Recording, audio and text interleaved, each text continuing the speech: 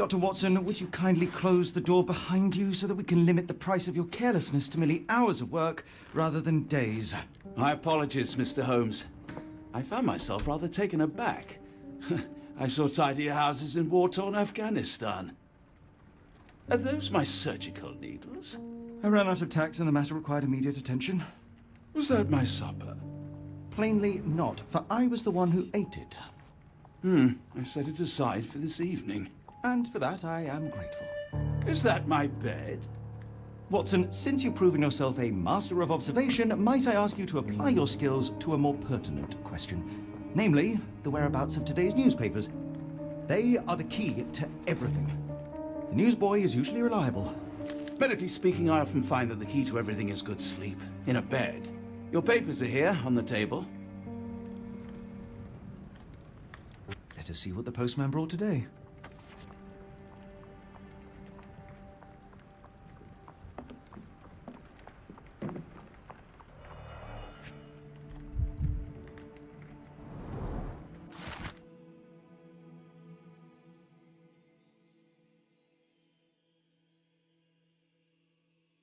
Local gossip, all of it uninteresting.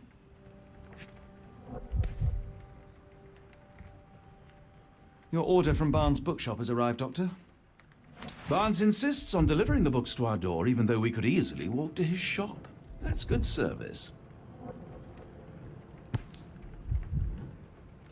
Another letter from Werner. I never reply, but they keep coming.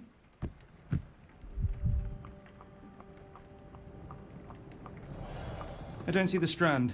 Where is it? Pardon me? I am on the precipice of uncovering a pattern of crime across London spanning many months and involving many men. The missing paper cannot be a coincidence. That's preposterous. My dear fellow, life is infinitely stranger than anything which the mind of man can invent. Well, life used your newspaper to wipe its posterior, so after that unpleasant discovery this morning, I disposed of it. But in lieu of the Strand, perhaps I can deliver you something equally tantalizing. I have just returned from a patient of mine, Captain Stemwick, who... No, that will not do. Grab your coat, Dr. Watson. Let us hope nobody has collected the dustbin.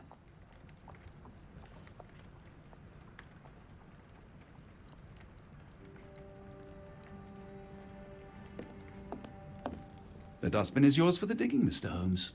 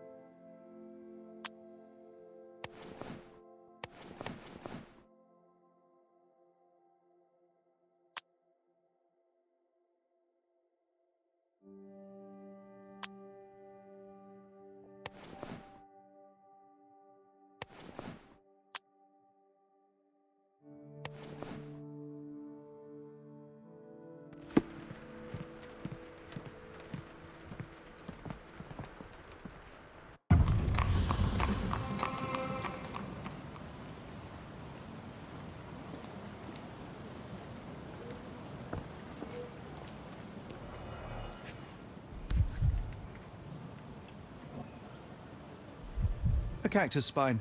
If it gets in your skin, it's awfully tricky to remove, and when laced with poison, the perfect assassination tool.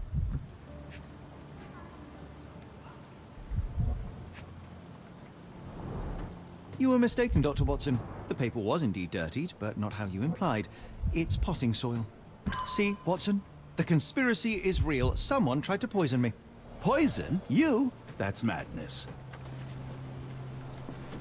Get the Strand! Get your copy of the Strand here! Sorry, Mr. Holmes. I just sold my last paper. Blast. Then why are you still here? Boss pays by the hour. No sense in returning early. You're a bright child. I presume you see everything that goes on around here? Nothing gets past me, mister. Then tell me, did you notice anyone suspicious at my door this morning? Like the man with your newspaper? Precisely. What do you know? I know the value of a shilling. Dr. Watson, Cool, now I can take the day off. can you describe the man you saw? He was carrying a lot of books. Up to his chin they were. Never heard of a well-read assassin. Looks can deceive, hence the appeal of disguises. Did you see what he was up to? Nah, not really. I saw him approaching your house, but I had a customer. Then there's a loud bang. I ducked down. Not 'cause I was scared, 'cause I wasn't. I had to protect the merchandise, and all I could see was him kneeling at your door. Which way did he go? Not sure. I was distracted by customers. Sorry. All right. You earned your shilling. That'll be all. Thanks, Mr. Holmes. Maybe I could be your eyes and ears, if you have more shillings.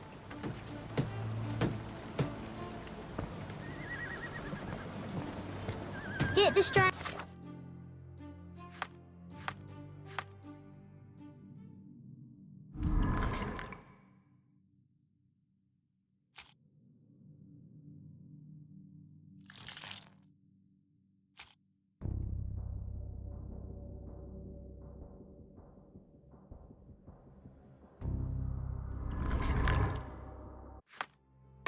Get your copy of the Strand here.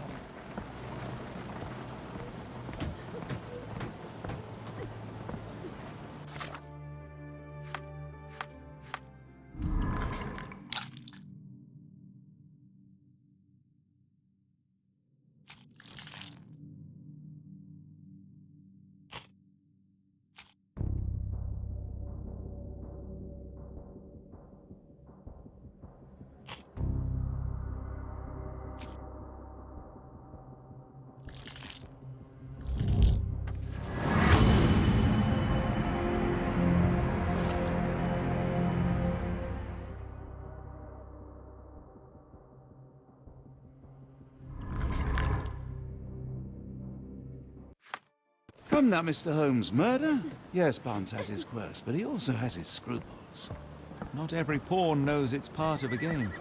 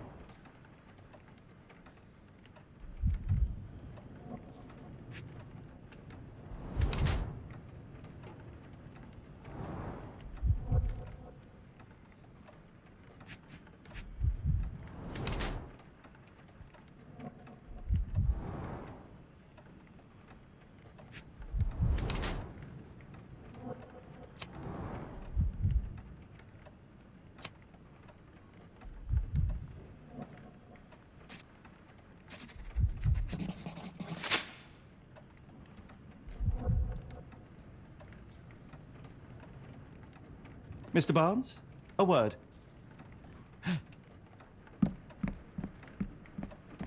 Oh, for goodness sake.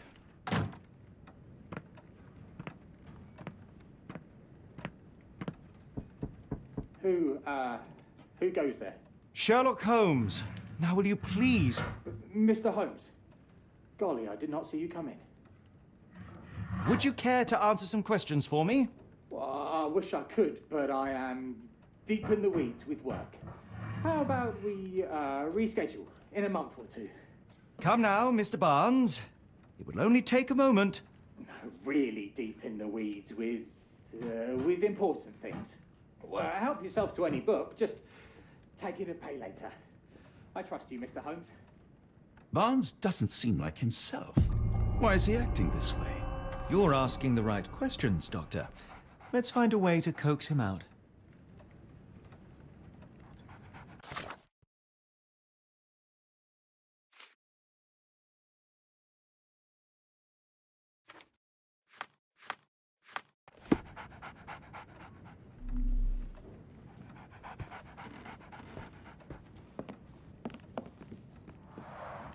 The ladder is broken, recently, judging by the freshness of the wood.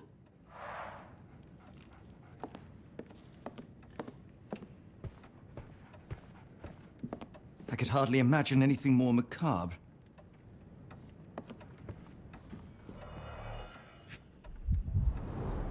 Basics of cryptoanalysis, cryptography in Egypt. It appears Barnes has an interesting hobby.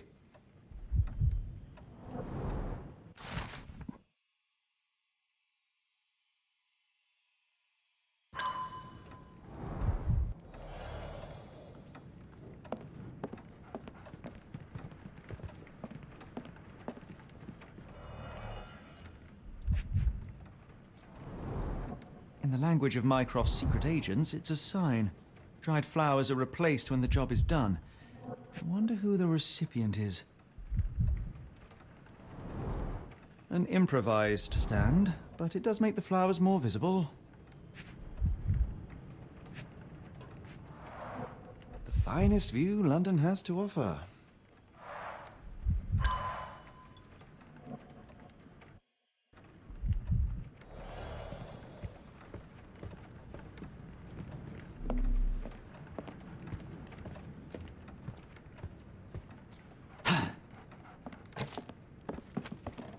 So, Barnes has a dog now. Who's a good boy? Barnes has always been a little odd, but this is uncharacteristic even for him. The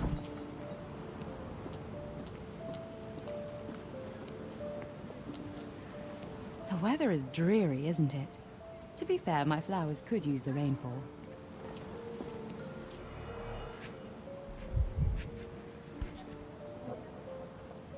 Familiar spine. Is this what I found in my dustbin? The pot is damaged. The blow was severe, but softened by something.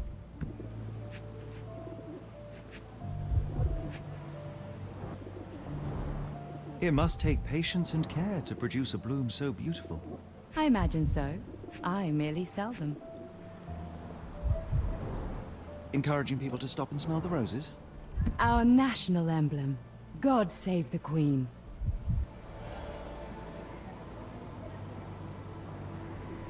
Anything tickle your fancy, Mr. Holmes?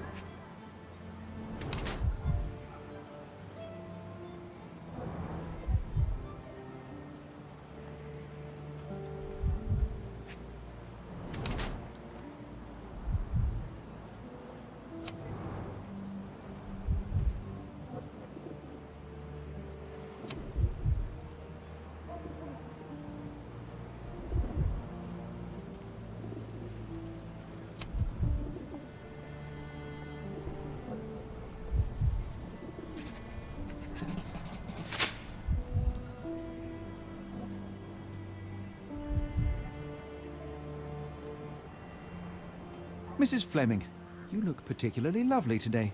Is there a reason? Does a woman need a reason to look or feel beautiful? No, but your distant look suggests you seek one man's gaze in particular. Who told you that? Nobody. Merely a keen eye and some simple deduction. Well, I'll kindly ask you to keep your keen eye to yourself, Mr. Holmes. What do you make of the flowers in Barnes' shop window? Well, they could use a bit of water. Do they mean anything to you? Mean anything how? I'm not sure I follow, Mr. Holmes. Why do you think they're there? Are you suggesting the flowers are for me? It seems likely, does it not? Oh. I hope you're... Are you sure you're asking the right person? I'm just a flower seller. One of these things is not like the other. Come again? The cactus. Those fearsome spines can prove a devil to remove, and the sap is often toxic. And a rose thorn can give you tetanus, but we still grow them. The cactus seems comparatively harmless, though you have me thinking it must be valuable. I was under the impression that you knew its price already. Your guess is as good as mine. The first time I saw this cactus was when I came back from my break. Are you familiar with Mr. Barnes? Yes. No, not really. Well, in a way. What on earth does that mean? I know who he is, of course, but we haven't shared much more than a look. A look? Yes. Each morning I go for a walk in the park with my dog, and most days I spot Mr. Barnes there with his new puppy, so we see each other. Actually, we once met briefly while our dogs played. He was quiet and seemed unsteady as he approached, but since then, we've never spoken. I often see him staring through the shop window. Sometimes I wonder what he thinks about that would etch such longing onto his face.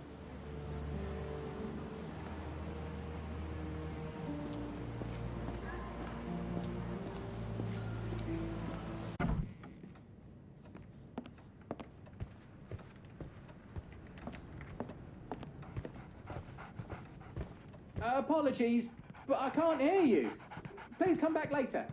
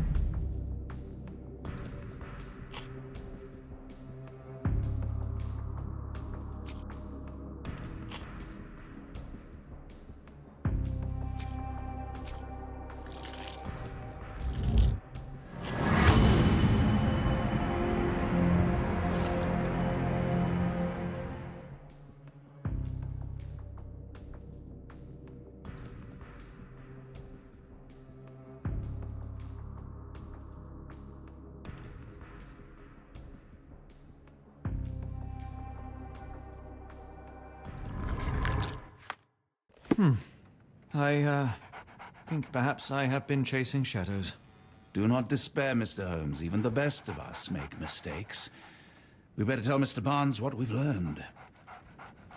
Mr. Barnes, I know what you did, and I know why you did it. I'm sorry, Mr. Holmes. I can't hear you very well from behind the door.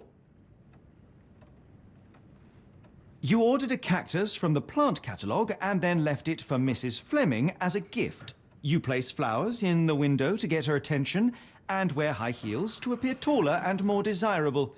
You are her secret admirer. I couldn't read this morning's edition of The Strand because it was covered in soil and spines. I know you dropped a cactus on it and then fled. Barnes, it's Dr. Watson. Rest assured we are not interested in disclosing your personal affairs to anyone, including Mrs. Fleming. Please come out. All right, then.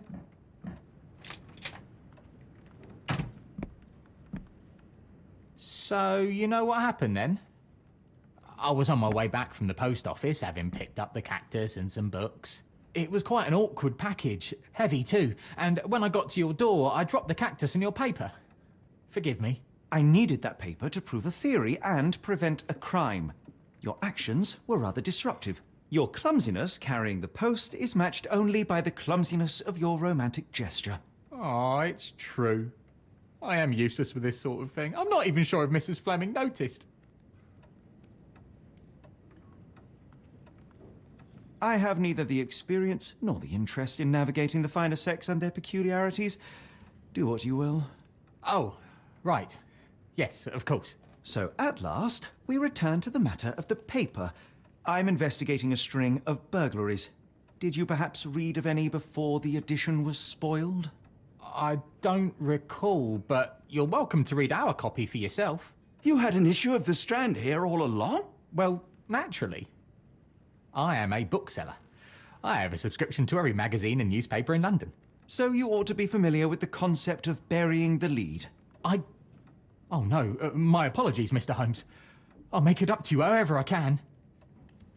I am an expert on obscure languages and translation and. Yes, okay. Just give me the paper.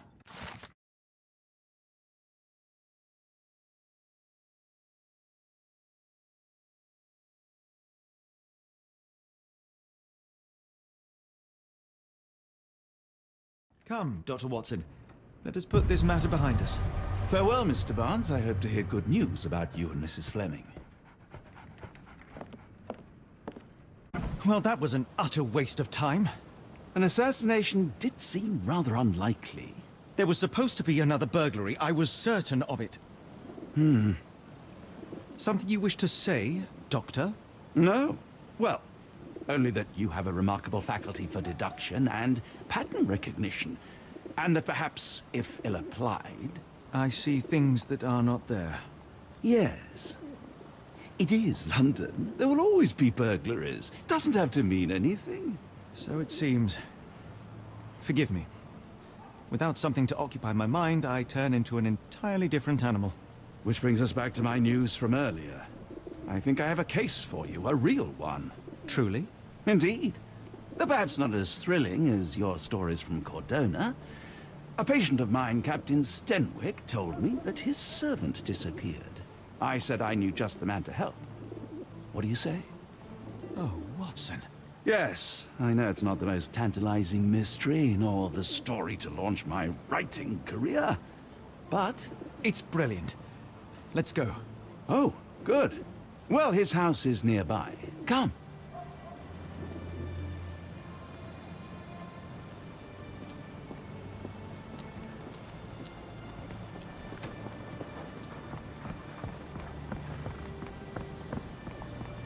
Not much further now.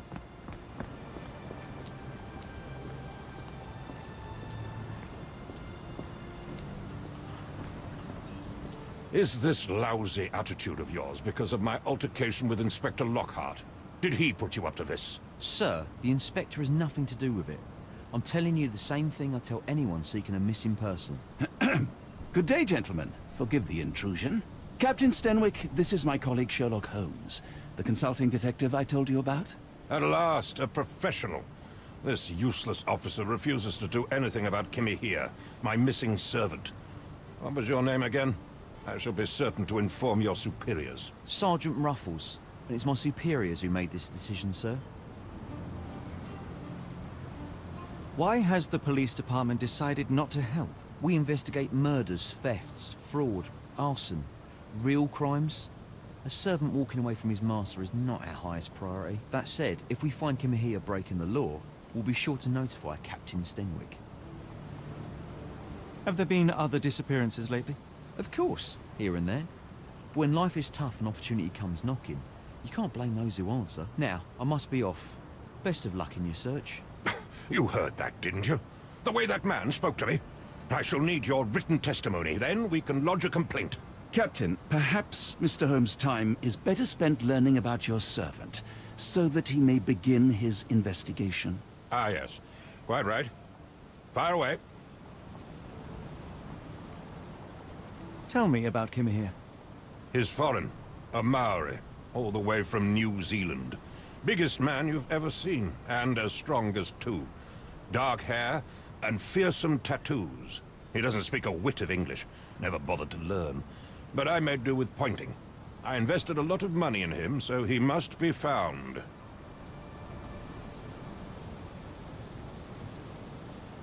May I see your servant's bedroom?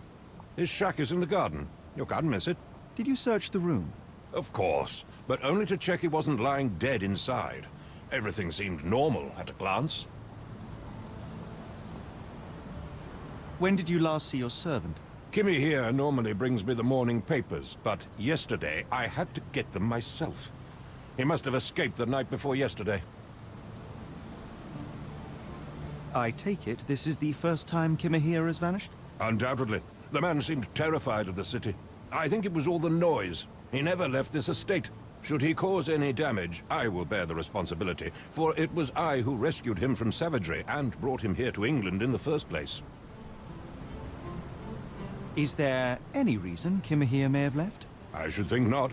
He had all he could have wanted. Gainful employment, new clothes, and all the cabbage he could eat.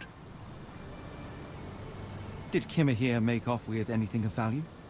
Heavens, no. I would have mentioned it to Sergeant Ruffles. Still, he must have fled with some money on his person. No. I kept his wages in my safe. For security. All right, Captain. I think I have enough to get started. We shall first take a look around the mansion. Go ahead. I'll be here, mentally drafting my complaint.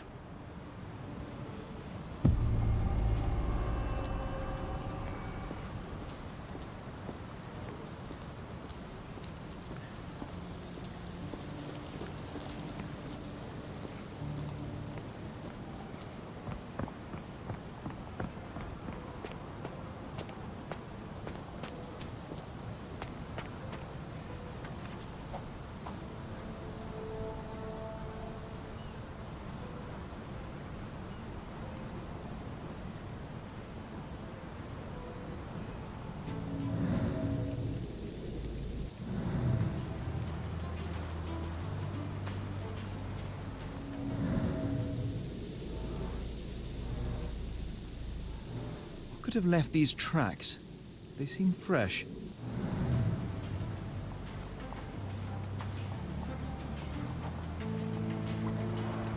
This lock is quite unusual. It appears that the key should be bent to the right.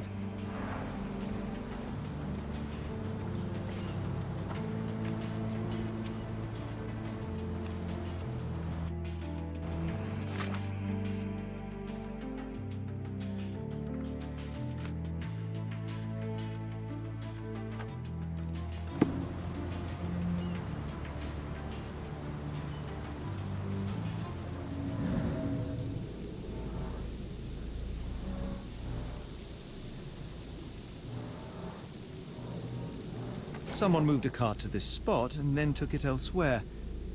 Can't see it anywhere in the garden.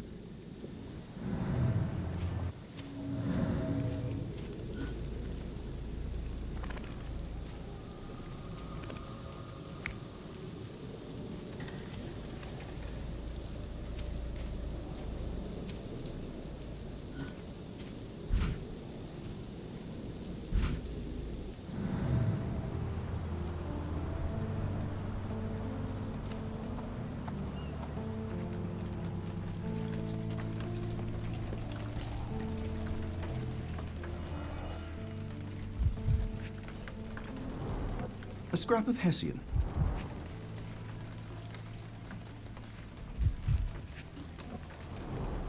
These were sturdy boxes. It would have required a serious blow to break them.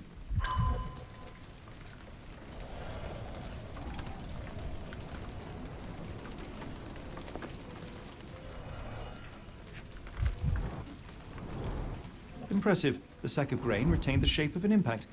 Someone hit their head here.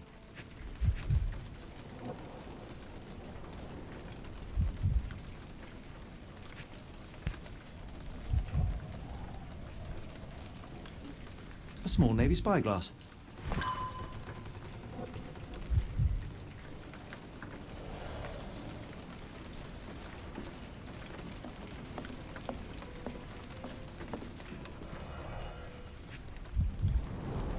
Button chops, the remains of a meal.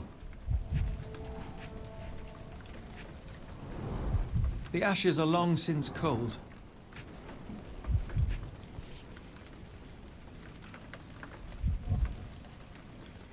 A heavy chemical odor.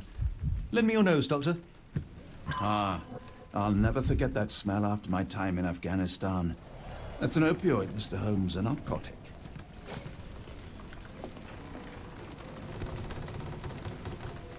A Maori nose flute. Ngurus, they're called.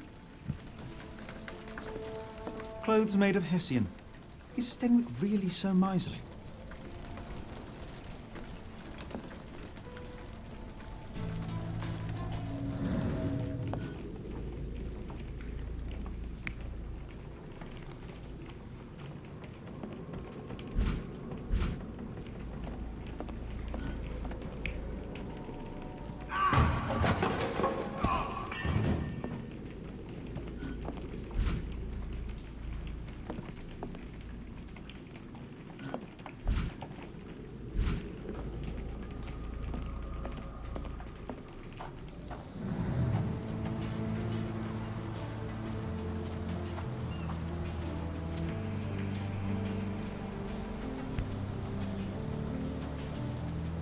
The rag reeks of smoke. Someone plugged the chimney.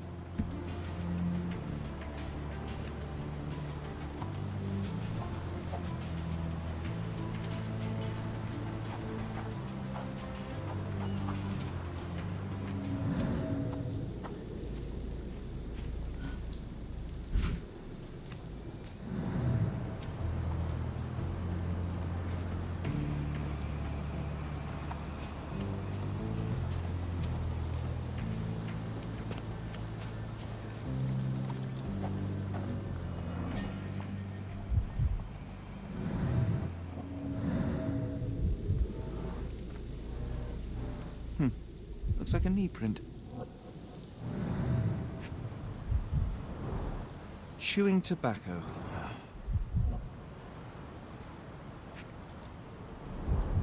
A shoe print, roughly size 11, with a worn-out sole. These are a workman's boots. Someone knelt here. The amount of chewing tobacco suggests they were waiting a while. Amazing, Mr. Holmes, to read the ground like an open book.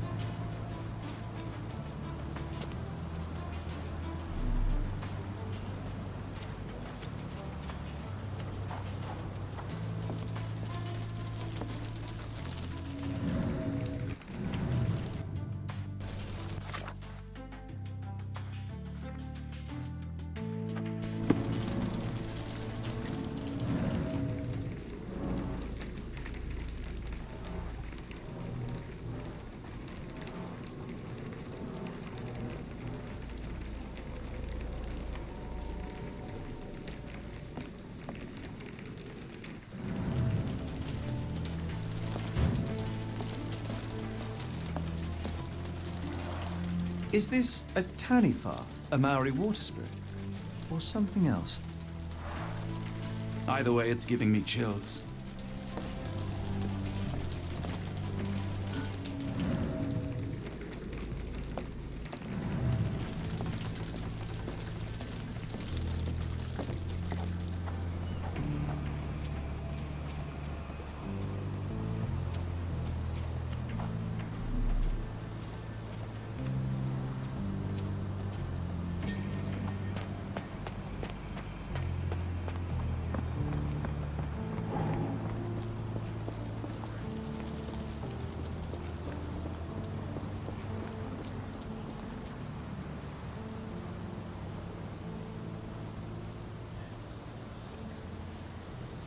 The door to your garden has an interesting lock. Yes, I have uncommon locks on every door of my mansion. It makes them harder to pick. Kimmy here and I both had a set of keys. I'll need to borrow them. No, you'll need to do what I tell you to do. Examine the garden. Do you happen to know Kimahir's shoe size? I wouldn't have the foggiest. But I'm sure it was enormous. Not that it matters. He spent his life barefoot. Despite my best efforts, he simply did not take to shoes.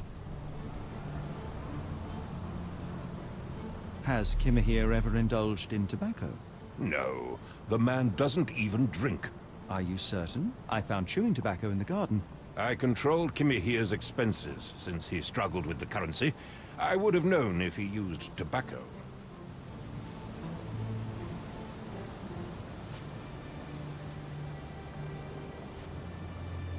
I came across a pile of Hessian clothes in the shack. Are they Kimahir's? Yes.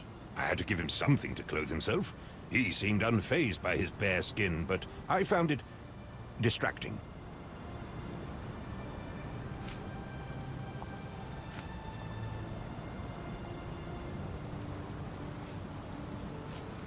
Where on earth are you going with this?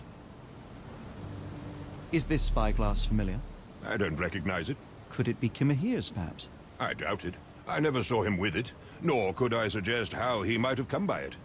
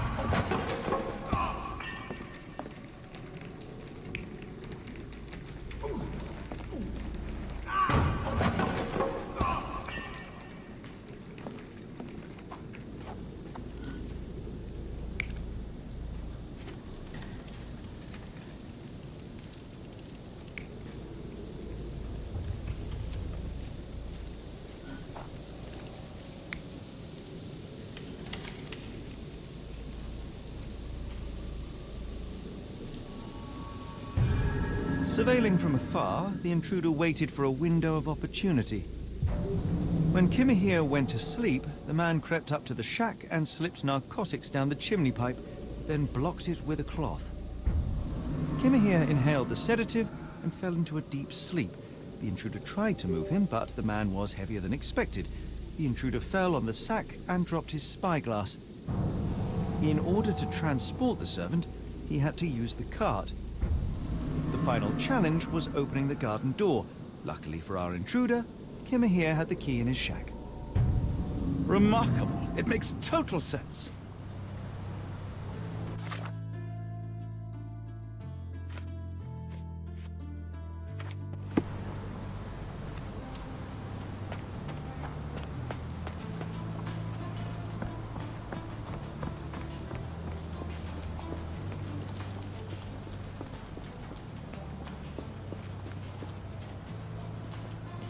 You'd best have found something by now, gentlemen.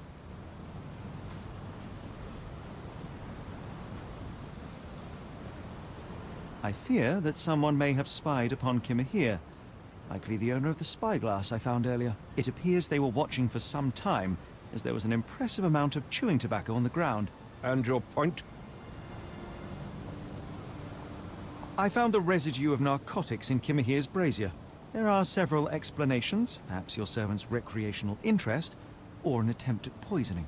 Cut to the chase, Mr. Holmes. You said that you checked the shack earlier. Did you notice the cart tracks near it? Now, one ought to expect a servant to make regular use of such a thing. Indeed, I would have overlooked the detail were it not for the cart's absence. If, as you say, Kimahir never leaves your estate, then where did it go? I expect answers from you, Mr. Holmes, not questions. I won't keep you in suspense any longer, Captain. Kimahir was abducted by the owner of the spyglass. When your servant fell asleep, he slipped a narcotic into Kimahir's brazier to make him sleep even more soundly. In order to carry a man as large as Kimahir, the intruder stole the cart and rolled him right out of your garden. Now, hold on. All this simply to tell me what I already know? Why haven't you found him yet? I only arrived a moment ago. It is, frankly, incredible that I have already deduced so much. Every second you dawdle here, waiting for me to stroke your ego, is another second wasted. I'm not interested in the how, the why, or the who. I am only interested in recovering my investment. Spare me the claptrap, boy, and go and fetch my servant. Truly, there is no better evidence of a man's nature than the way he treats those who help him. And you, sir, are a brute. The cruelty of your ignorance about the Maori people, your selfish attitude to a man's kidnapping. The point is, Captain, we're telling you this for a reason. The intruder fled through the garden door, and we need a key to follow his trail. Well, then you should have led with that. Here you go. I hope you'll return soon with good news. And in the meantime, please teach your companion the art of brevity.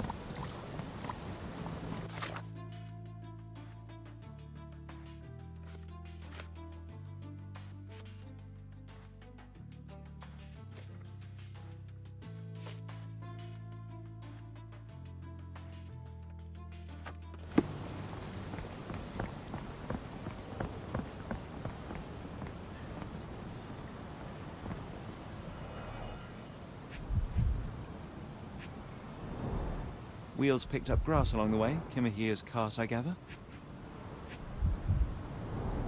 Sturdy rope, professionally tied in a Portuguese bowline. This knot is often used by sailors to create a bosun's chair.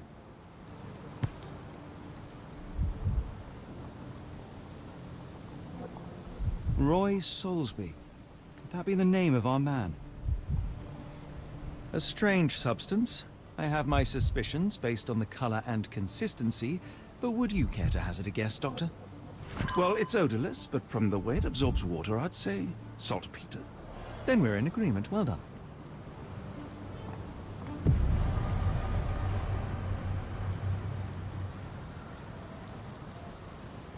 Stenwick makes his servant live in a tool shed. You think you know someone.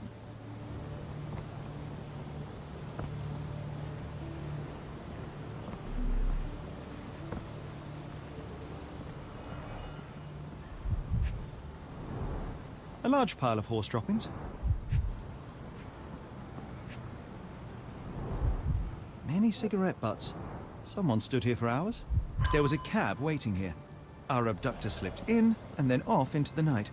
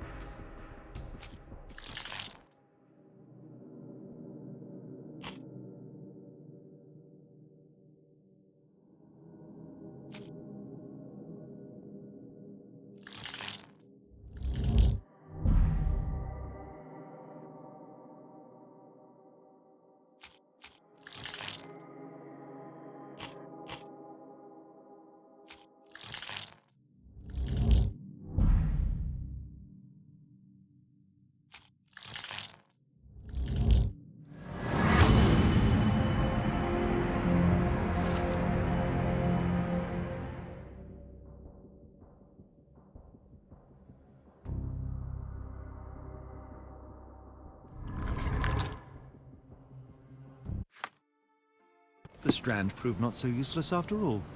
The saltpeter accident. Doctor, do you recall? The Port of London, of course. The footwear, the spyglass. Indeed. We shall need to take a cab there.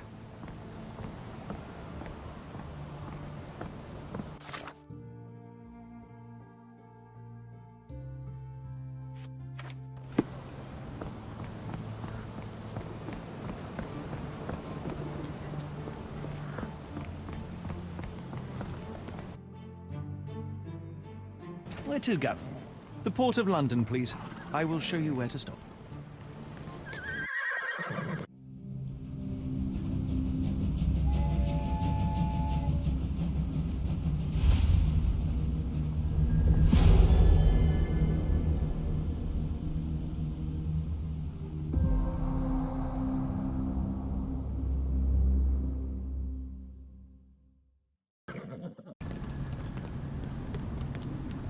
Mr. Holmes, what a compelling mystery we have stumbled upon. Perhaps I have the premise. of my next novel. Huh. One kidnapping does not a story make. Stop! A black cat crossed before us. It's a bad omen. I did not take you for the superstitious type, Doctor. Such things are mere fantasies, tricks of a feeble mind. One imagines a physician would keep a surer footing in reality. Perhaps. Before the war, my time abroad was difficult. Once, I came across an Afghan, bleeding, who I could not save. He pressed a rosary into my hand. A gift, he said, so as to gain God's favor. After that... Dr. Watson? Yes, well, I shan't get into details, but sometime later I found myself lost in the desert. Dehydration set in, and things grew ever more dire. The man's words came to me. I said a prayer and placed the rosary on a rock. A gift to gain God's favor. And you were rescued. Yes. A detachment of British soldiers found me. To whom I'm grateful.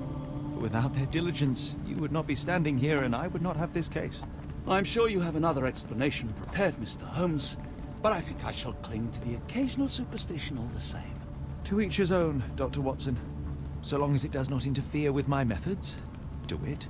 We must press on, cat or no cat. The question remains, why abduct Kimahir?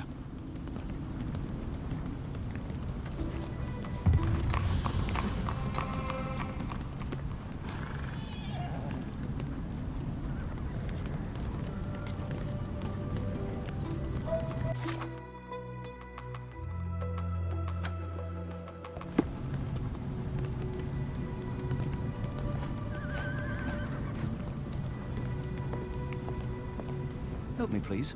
I think I can help you.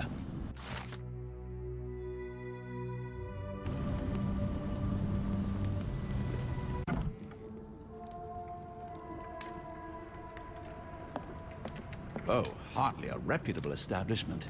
I've seen worse.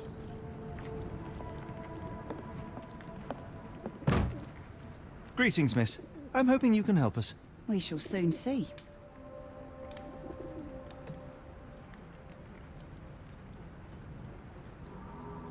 My colleague and I are seeking a burly man, above average height, with workman's boots. Half my customers, then. Your description hardly narrows things down. I heard tell of a recent explosion in the port. What do you know of it? Ah, yes. Something exploded in a ship's cargo hold. Caused a terrible blaze. The sky was red with smoke till morning. Where precisely did it occur? The ship sank near the third pier, next to the dockyard.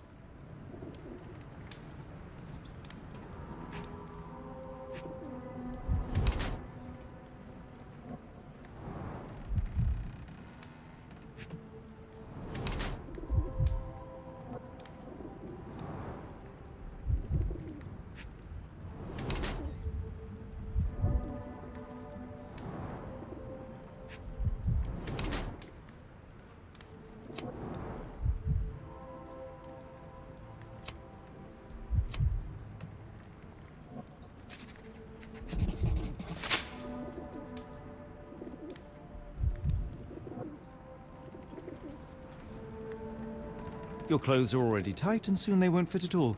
How far along are you? I thought I'd hidden it better. How did you know? Are you a doctor? In a manner of speaking. He's not. He merely has the ego of one.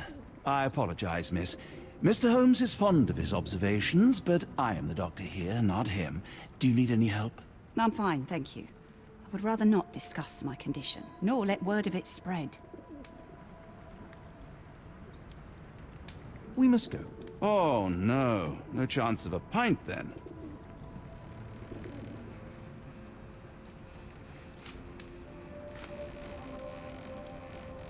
Are you familiar with a Roy Soulsby? Roy Soulsby? I know the name, but he's not one of my regulars. My guess is that he works somewhere around here.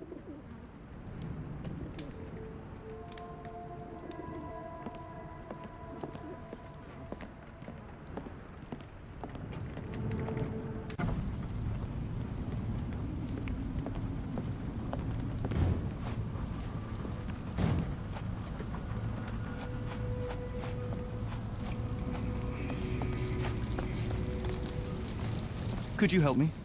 No, sir. I never heard of it. Is this familiar to you? I can't tell you because I don't know.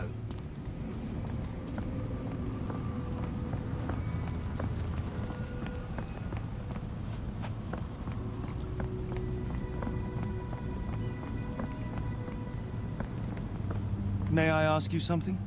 It is a shame I can't answer your question. Do you know anything about this?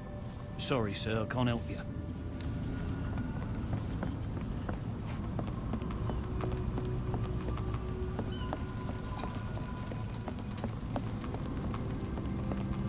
Can you satisfy my curiosity?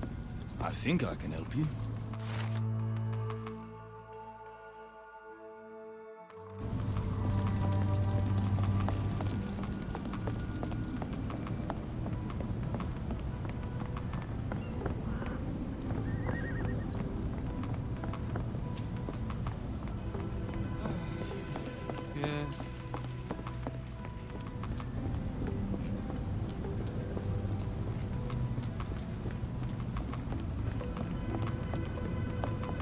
Could you help me? As much as I'd like to help you, I know nothing about this.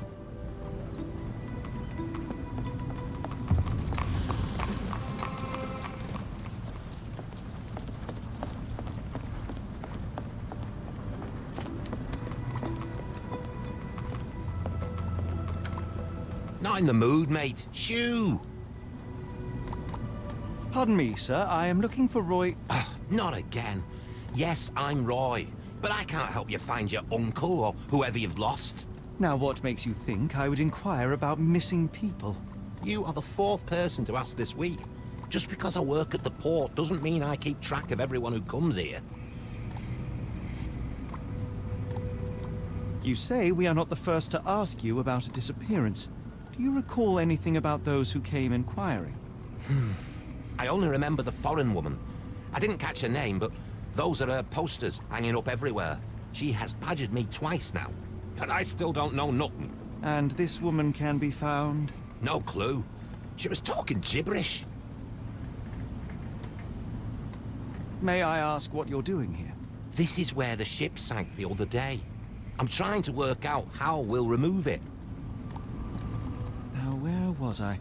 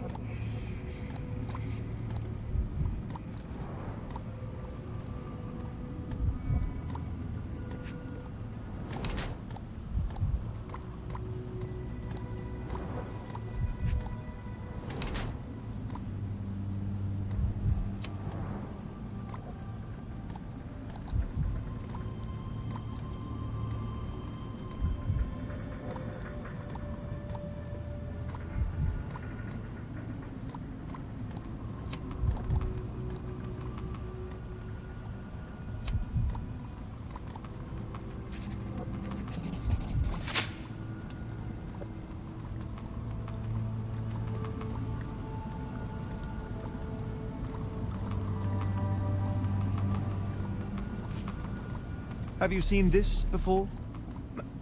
My card? Where did you dig that up? At a crime scene near Baker Street involving a young servant's kidnapping, I might add.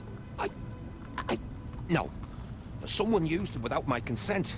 How else would it end up there?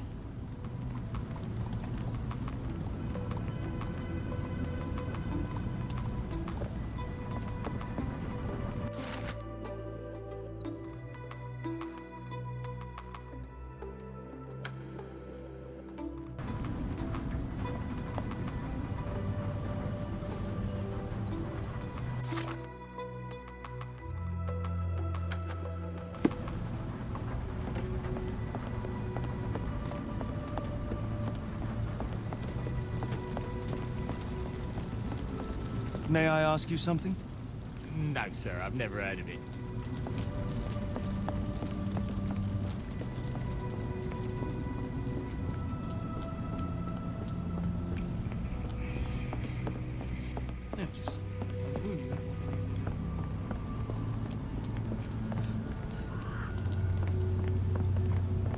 Do you know anything about this? I can't help you with this. Help me, please. Sorry, sir, I can't help you.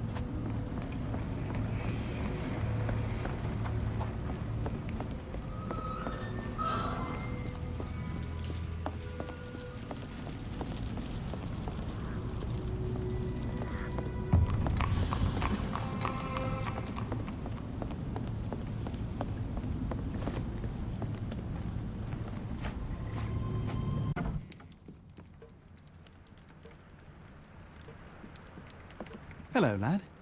Is this where I may find Dea? You read the poster? Yes? You know where my brother Girves is? Sadly, no. Well, not yet.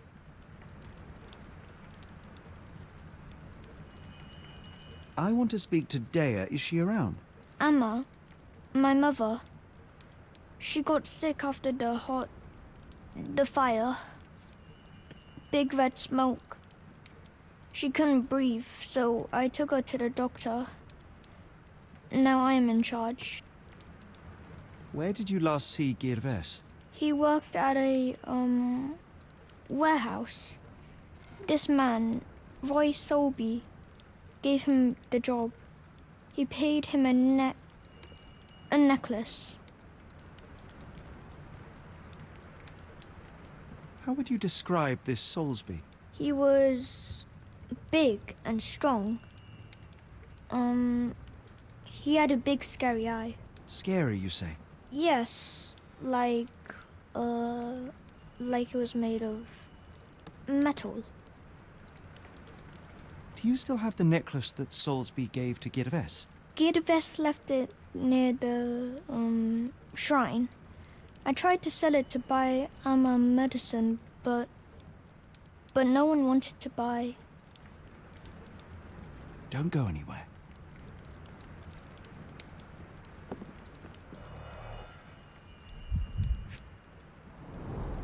I miss Girves. Do you think he's okay?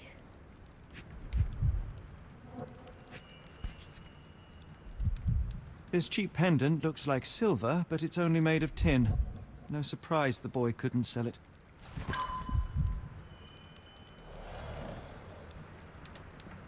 I should have helped Amma put out the posters. If she hadn't been in the smoke so long, maybe she wouldn't be sick.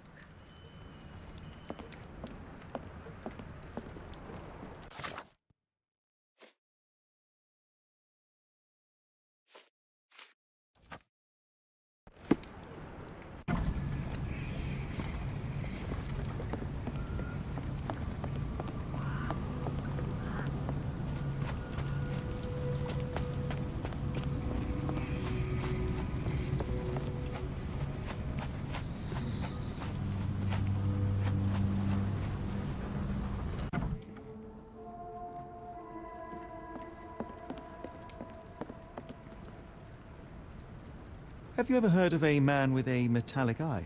I've seen him even. Dirty Summers is the name. A nasty lout, with a silver ball in place of a missing eye.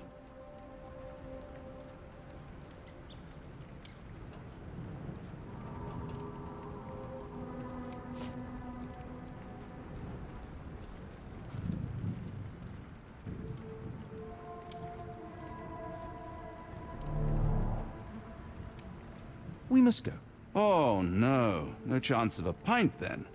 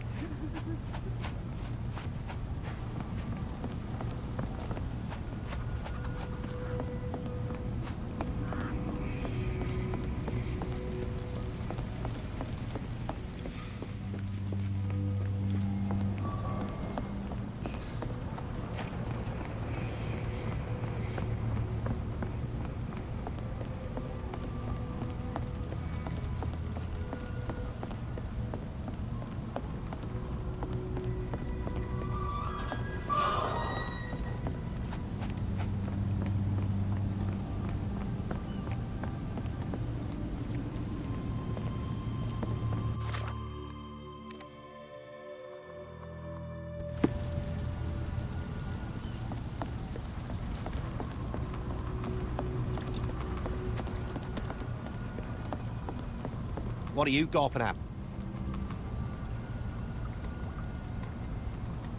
Sorry, doesn't ring a bell.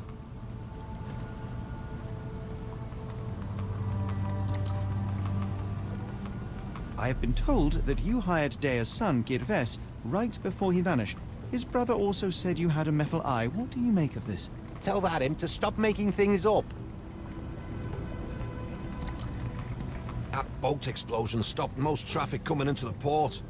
Guess I'll be without work for a while.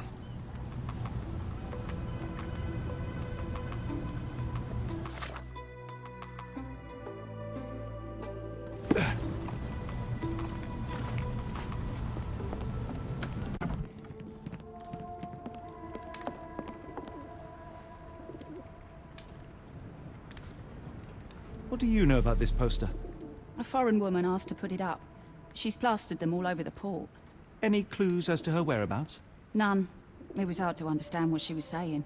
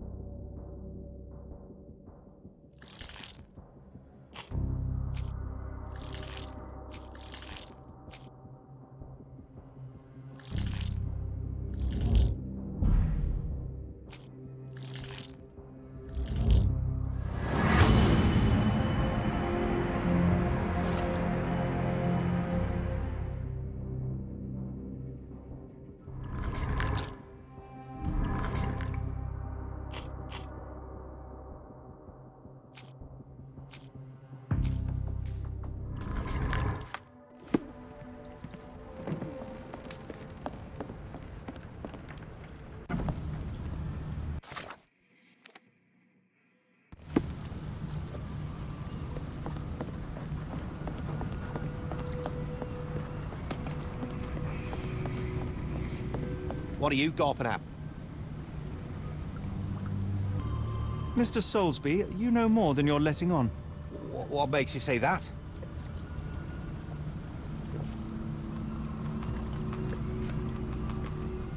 A man named Dirty Summers was involved in some recent kidnappings across London. He used your name as a cover for his deeds. What? Really? That doesn't mean I'm involved, though.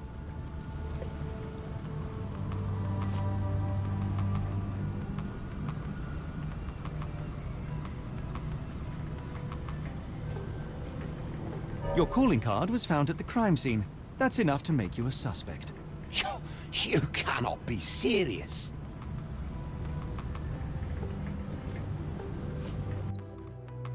It's true. And that's before mentioning your gold watch. It's brand new and awfully expensive for a customs officer. Clearly you have found yourself another source of income. I'm sure Scotland Yard will be delighted to investigate further. All right, stop. Look, it's not as it seems.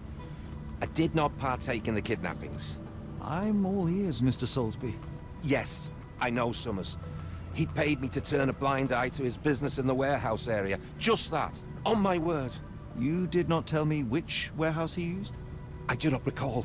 But I used red paint to mark unsupervised warehouses. Ought to be one of them. What else can you say of Summers?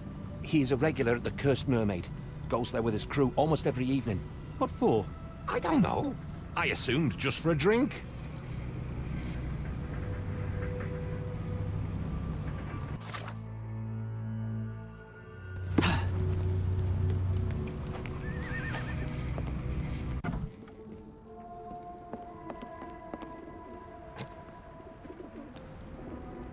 Why do I have the feeling that you know more about Dirty Summers than you're letting on? I have nothing more to add, sir. Enough. I have hard evidence that Summers was involved in recent kidnappings across London. I'm not surprised. So what?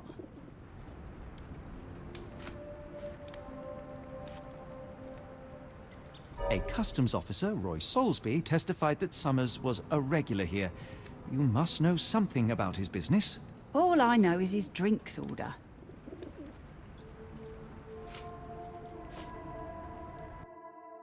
If the lives of the missing do not concern you, then I would urge you to think about your unborn child. Are you threatening me?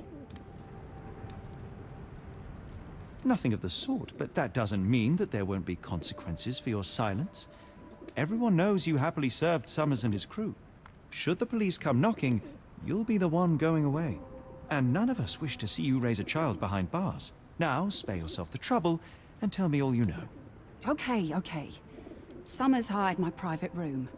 I think he used it to recruit people, but I haven't seen him in a few days. He paid me cash, so I paid him no attention. Nor did I touch anything inside. Here's the key, go and do what you will. Just leave me out of it.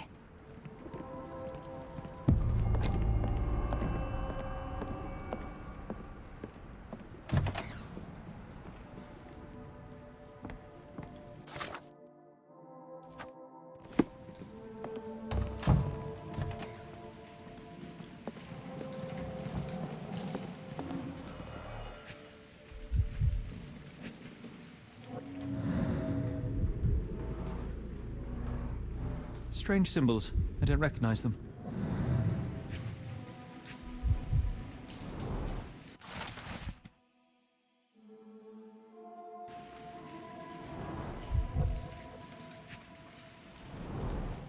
£5. That won't go far.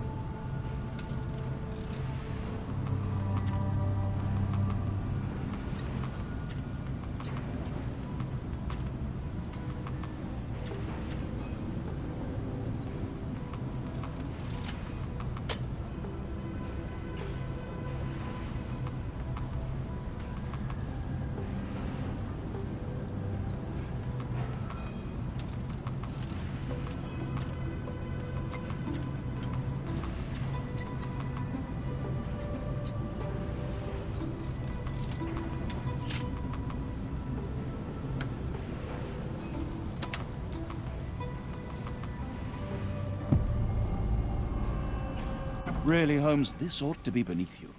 As my brother would say, it is for the greater good.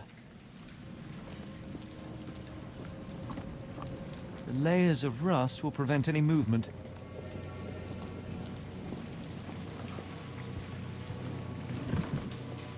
This crank saw some use.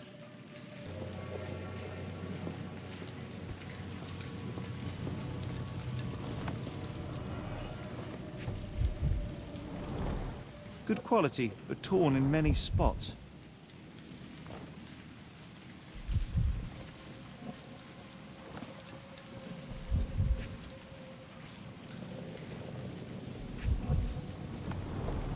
Mold. That's why you don't leave sailcloth lying out.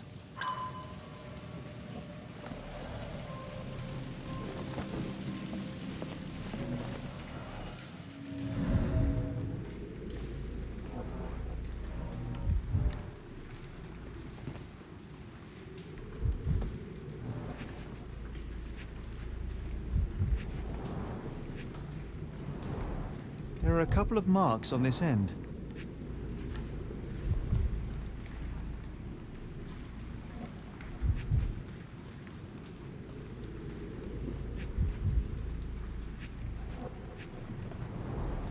The scratches are fresh, left by something metallic.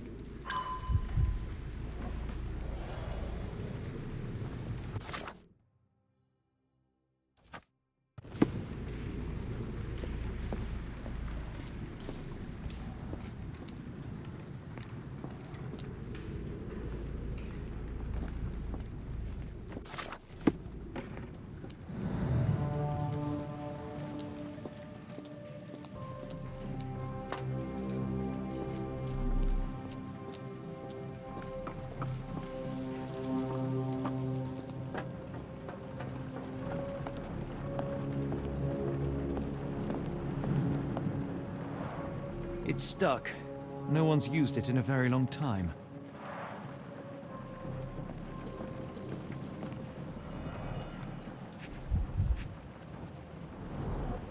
Fit for a crank.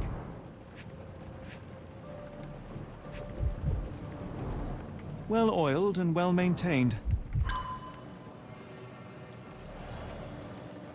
I can't do it with my bare hands.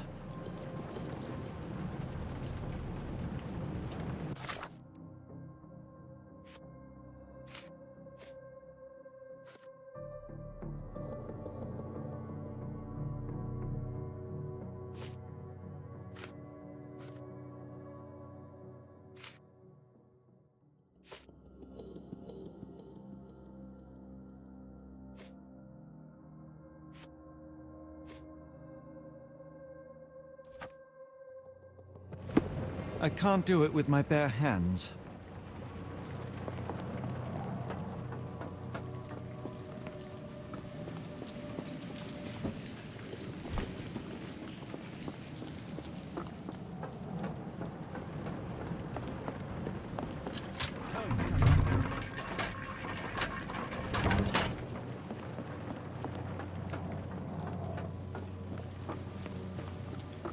A hidden passage. Just as I expected. Wait here, Watson, and keep an eye on the doors. I'll scout the premises. Will do. Be careful down there.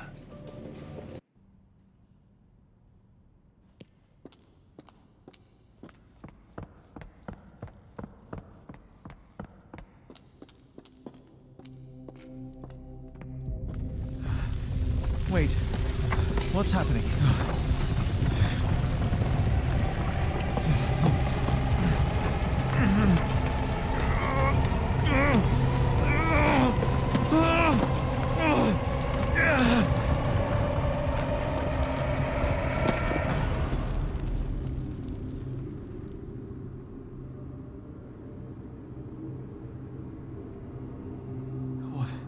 What is this place? Where am I?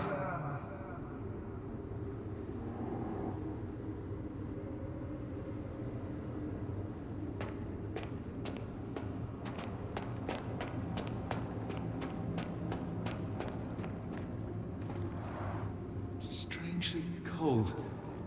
Something is missing. This cannot have been under the port of London all along. Is it an illusion?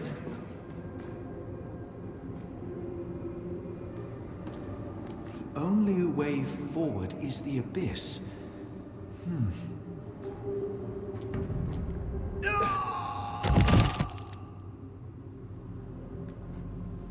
Phew, I didn't die.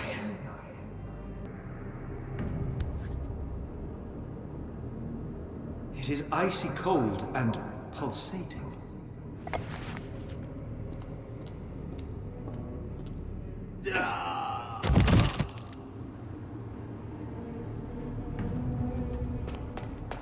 My heart, be calm.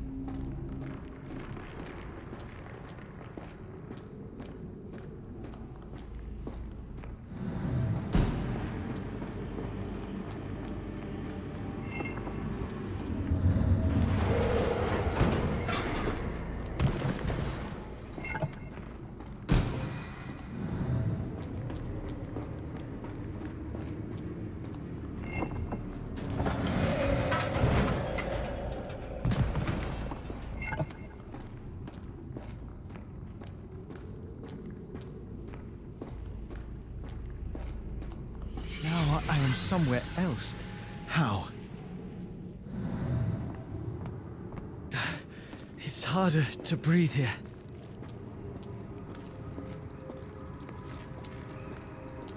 What is that? Oh, no!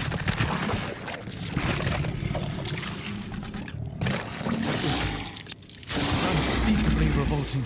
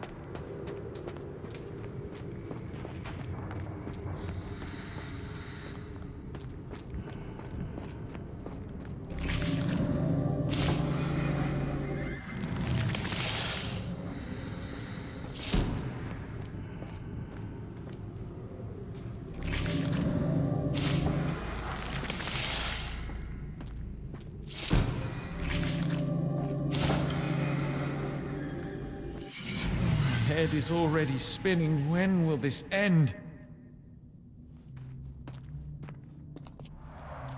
There are 2 recesses.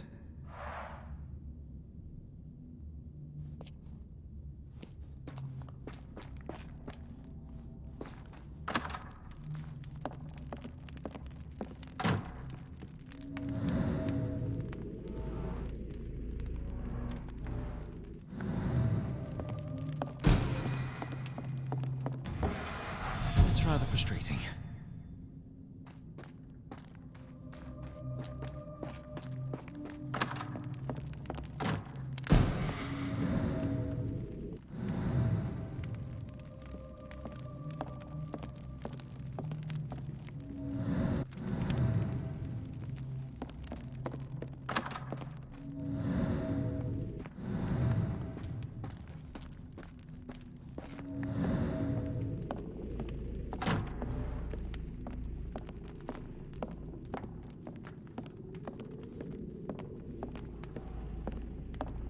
Oh, that's just truly revolting.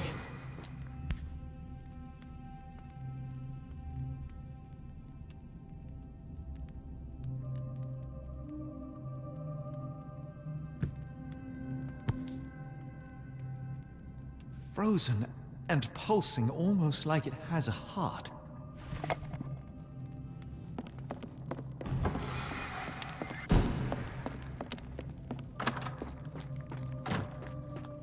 One down, one to go.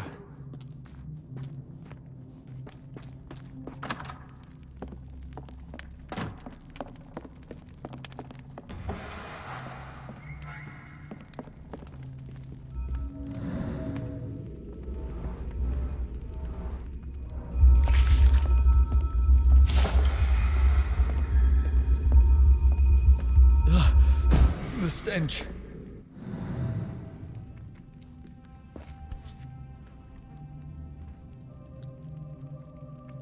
A strange stone. It almost feels alive.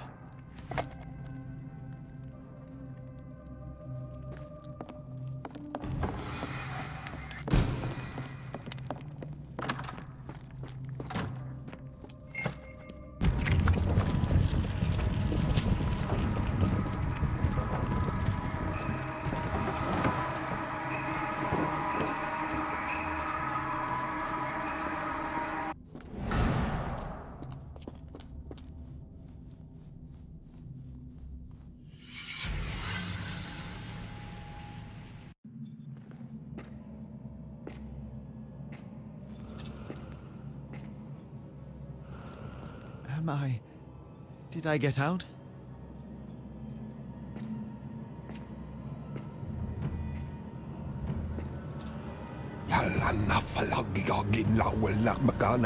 John?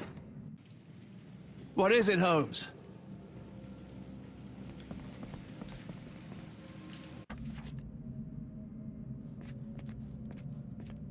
Watson! Holmes, where are you?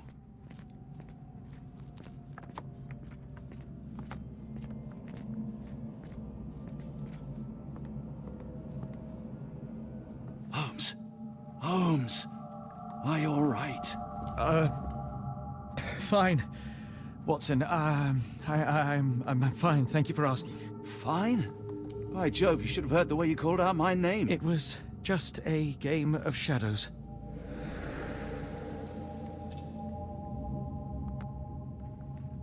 I'm glad. This place gives me the chills. What are we dealing with? Something that's finally interesting.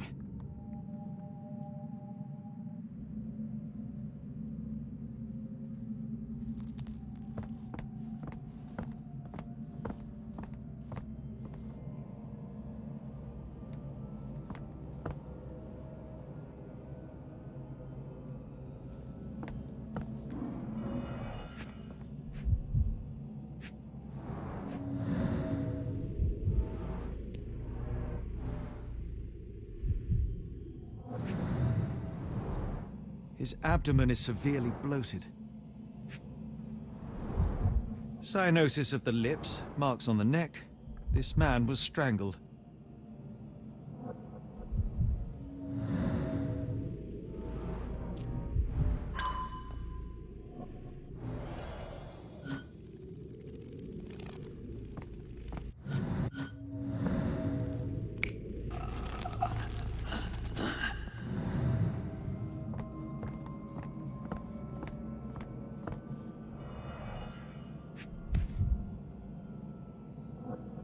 Someone got their hands dirty painting this with blood.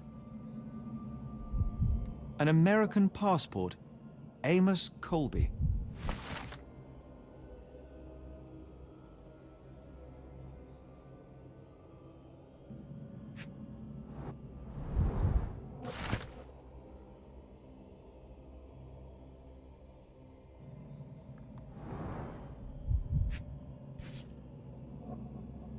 I've never seen a pattern like this before. Old blood stains. At least 24 pendants, all identical and made of tin.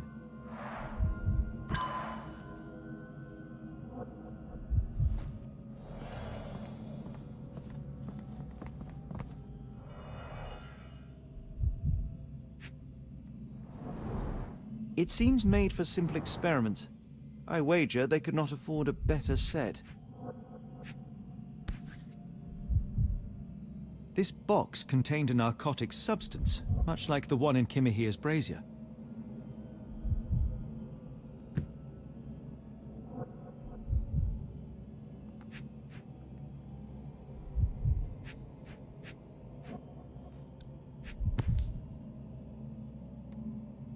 Black Edelweiss Institute established 17-something.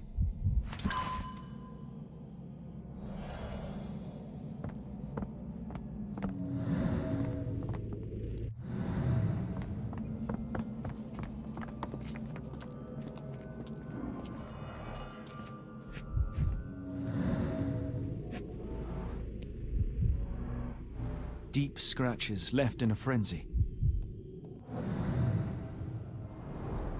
The strength it would take to carry this crate, let alone break it.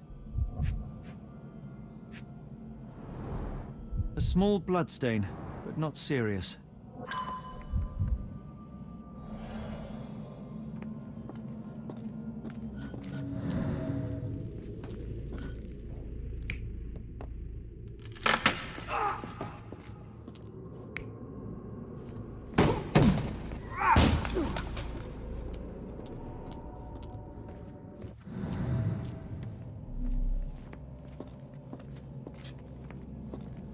Miserable food, mass-produced.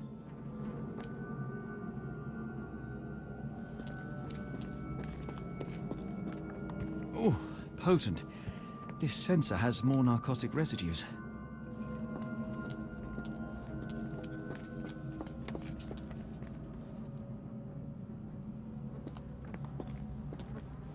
What on earth? It looks like the scribbling of madmen.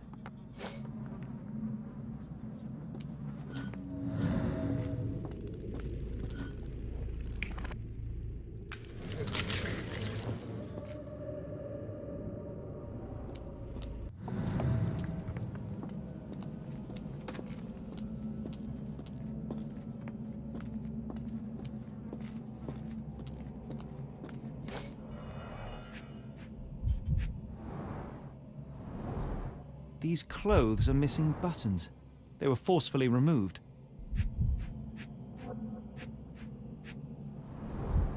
Dumpra, a staple of lecturemen's attire in Nepal.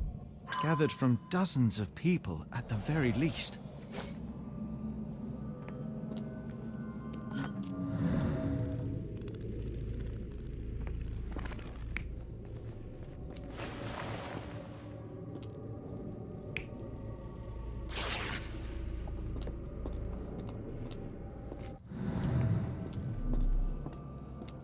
Holmes, are you sure you've left no stone unturned?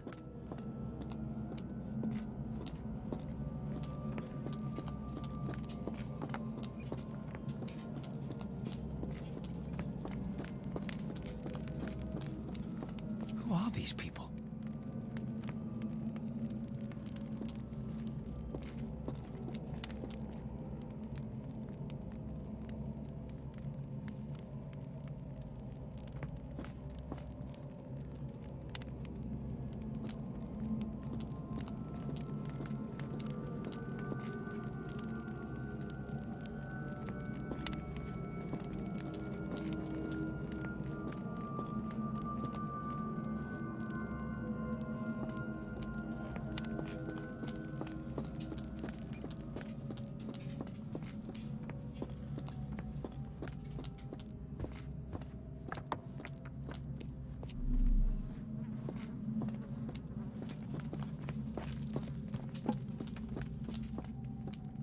I must have seen this one before. That explains my hallucinations.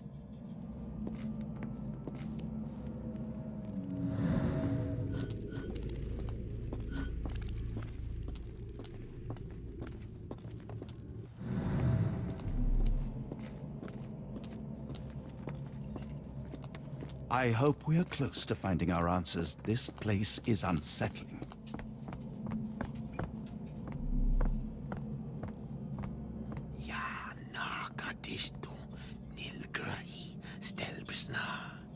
Did you hear that, Watson? I hear you.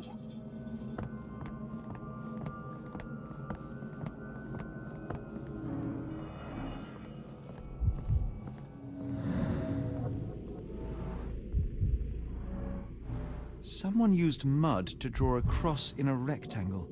Why?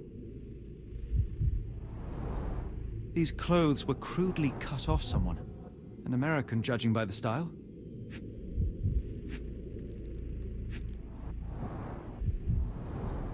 Fine rope work, cut by a finer blade.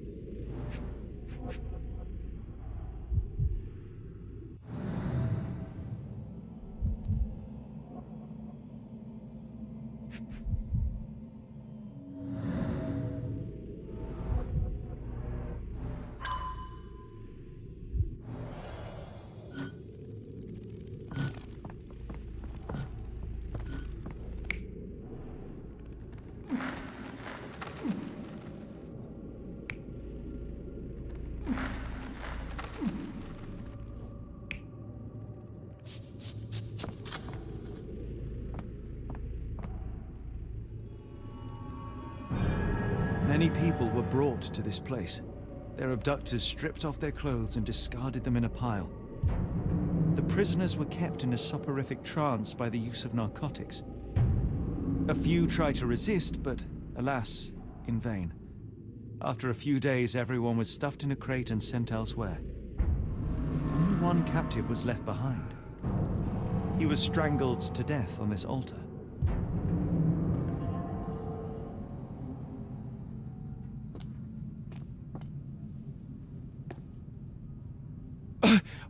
What the hell is happening, Holmes? Calm yourself.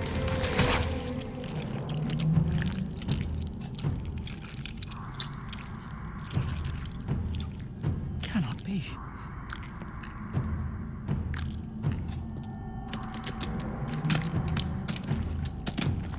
What is it? Oh my God.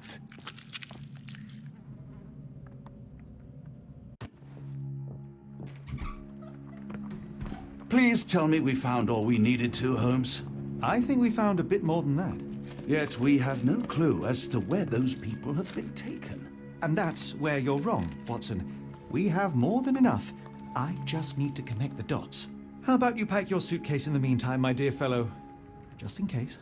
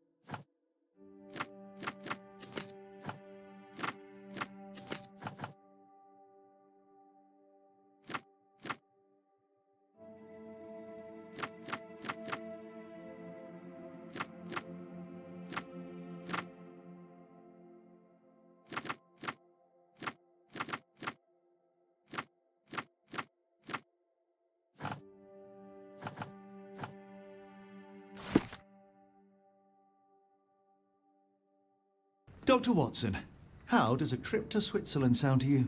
It sounds unexpected. What makes you think we should head there?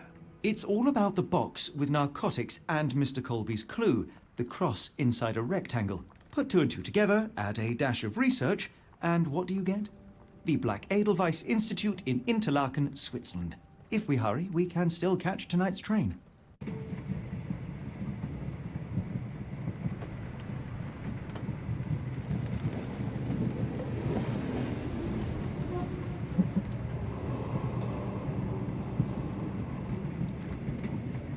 As grateful as I have been for your company, Dr. Watson, I'm afraid you shall have to investigate Edelweiss alone. Alone? Mr. Holmes, I fear you overestimate my abilities. Nonsense. You are a military man, a bastion of British courage. I'm no such thing. As a doctor, I avoided most combat, save for one dreadful day. My troop was ambushed in a village, with innocents caught in the crossfire. Too many to help. The man with the rosary. He was one of them? A translator, yes. We were trapped. 6 soldiers and myself. I thought it was the end. But Lieutenant Paget refused to go quietly. The men prepared for a final stand. I rose to follow, but Paget shook his head. He told me to run. That I had other men to save. They charged, and I fled through the rear. So you see, Mr. Holmes, I am a coward. The logic seems inescapable. Yes. You, a surgeon by trade, would have been perfectly useless in that conflict. What? No. And how many men have you helped since? Ailments eased, troubles tended? No more than a handful. Truth be told, I have become somewhat of a recluse. How many people could you help with 30 years ahead of you? Dozens? Hundreds? Paget was correct. You can cease your self-recrimination. Holmes, I don't know what to say. I would start with, I am Dr. John Watson, may I look around?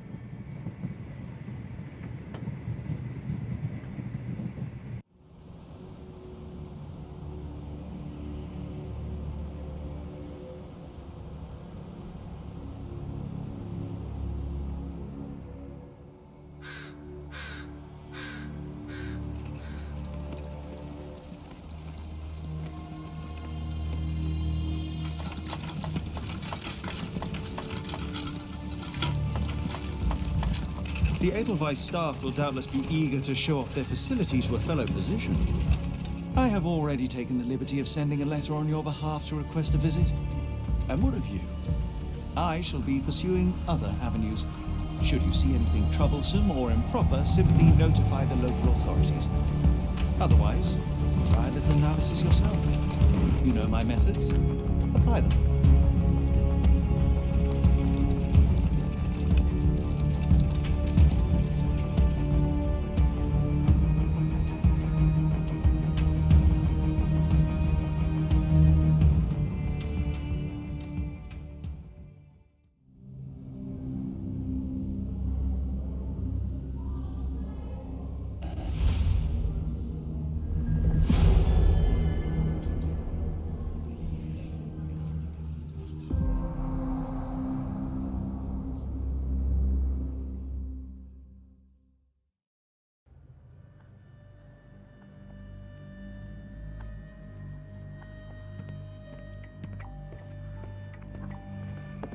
Salutations, madam. I am Dr. John Watson. I was wondering if you've got word of my visit. Yeah, Dr. Watson. We received your letter on the matter. Would it be to see Professor Gygax? At their earliest convenience, yes. I shall try not to take up too much of their valuable time. Wait here, bitte. Mr. and Mrs. Bronson, your girl has made remarkable progress. See? Take a look for yourself. My apologies for keeping you waiting, Dr. Watson. Surely you understand how medical work can make one lose track of time. Do not be sorry, Professor. I too know the importance of closely attending to patients. The work hardly stops here, yet the satisfaction of perfecting the mind compels us to persevere.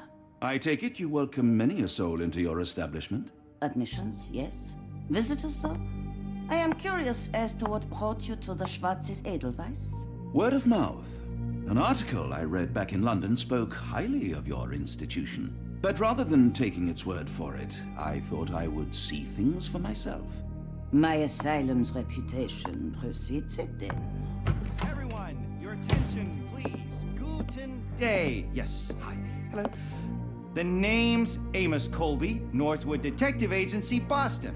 I got questions that need answers. Who's in charge here? What seems to be the matter, Dr. Watson? You can tell me. By Jove, it cannot be him.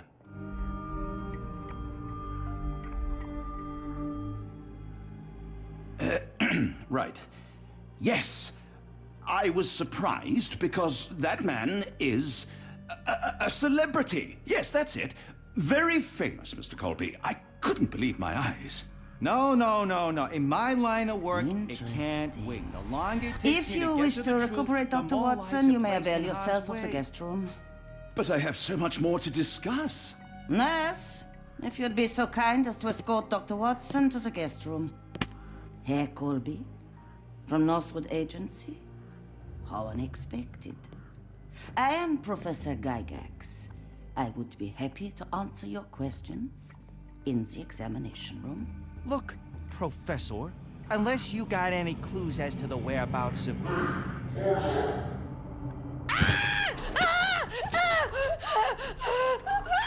There is no need to be alarmed. No one gets neglected in my care.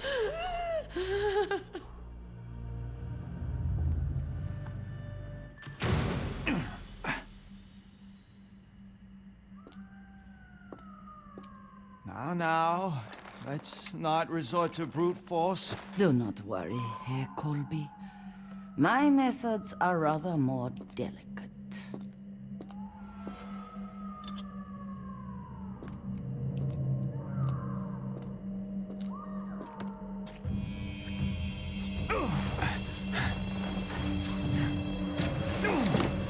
Search him thoroughly.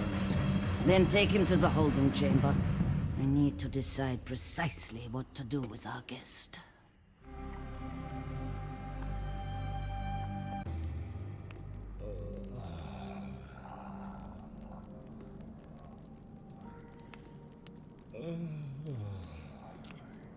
The unmistakable scent of alcoholism.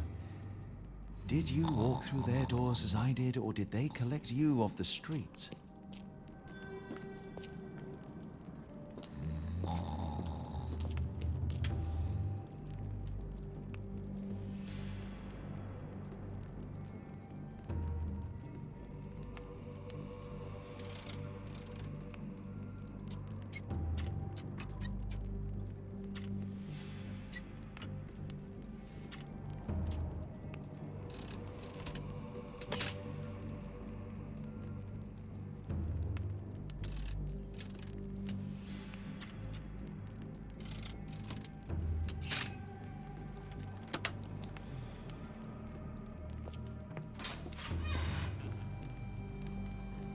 Truncheon, not the typical tool for a nurse.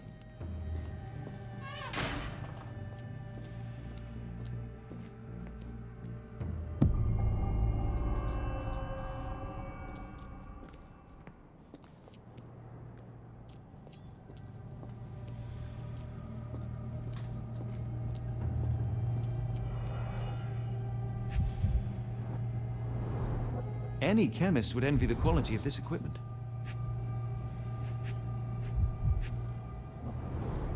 The final product, ready to cure madness, or to push one deeper into its grasp.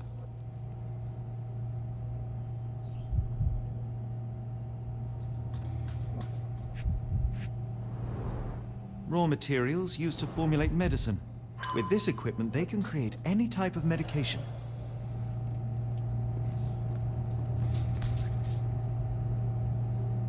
Very sturdy. I might borrow it.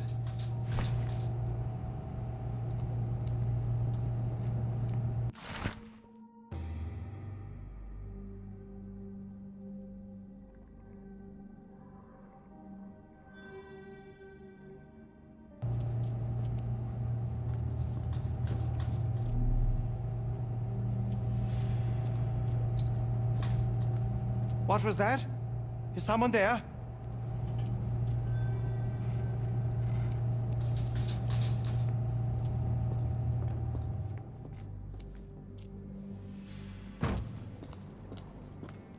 You there! I command you to free me at once. I'm not sure that's a great idea at the moment. How dare you deny me? I must have my revenge against the lickspittles upstairs. Fortunately for you, I'm here to stop the very same people. You are? Indeed. But first, I must discover all I can about this institution. Tell me, have you witnessed the arrival of any foreign patients? Tell me? The gall! The impertinence to bark such orders! Please, we don't have time for this. Do you know with whom you speak? I am the great Napoleon!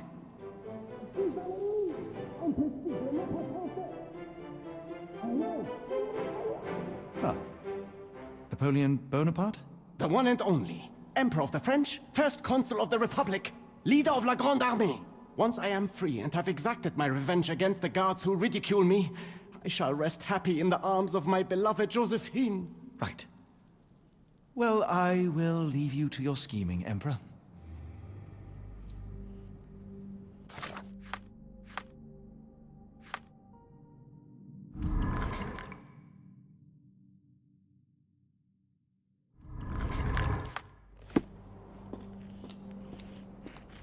My heart is pierced by Cupid.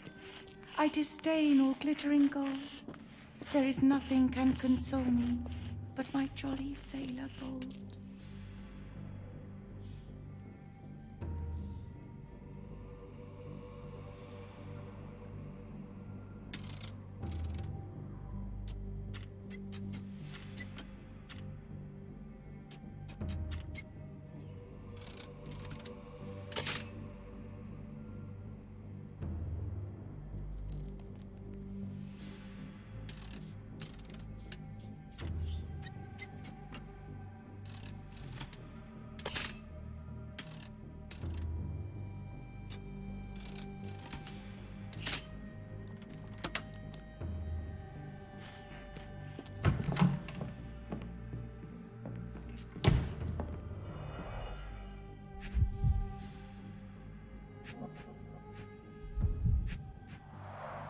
A certificate of appreciation from the municipal councillor to Professor Becker. For contributions to the development of medicine in Interlaken.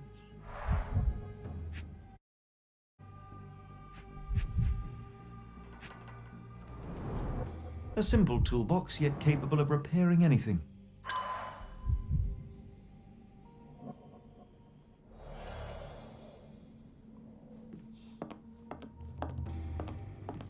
John Sallow, the tulpa phenomenon. I'm somewhat of an expert already. Speech and the Cerebellum by S.A. Becker.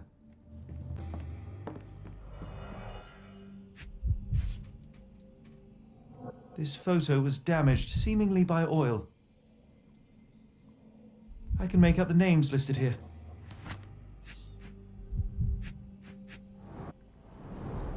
Cooking grease. Is this the kitchen dumbwaiter?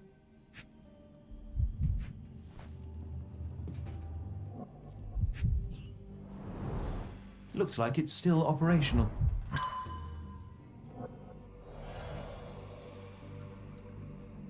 A painting in a mental institution. Vogel would be delighted.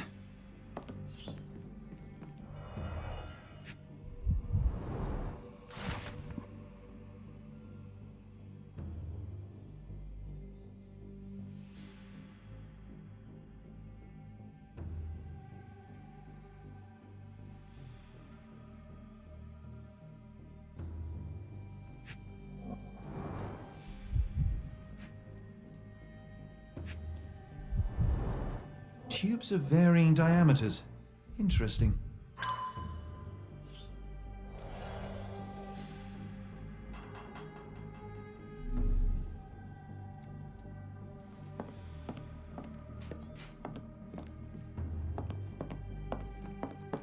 R.G. Hill, Dr. Connolly. It appears that all the psychiatric classics were banished here.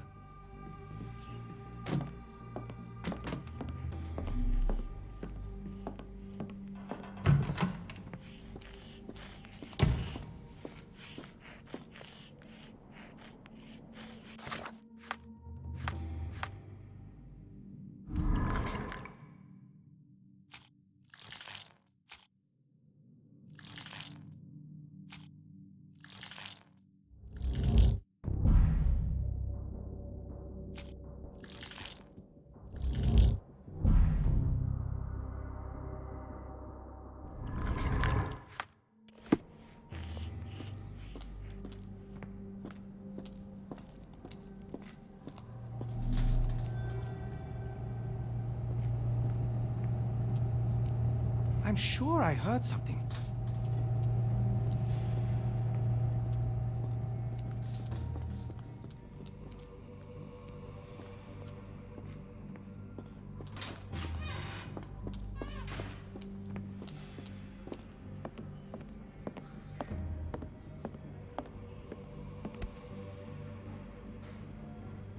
This sedative worked faster than I expected.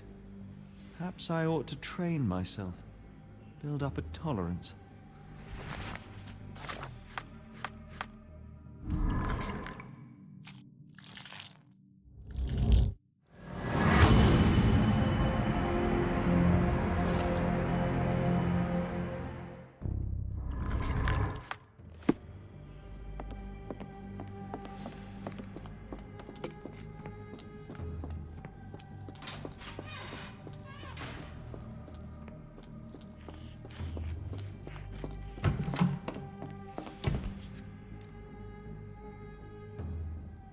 This should suffice.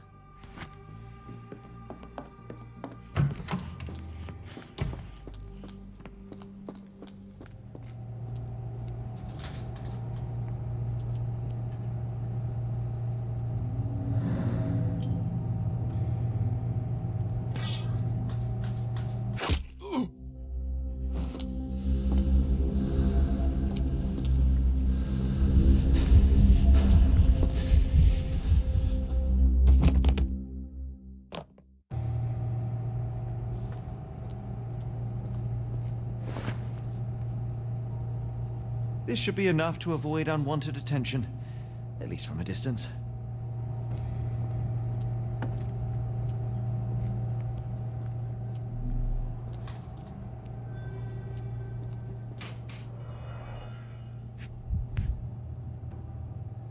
manufactured and packaged here. This is the same narcotic substance that we found in London.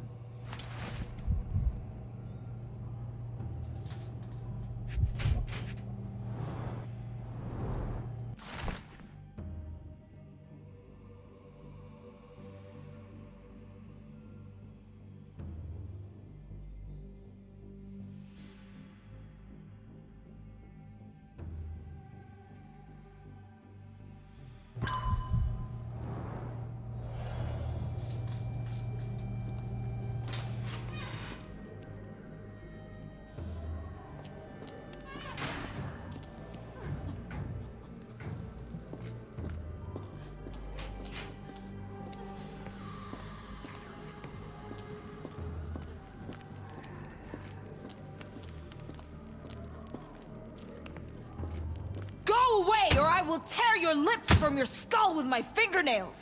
Miss, I'll gouge your eyes out and cut off your hands, just like you did to Heidi. I am quite certain you would, but I'm afraid you have me mistaken for someone else. So, I take it your name is Gerda? Who is Heidi? You talk strange. You're going to Hell's Door, aren't you? To where those other funny talkers finally shut up?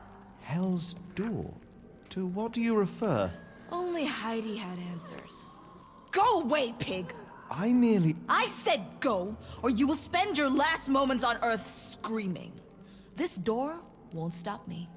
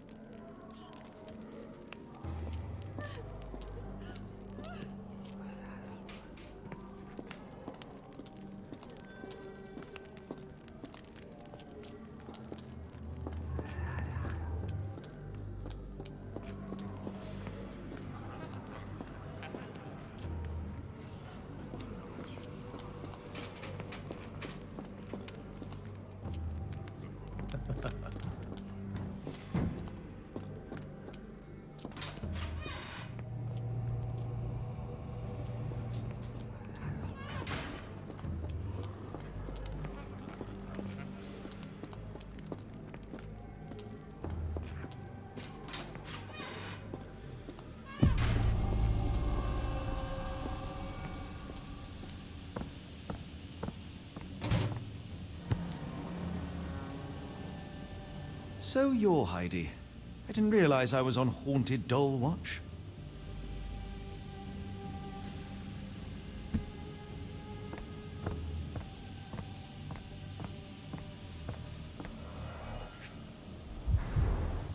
Fabric burnt in the furnace. A jalabia, a traditional garment from northern Africa.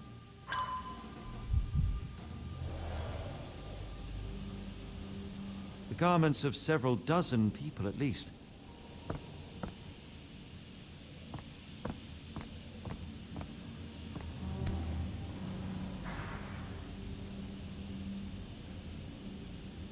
Good Lord, how unsettling. The damage seems intentional.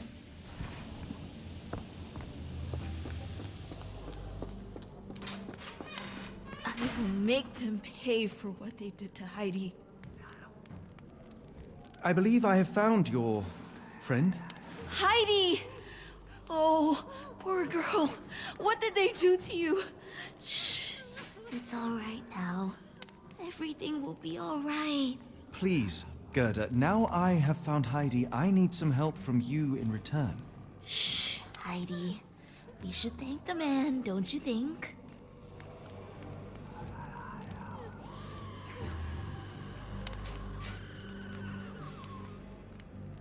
Tell me all you know about those funny-talking people. We'd hear their screams. The guards would take them down the corridor behind you and they'd disappear. And the screams would stop. Professor Gygax seems to rule this facility with an iron fist. Do you know anything about her? She's sick. She did nasty things to us. Separated me and Heidi just for fun. Before she got here, this place was all right. Have you ever met Professor Becker? I remember him. He was in charge here before that witch Gygax. But I haven't heard his voice for a long time. Too bad. He was nice.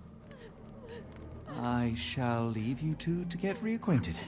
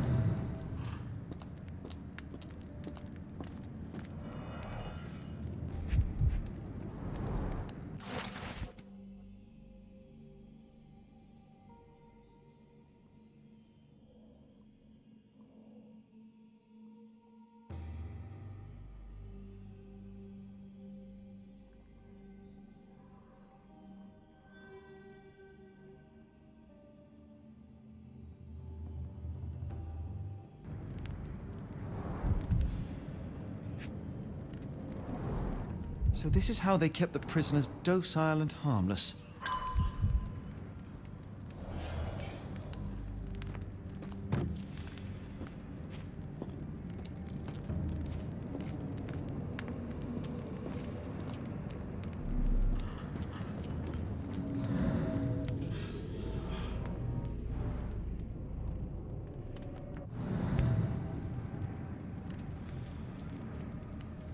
An orthodox reliquary commonly found in Eastern Europe, now in a cell halfway up the Alps.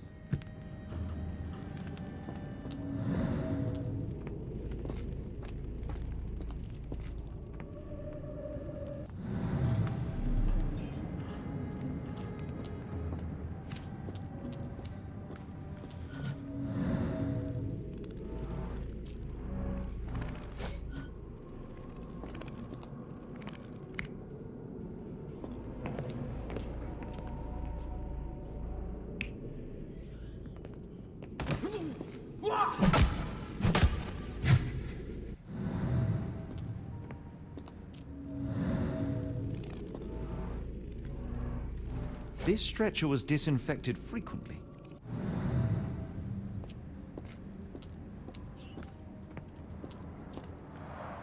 The stamp on this crate confirms it came from America.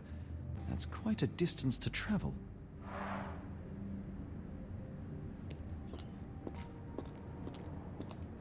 The doors can be opened for deliveries.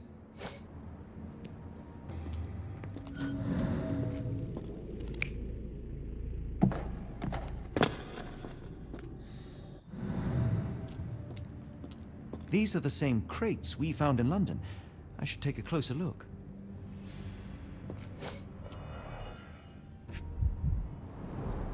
I doubt that one could survive such a journey with this little water.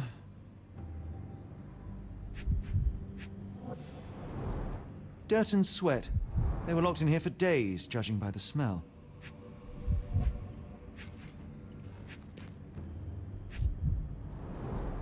The kidnappers even provided airflow. How generous.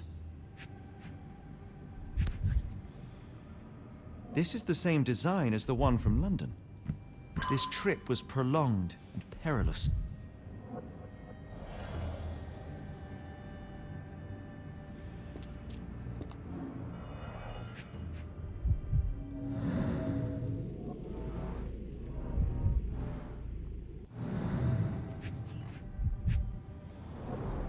A bottle this sturdy doesn't break by accident.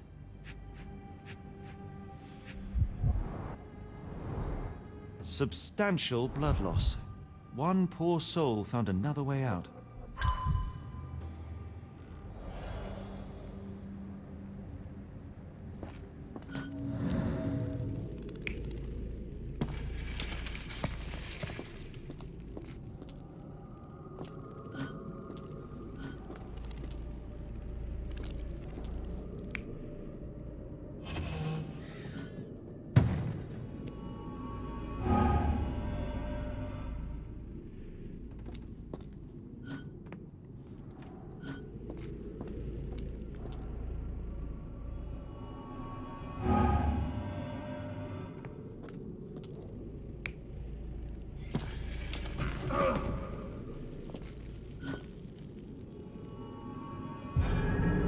barrages were back through these doors, and they began to unload their cargo in secret. Next, the crates were opened, freeing their passengers. Not everyone survived the journey. The dirty, exhausted, and dehydrated prisoners were then herded into cells. But all the cells are now empty, and I have not located a morgue. Time to find Hell's Door.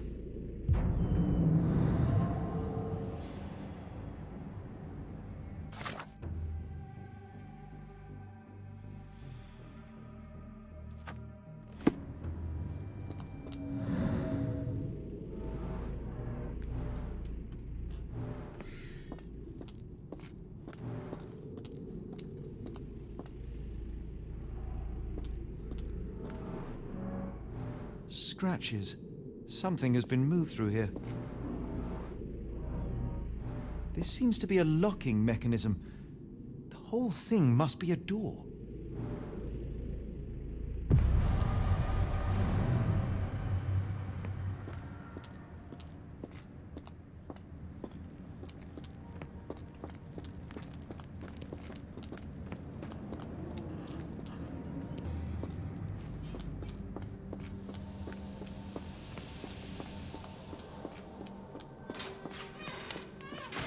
I will make them pay for what they did to Heidi. I found Hell's Door, the one that made the foreigners silent, remember? How do I open it? Gerda, please, I cannot get inside. You have to tell me how to open it. How can you speak to me like nothing's wrong? Can't you hear Heidi crying? Look at her! Look! She's suffering. I can't even hear my thoughts over her screams. Poor Heidi. We will fix you. I promise. We will fix you! Leave it with me, Gerda.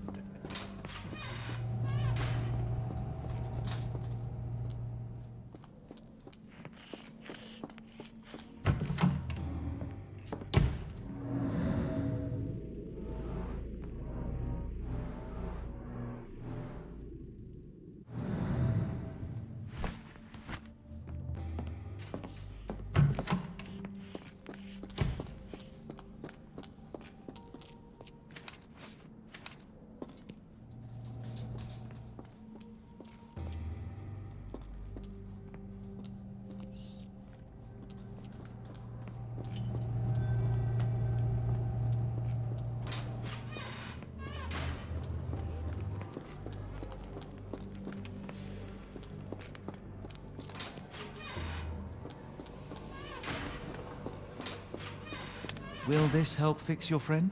Give it to me. How is she feeling? Everything will be all right, Heidi. Everything. Gerda, I have a couple of questions. Yes, Shut your dirty little mouth, Gerda. You've said enough already. She won't speak no more. Now it's only Heidi. You helped me, and I didn't cut out your eyes. So we're even. Now go! Heidi, there are things I need some clarity on. Ask if you dare, but if I get bored, there will be consequences.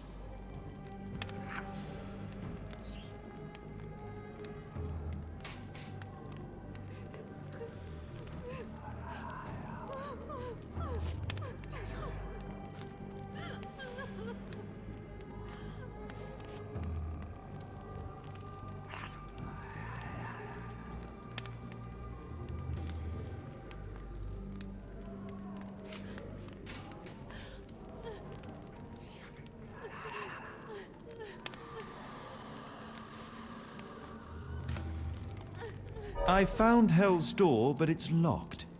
Is there a way to get in? Hell's Door? Never heard of it.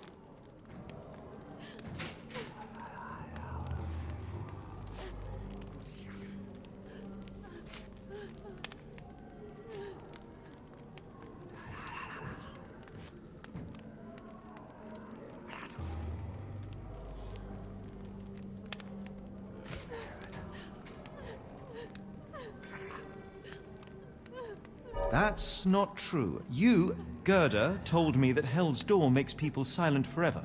And you believe that snotty little girl? I'll personally ensure that she never dares to speak again!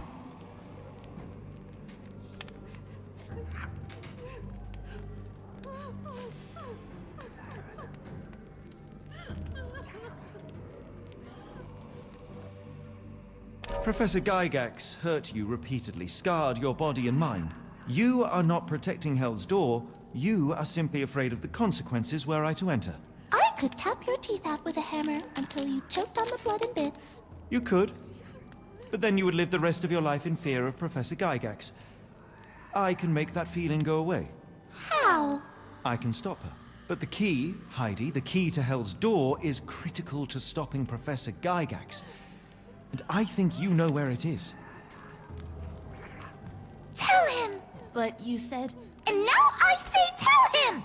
The professor... She has a special key.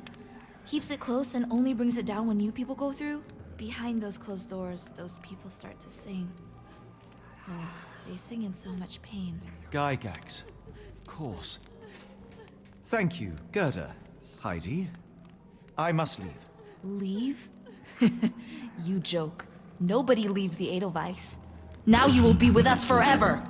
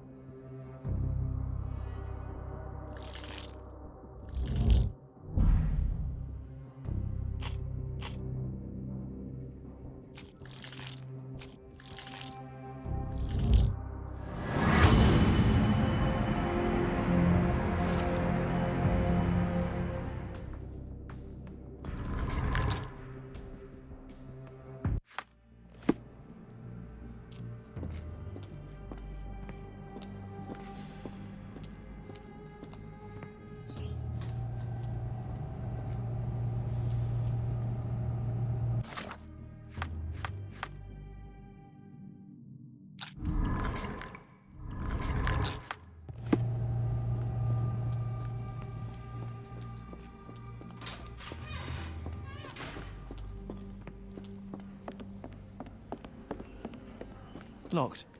I suppose the reception will be guarded anyway. Darn. No way I can get past him without being noticed.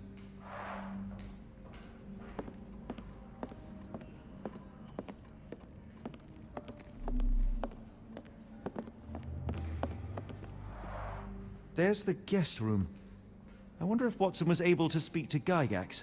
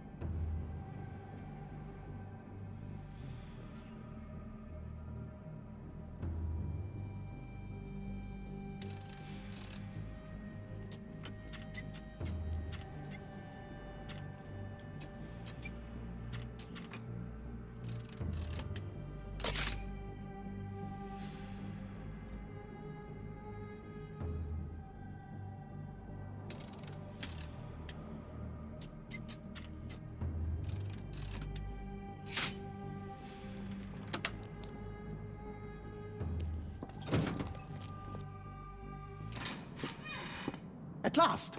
You came to your senses. My humble apologies, Emperor. Spare me your groveling, Englishman. Of course, you are right as ever, for you see, time is of the essence.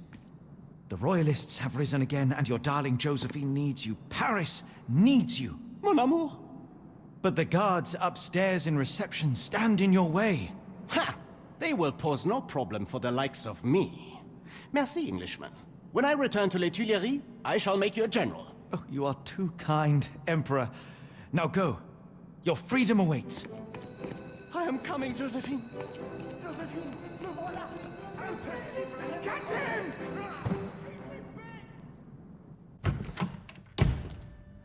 Psst. Watson. Over here. Holmes? What are you doing here, and where did you get that outfit? It is unimportant. I require your assistance.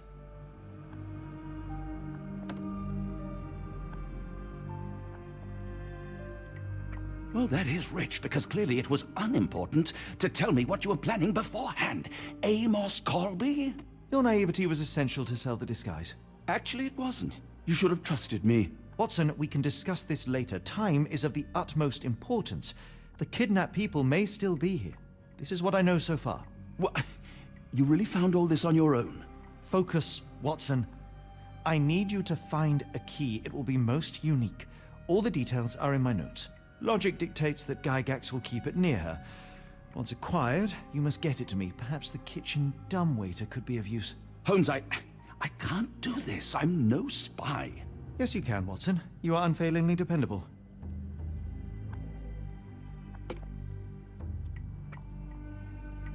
Dr. Watson, visitors are not permitted back here. I'm terribly sorry, Mr. Kuntz. After the war, my nerves, I fled all that commotion. It is nothing. A patient attempted to escape. He will not get far. Now, if you would like to follow me.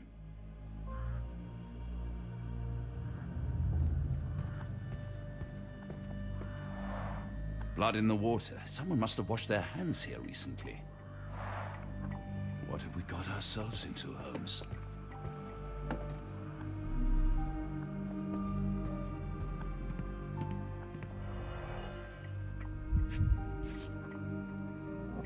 Perhaps I should take this. For all I hope it won't be needed.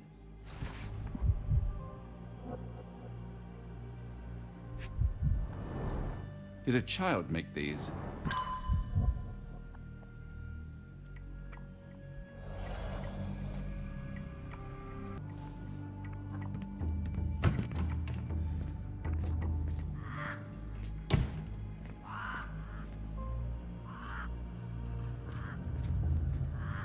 A visitor? No, you shouldn't have come here. Minor birds, if I'm not mistaken. Beautiful creatures. How sad that they're caged here.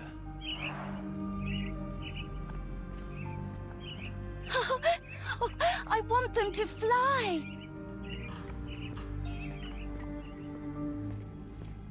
I don't want to guard block B tonight.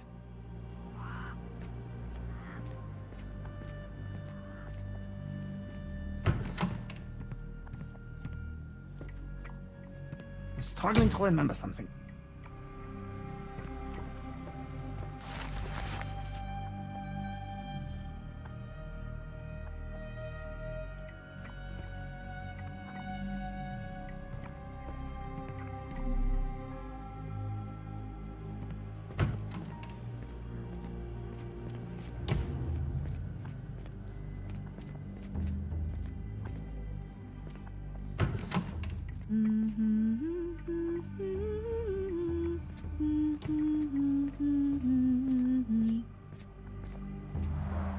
Looks dusty but functional. Oh, we never use that. I think it connects somewhere downstairs.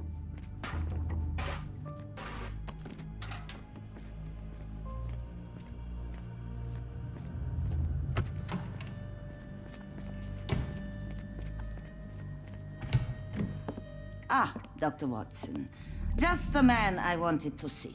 Professor, I'm surprised you're not trying to catch that escapee. Please, my time is far too valuable. I hope Nurse Kuntz has been taking good care of you. He has certainly kept me out of trouble. Professor, it is time for your appointment with your next patient, Mr. Wolf. Herr Wolf can wait until tomorrow. I wish to speak with Dr. Watson. As you wish. You still see patients yourself, even as the director of this entire facility? Only the important ones. And yet I rarely get to pick the brain of a man like yourself. I think it is time we got to know each other, no? I'm afraid there's not much to know. I'm just an average chap living a rather prosaic life these days. Dr. Watson, those of us who pursue knowledge are anything but average. Now, who are you?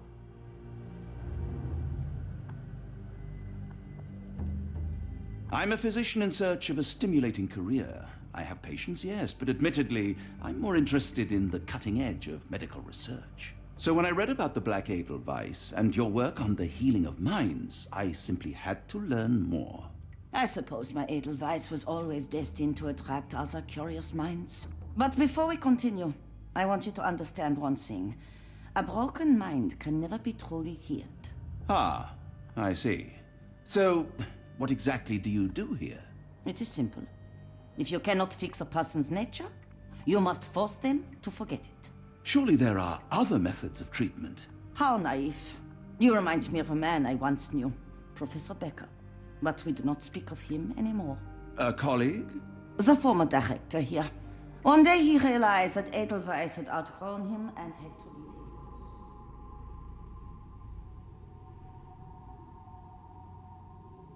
Do you grow weary of me already, Doctor?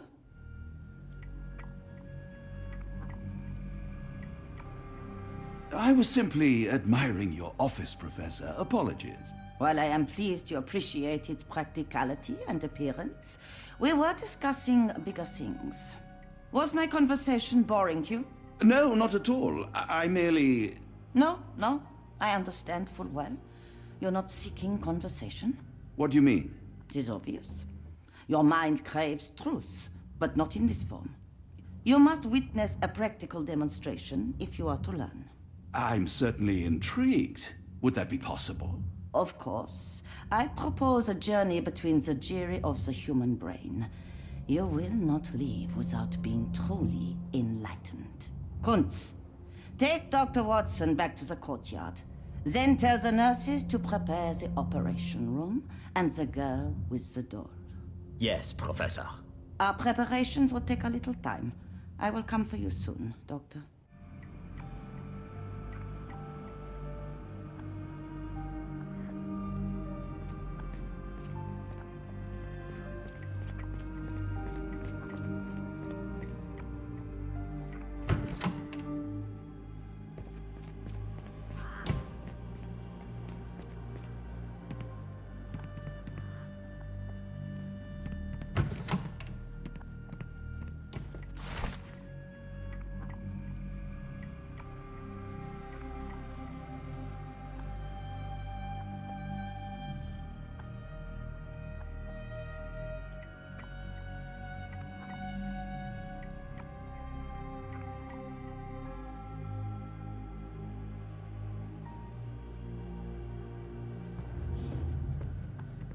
Good Lord, that's a lot of records.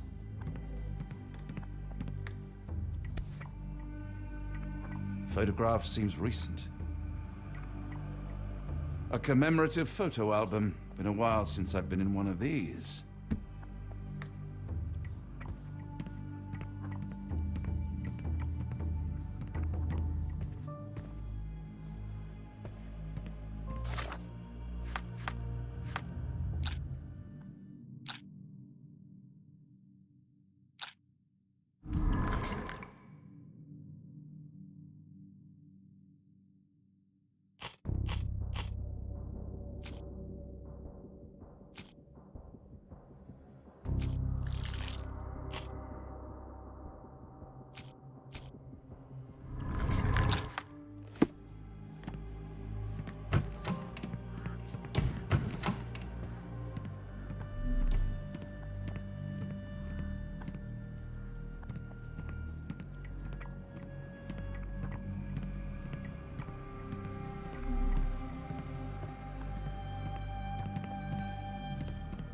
I hope you're finding your room comfortable, Dr. Watson.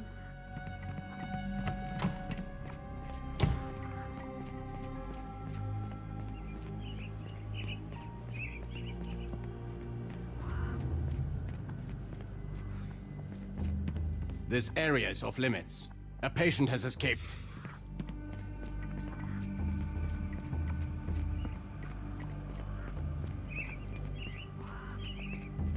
Miss?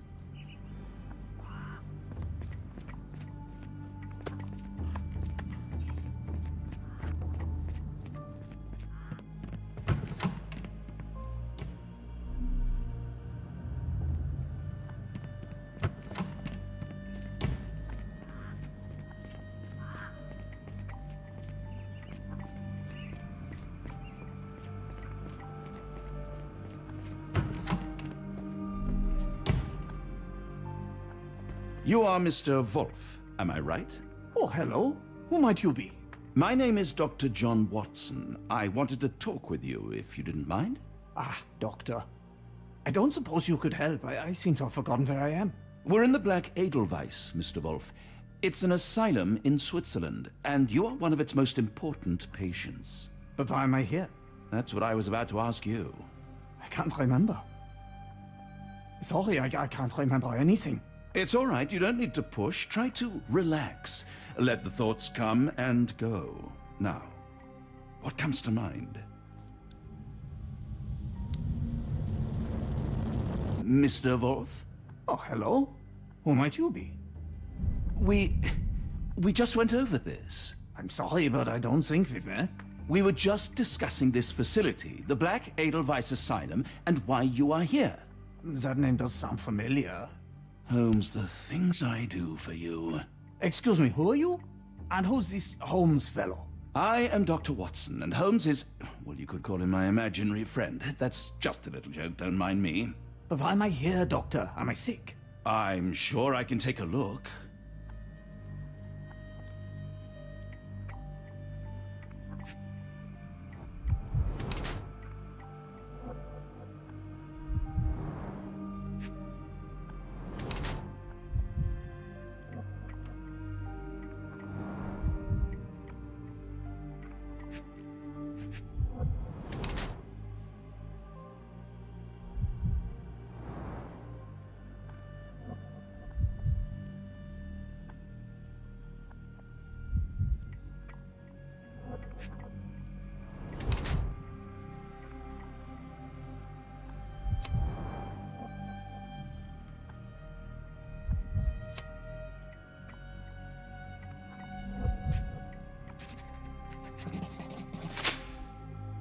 Dear Lord, what did Gygax do to you?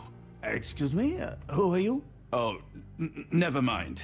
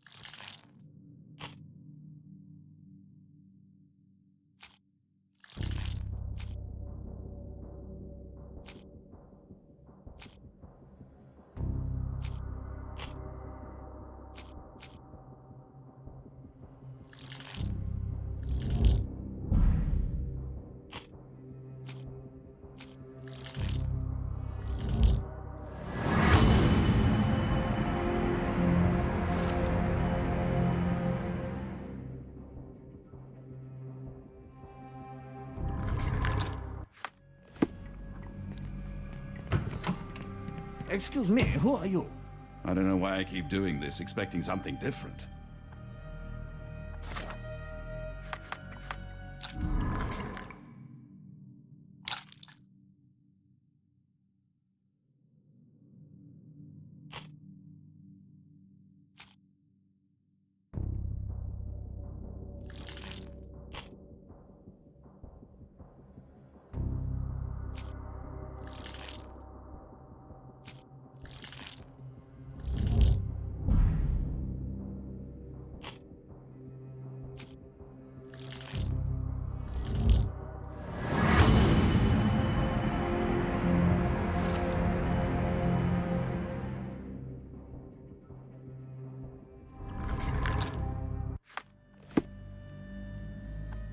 Hello again.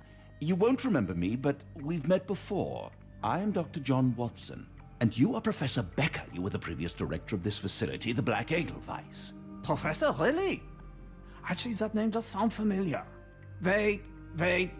Let me write it down. I try to recall memories through writing, but they always feel just out of reach. As a matter of fact, I have more for you to jot down. Oh, yes. Yes, please, anything. Professor Gygax did this to you. She made you forget everything, even who you are. But we will play a trick on her.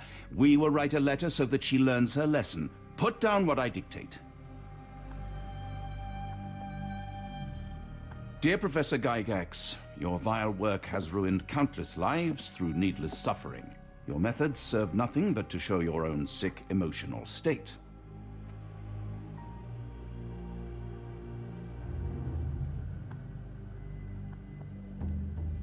You are not, as you so claimed, the future of the Edelweiss, and you never were. And by the time you make it to my cell, the police will already know the truth of how you came to be director of this asylum. Signed, Professor Becker. There. It's done. Now, hold on a minute. Who are you? My name is John Watson. I'm a doctor from London, a veteran of Afghanistan, and I wish to be a writer, though deep down I fear I lack the talent. And presently I'm risking my life to help my brilliant detective flatmate in the pursuit of a cult of kidnappers, even as I fear it may destroy him. I'm tired and hungry, and I have not had a good bath in weeks, and yet despite it all, I feel alive. Any more questions? Good heavens, sir. You're as mad as they come.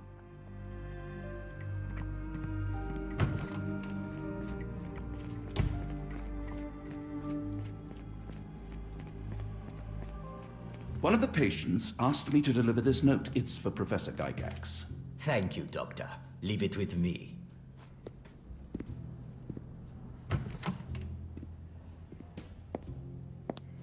A letter for you. Unbelievable. Kunz, with me.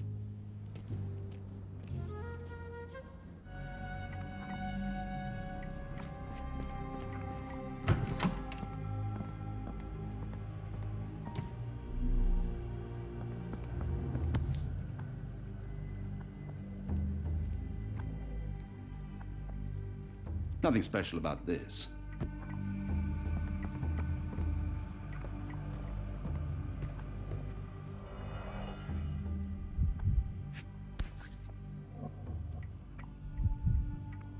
Close, but I don't think this is the key. This is too small to be what Holmes asked for.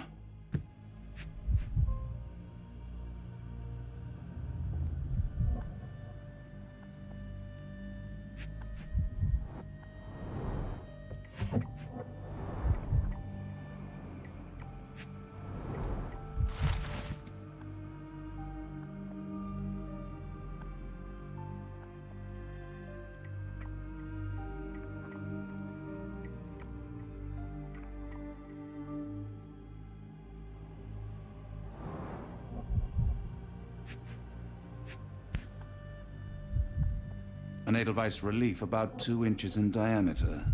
This must be what Holmes was after.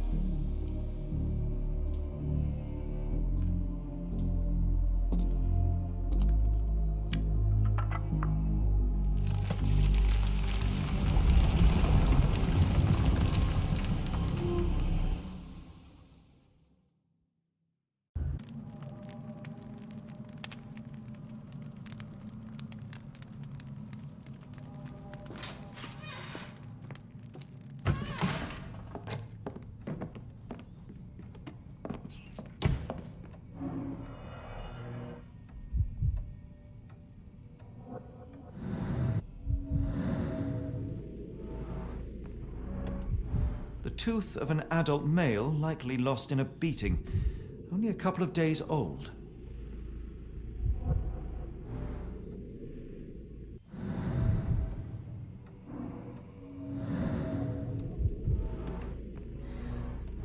The inside of the cuff is worn. It's been used often.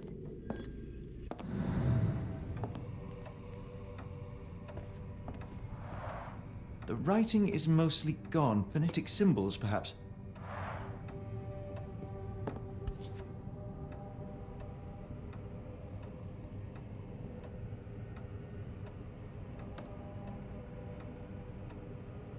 A wax cylinder.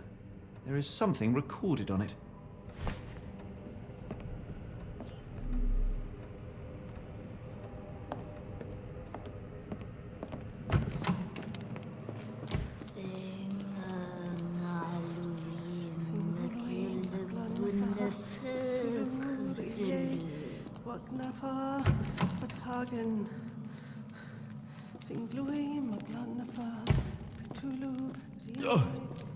Oh, the spell.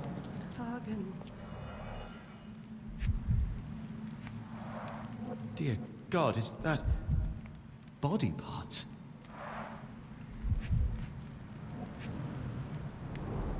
Judging by the remnants of blood and flesh, these instruments were used for dismemberment. Utterly inhuman.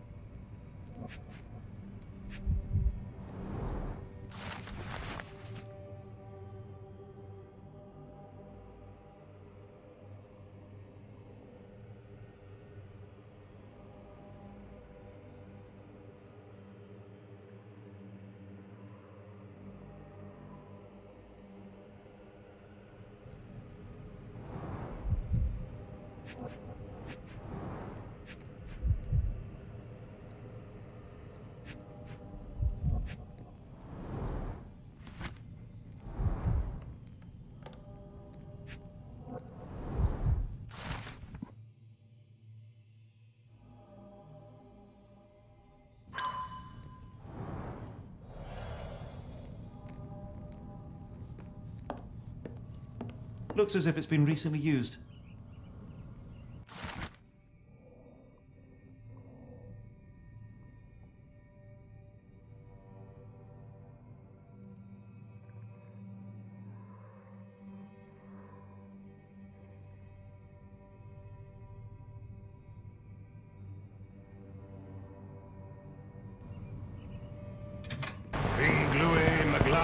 Cthulhu, Rillier Wagnana Galpetagen.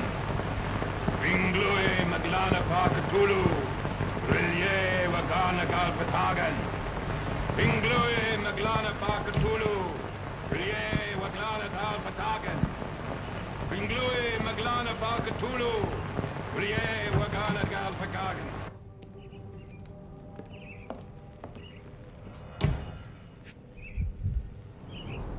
Dynamo machine.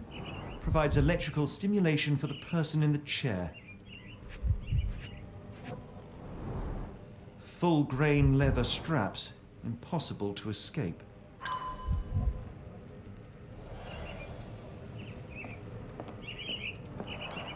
A very professional brain dissection.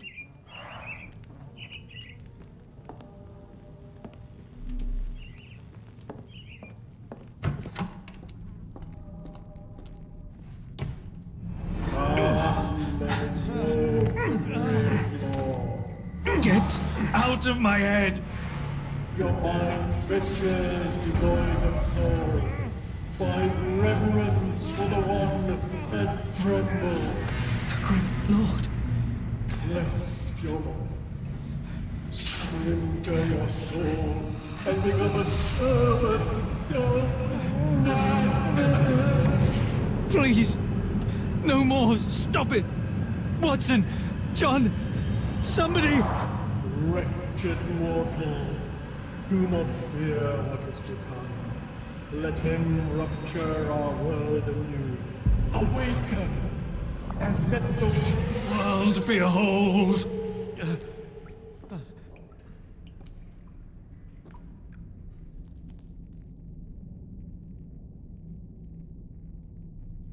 The light of the abyss is the light from the abyss. Get out of my head!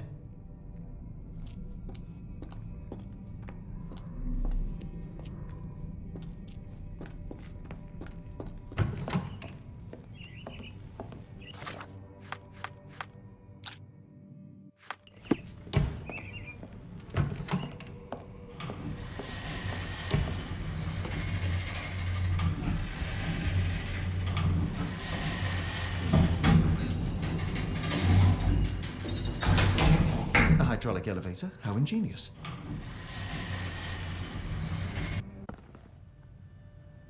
Watson?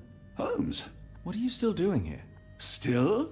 I was trying to find more information. Did you think I was just going to sit in my room twiddling my thumbs? I only asked you to find the key. I had everything else under control. Says the man who looks like he saw a ghost. I'm fine, Watson. You're hardly fine. You reek of congealed blood and chemicals. What did you see down there? Never mind me. Where's Gygax? I'm afraid she's over there. I found her like that when I entered, on my word. What? She was our biggest lead. Yet another wrinkle in our investigation. What do we do now, Holmes? Hush. Let me think.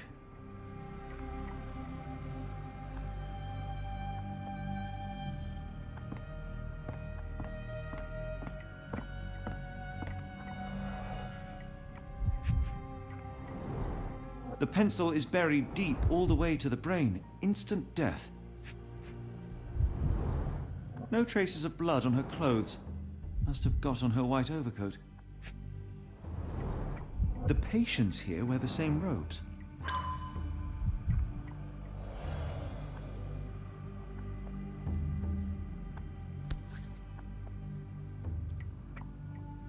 Heidi, how did it end up here? We'd better inform the local police about this. You're right, Watson. But first, we need to determine where our case goes next.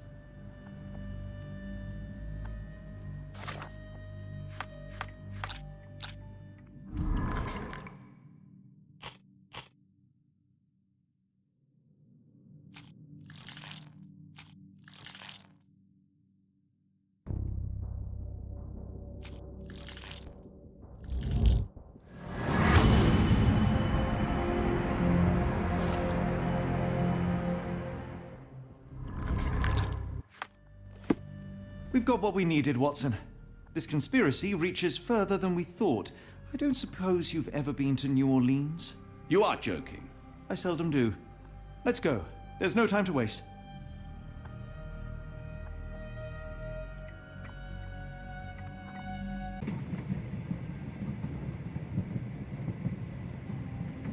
There is nothing in this world that cannot be explained with logic and reason. Nothing in this world. Holmes? Hmm? You seem troubled. I'm not troubled, Watson. I am preoccupied. That place was awful. Inhumane. It would be natural to experience some feelings of shock or fear. Men reduced to gibbering imbeciles, numb beyond recognition, powerless to help themselves. When a doctor does go wrong, they are the first of criminals. They have the nerve and they have the knowledge. That woman did not deserve the title. Such casual cruelty for such selfish aims. I knew another man like that once. He treated my mother, perhaps even killed her, depending on who you ask. My sincere condolences. In the end, she was just a shadow of herself. The outline of the person I recognized, but lacking all else. She was pushed until she cracked. Should you see me cracking, John, I must ask you to intervene. Nothing compels us to pursue this matter further, Sherlock. We can return to London, report what we have discovered. Let more capable hands take over. Alas, there are no such hands. Were we to abandon our quest now, I fear no other would succeed in our stead. We know nothing of what awaits, what dangers lurk in the darkness. Nonsense. We draw nearer to New Orleans with every passing minute, and thus closer to the answers we seek. Those answers, for all their perversity and improbability, will, nevertheless, be the work of men. And that is a work I have studied well. So be it.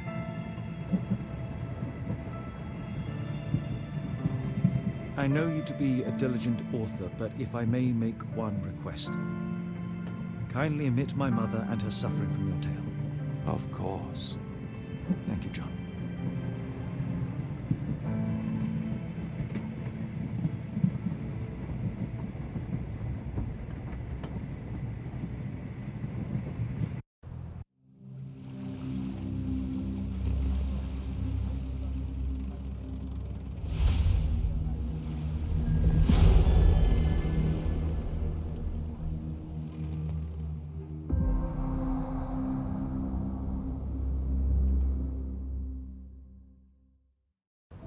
Ah, Holmes. After our trip to nippy Switzerland, I can certainly use some of this New World heat. Do not get carried away, Watson. What we could certainly use are answers to my questions. I know, but you look exhausted. Why didn't we find the hotel first? We shall rest when our investigation is over, and not a moment sooner. I shall ask you to handle our bags while I search for the bank. As you wish. Oi! Stop it, you! Our luggage! Good Lord, what have you done? That's my stuff. I'm sorry, mister. It was an accident. Ah, not an auspicious start, is it? Never mind. I'll handle it. You go on ahead.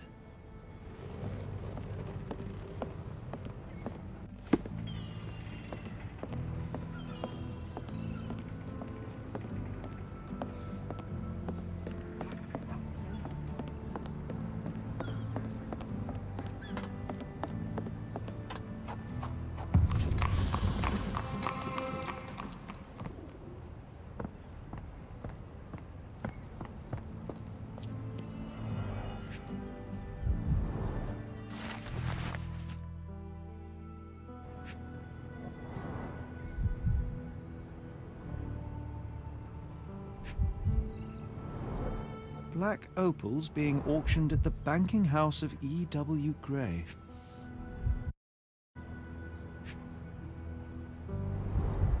Our ship leaves tomorrow morning. No room for sightseeing then. More people missing here, too.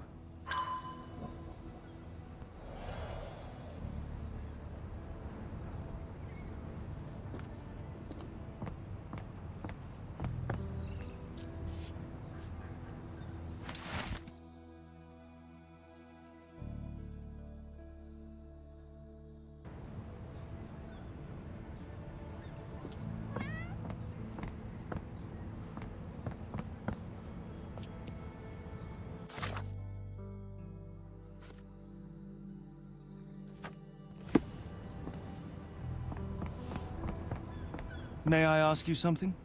I'm bone tired, but yeah, I'll help you.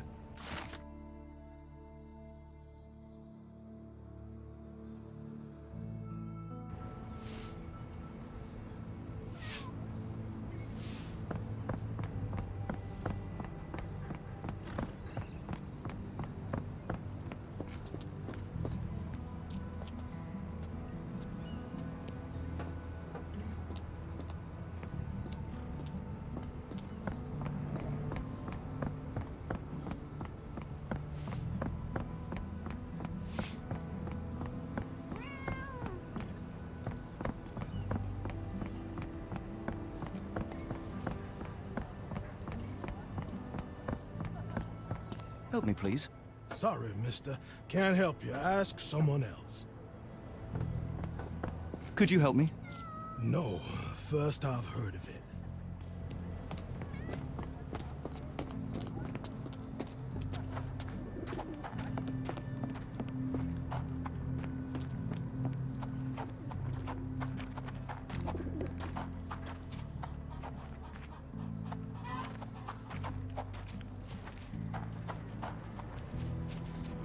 Are you able to help me? Sorry, mister. I can't help you. Ask someone else.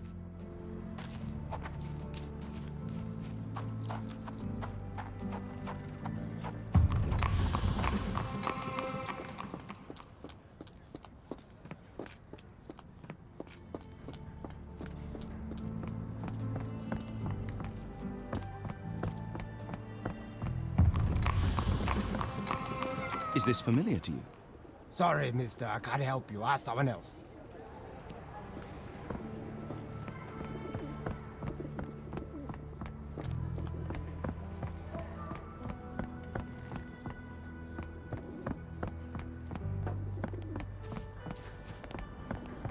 Mr. Frank Barnaby, right? Auction's about to start.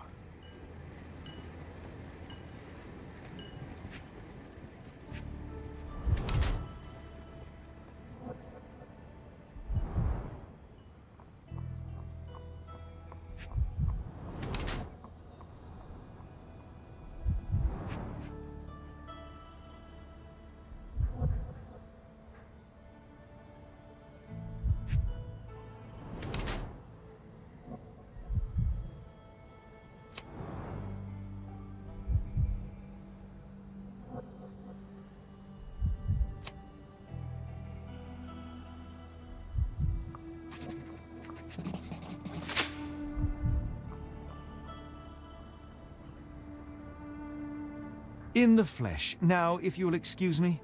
Well, hold up. Written invitation first. Can I present another piece of identification? Nope. That's why we send the invitation.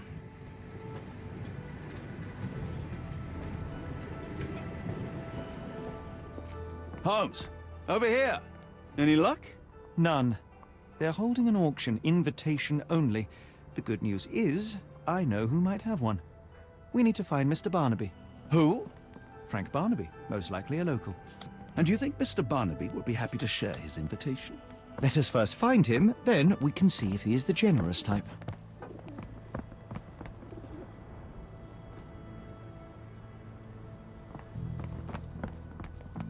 How marvelous, Holmes. A city within a city. Indeed. Those lanterns are delightful. It is as though we have been transported to the Orient itself. Excuse me, just one question. I thought no one would ever ask.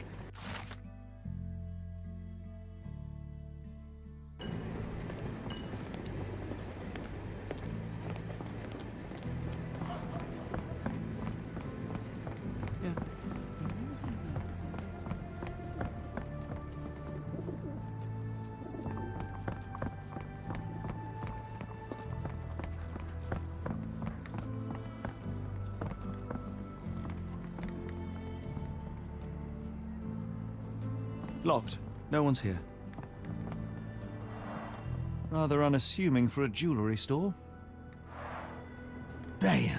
He at it again. Barnaby still owes you. If he can't pay in greenbacks, he'll pay in blood. May I ask for your assistance? I'm bone tired, but yeah, I'll help you.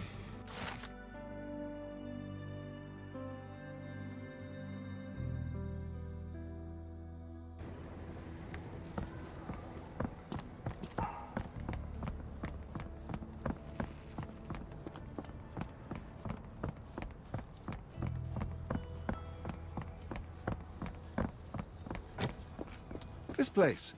There's a Spartan charm, does it not? It does. My soul will always yearn for London's gloom, but it reminds me of Cordona in a nice way. Barnaby, unconscious but with his eyes open.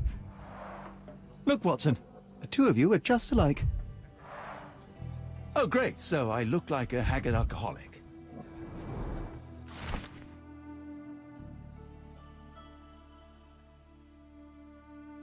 Eureka!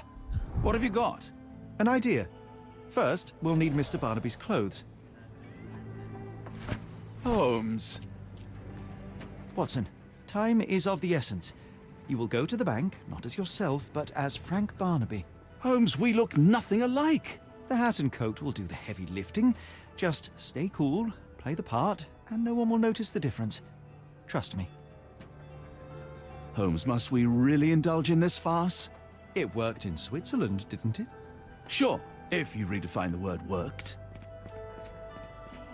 Very good.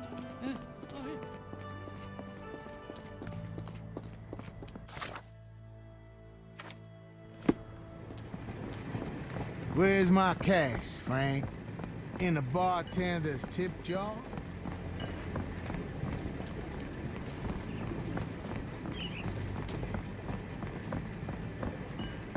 Where's the money, Barnaby? I'll wait here so as not to arouse suspicion. Mr. Barnaby. Right you are. Shop owner. Right. Your invitation, sir? Here you go. You okay, sir? Seem to have the jumps. I'm in a rush. Come on in.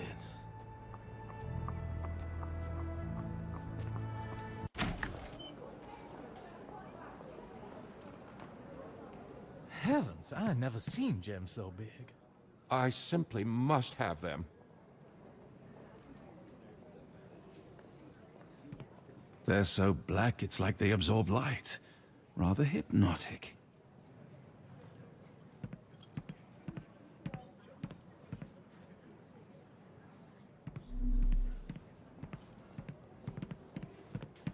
This might be useful. I'll make a note.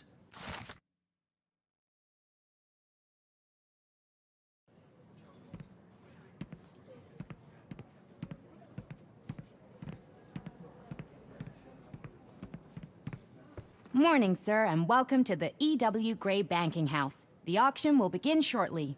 Name's Zoe Clemens, and I'd be delighted to help you. Pleasure to meet you, Miss Clemens. I am Frank Barnaby. I do have some questions, if you don't mind.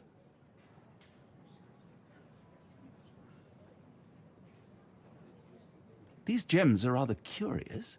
What can you tell me about them? These rare beauties are black opals, all the way from Coober Pedy, South Australia. When they catch the light, the dark stone becomes a brilliant rainbow. It's something special. Forgive my curiosity, but who was the previous owner? Sir, I ain't at liberty to disclose them details. It doesn't say where these stones came from. No provenance, no previous owner. I'm starting to suspect they were illegally procured. What?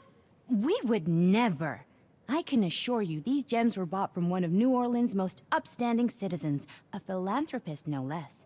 If you would like to know more, I could get my manager. You old dog, Barnaby. Didn't think you'd sober up for the auction. An hour ago, you were 3 sheets to the wind. Oh, you know, I hold my liquor better than most. And the auction was an important business opportunity. An important business opportunity? Ha! What have you done with the real Barnaby? Well, maybe I'm drunker than I thought, mister. Mister? What's wrong, Frank? You're looking pale. Don't you recognize your old pal, Grub?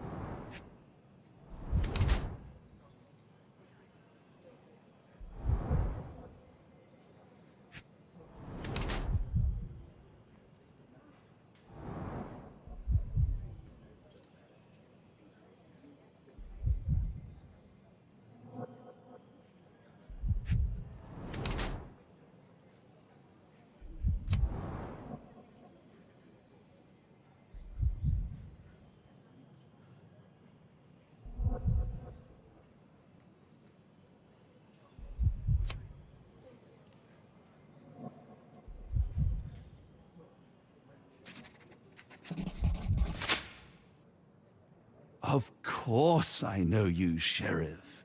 Good. Now, while I have you, there's the matter of your outstanding fines. I've been more than reasonable, but I'm afraid the bills come due. Fines? Right, I'm afraid I don't have anything on me. That's funny. Ain't you at the auction? I weren't born yesterday, Frank. Now, assault, battery, disorderly conduct, that's serious stuff. You got off easy, but if you don't pay up, things get a whole lot worse. Look, Sheriff, I'm not actually... Whoa, whoa, whoa. Think careful now, because Frank Barnaby only owes us cash.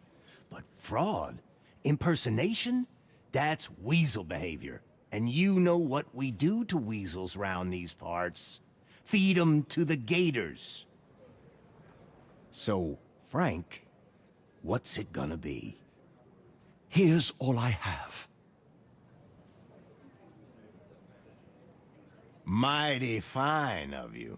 The people of this parish deserve peace. They don't take kindly to visitors. Don't miss that boat tomorrow morning, Doctor.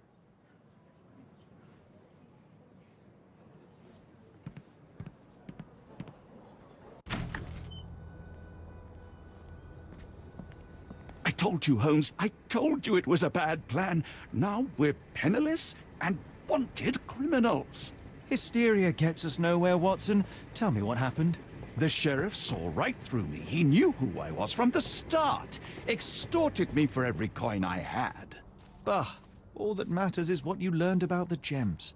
I shan't discuss it while still wearing that blighter's clothes. I'm going back to the boat to get changed.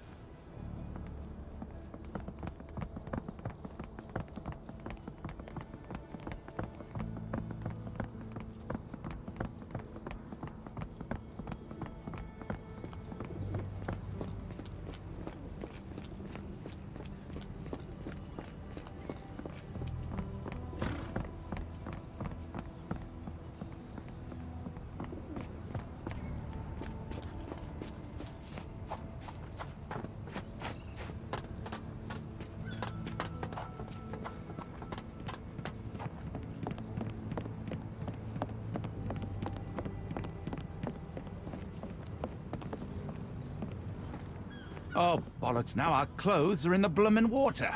It was like the luggage had legs of its own. Oh, Mr. Pratchett will have my head. I ain't sure what you did to the sheriff, but it must have been something real hairy to have him chuck your luggage off the pier. With respect, miss, have we met before? If you were the real Frank Barnaby, yeah, we would have. But where are my manners? I'm Lucy. And you are? John, I didn't mean to be rude. I've just had a difficult day, miss. Well, it's barely noon. And you've already made an enemy in Sheriff Grubb. The man starves his gators just in case someone crosses him. John who? Watson. Well, Johnny, if you plan on sticking around, you better change that suit, or Frank's reputation will catch up with you. And then you'll be a John Doe. Alas, I think one of those gators is currently devouring my spare clothes. You've got yourself in a fine pickle.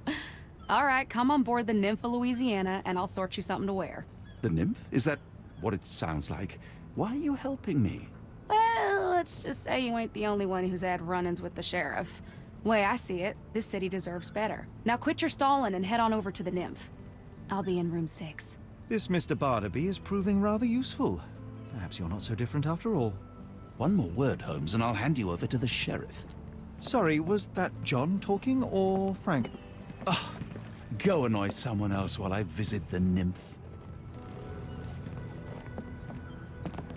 A pox on the crew.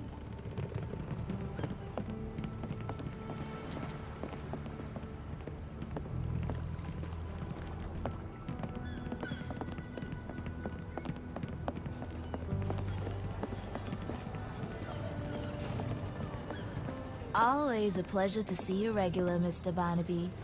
Welcome home.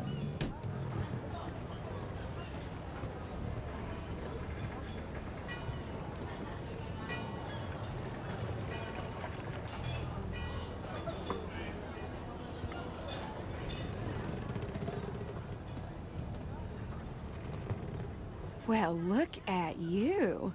All dressed up with nowhere to go. I can't thank you enough. As I was saying, our journey has hardly gone to plan. We seem no closer to finding our missing people than when we left. Well, if there were anything to know, Champagne'll know it. She's across everything in New Orleans. Look for her in the fisherman's village behind the Creole Quarter. Thank you again, Lucy. I shall make my way there now. Good luck, Johnny. Keep out of trouble.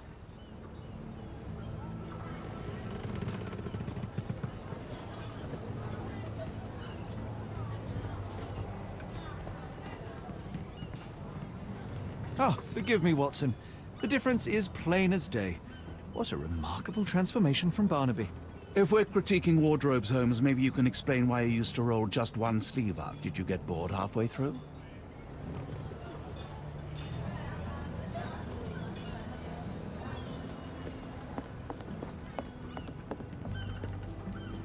I feel much better in this suit, even if it is not mine.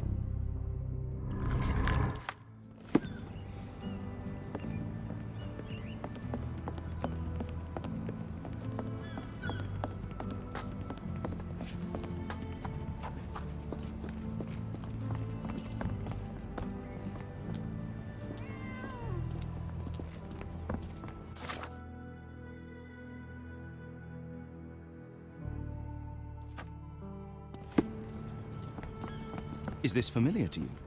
I've heard about that. Let me tell you.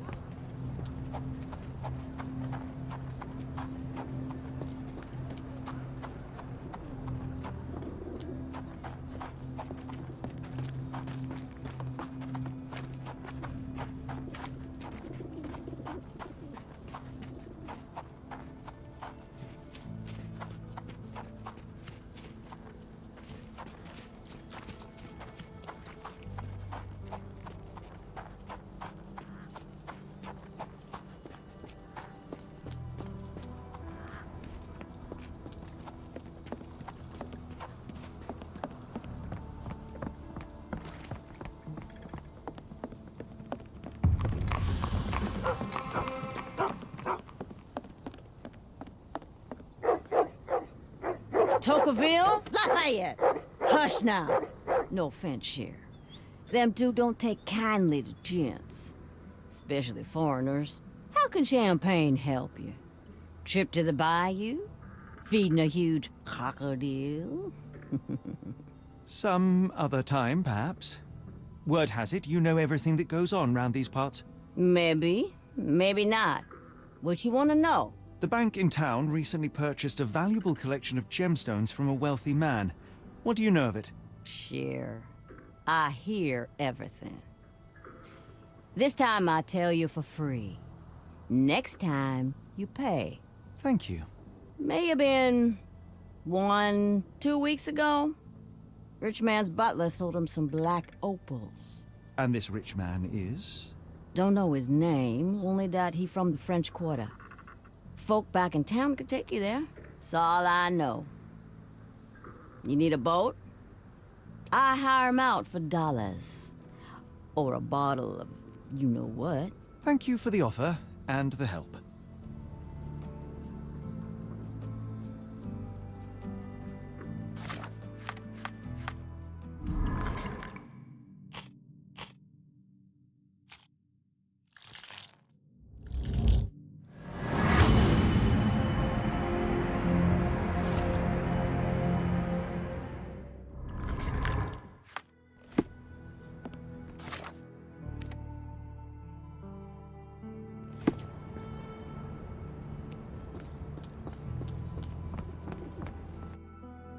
Got a spot in mind.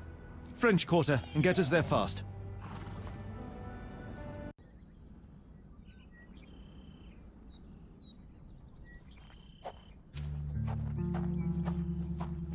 You know, Watson, the opulent mansions and stifling heat remind me of my time in the Mediterranean. Corona does sound rather magical. Do you think you shall ever return? I don't know. That place was home to some of my greatest memories and some of my lowest moments.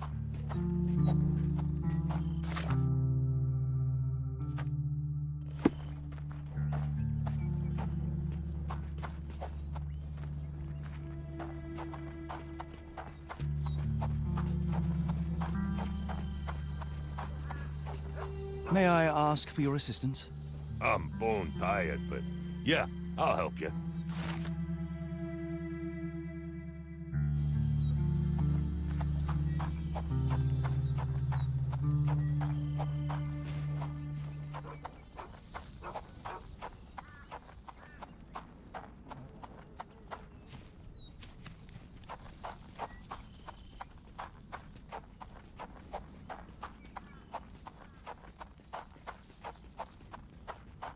Lord, help me.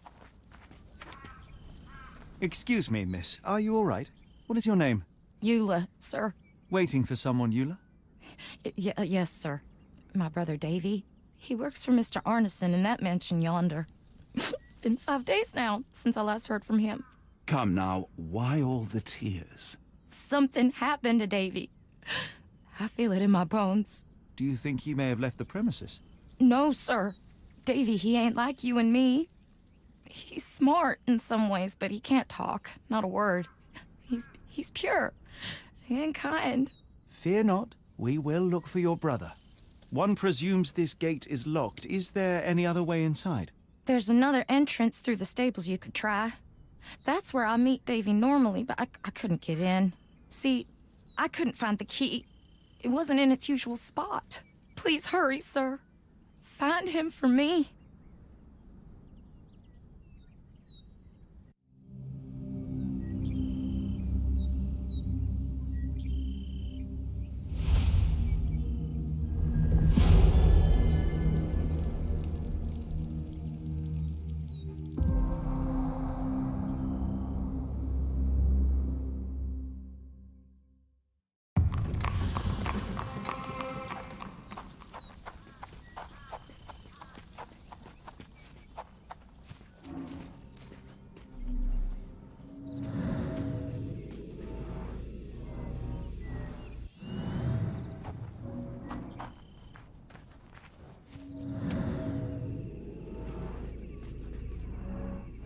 I rather wish my lockpicks had not been lost in the river. Along with all our clothes, books, tea.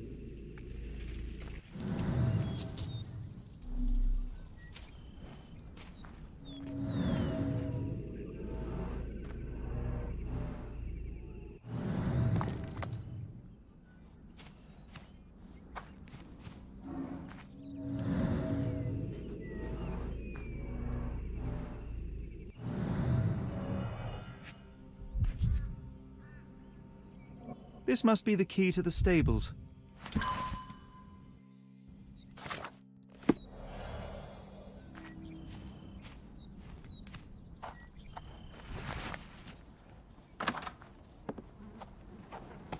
The animal has been suffering for days. It's dehydrated, Holmes. Without water, it will die. Mr. Arneson's cab is still here.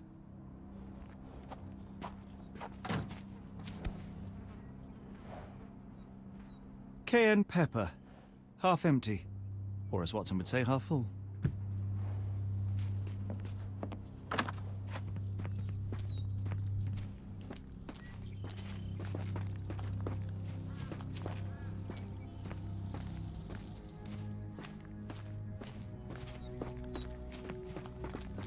You did it. You're inside? Have you seen Davy?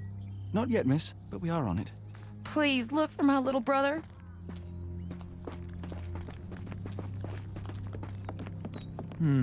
No way in.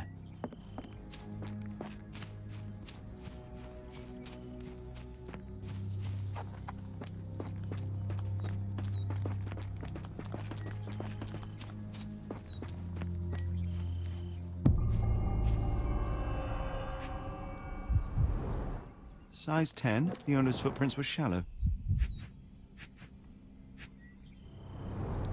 Size 10, the heels were sinking into the ground. Look here, Doctor. 2 sets of footprints left by the same person, yet they vary in depth. What do you conclude? Perhaps they arrived empty-handed, but left carrying something heavy. Precise. There's blood here. Ah! Do you smell that, Holmes? Something bad happened here. I know. Be prepared for anything.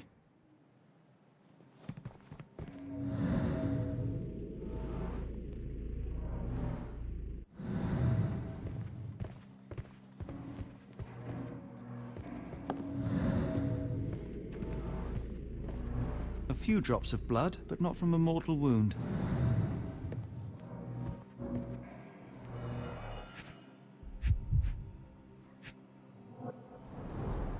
The candle was burning when it fell. Someone smaller walked over these boot prints.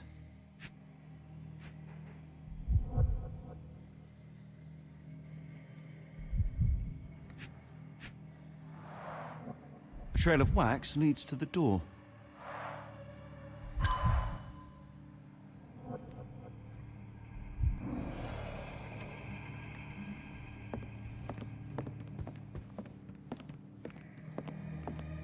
Watson, would you please lend me your medical expertise? I'll do my best. His corneas are already clouded. A deep stab reached the man's heart. Clean edges suggest a sharp blade, but the wound is too wide for an ordinary knife. The hand can bend freely. Rigor mortis has passed.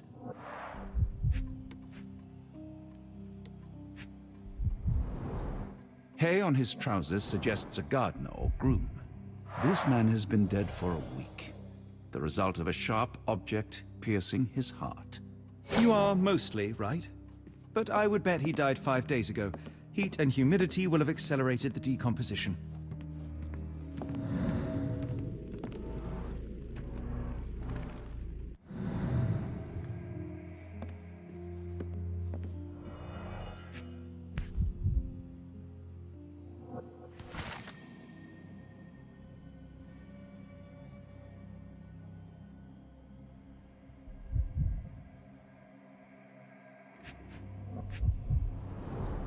Burnt papers, now completely unreadable.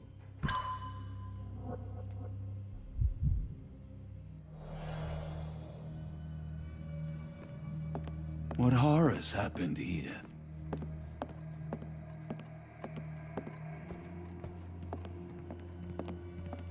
Mr. Arneson with his prey.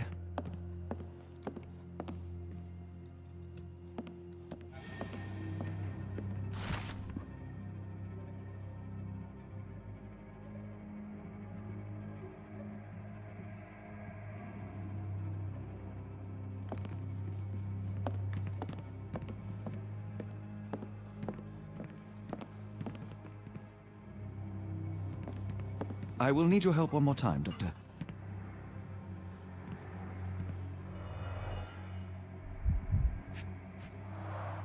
An enormous blow shattered her ribcage. Blooded, broken nails. The poor woman tried to put up a fight.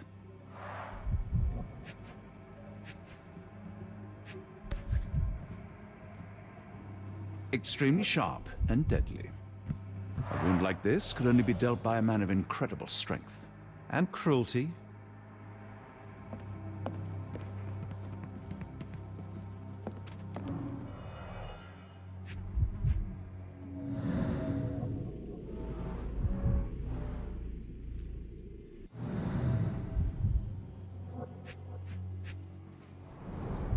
Tea for two. An odd glimpse of normalcy amid the horror. A used kitchen towel.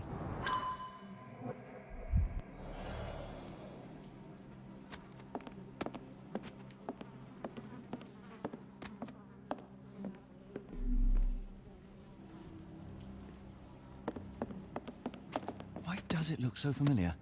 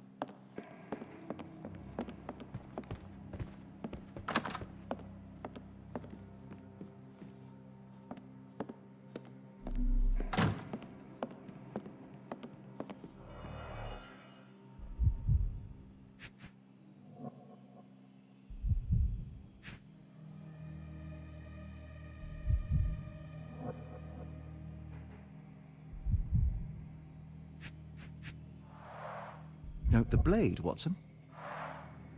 A curved dagger, probably of Persian or Indian origin. 9 or 10 inches, I'd say.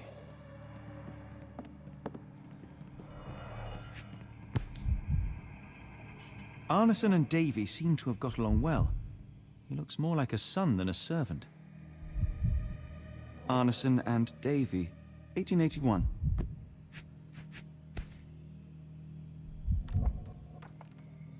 Fauna of Louisiana. Full of things that bite, no doubt.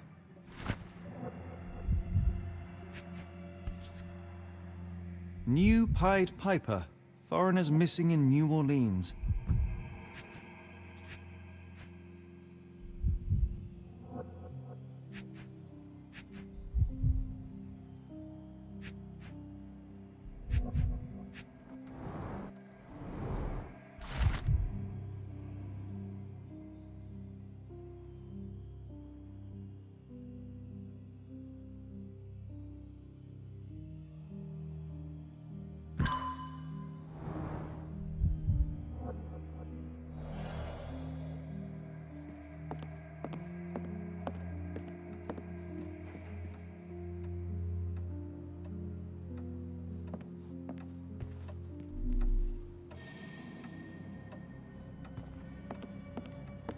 This place sets my teeth on edge, Holmes.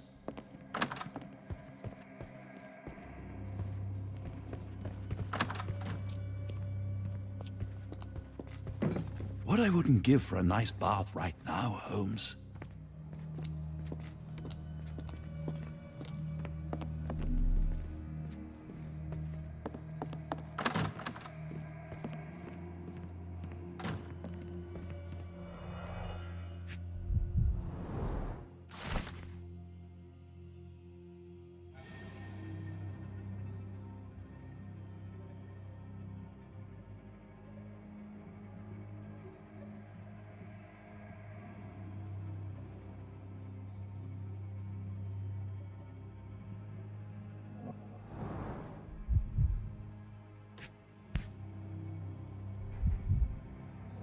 A dull book about local geology. Even I'd struggle.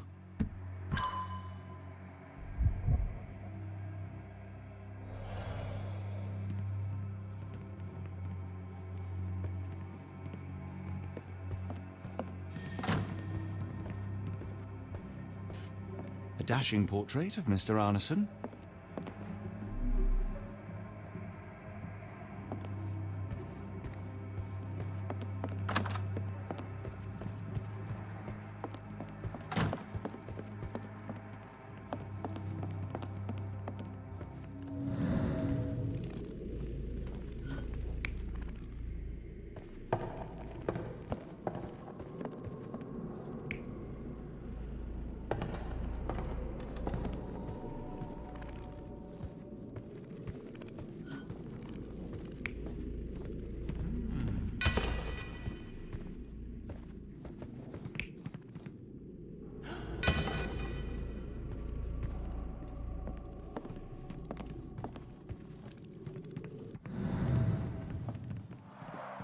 Someone was bleeding, but it doesn't look lethal.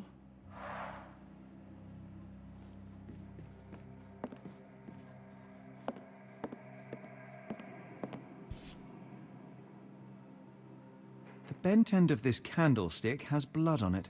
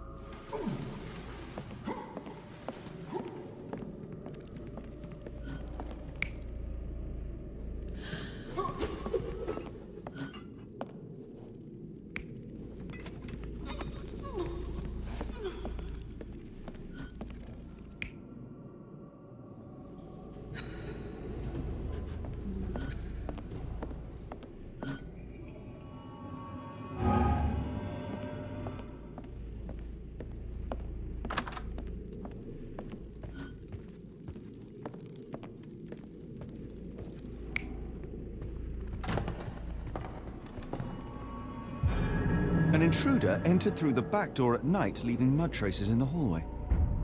Without being noticed, they picked up a candlestick and struck the man in the chair from behind. In the kitchen, two people were drinking tea, the workman and cook. They were startled by the noise of a falling body and went to investigate the parlor.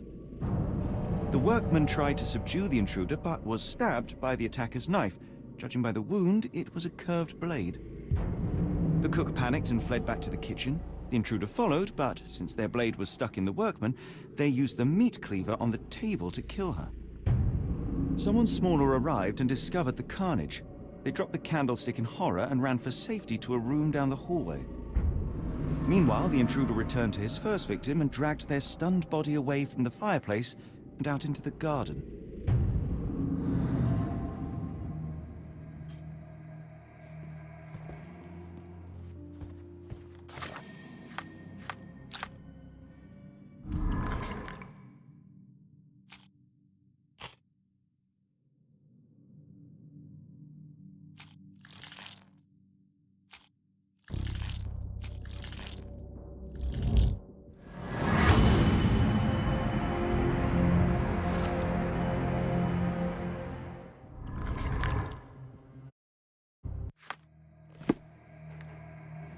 Davy, please open the door. After all this, Holmes, I doubt the young man would open the door to a stranger.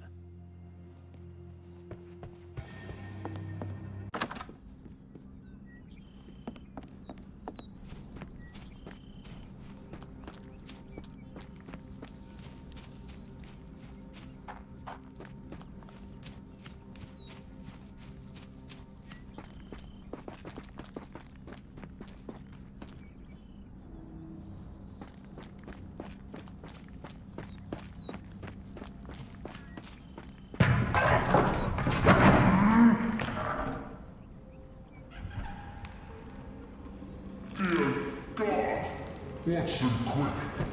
Get her down.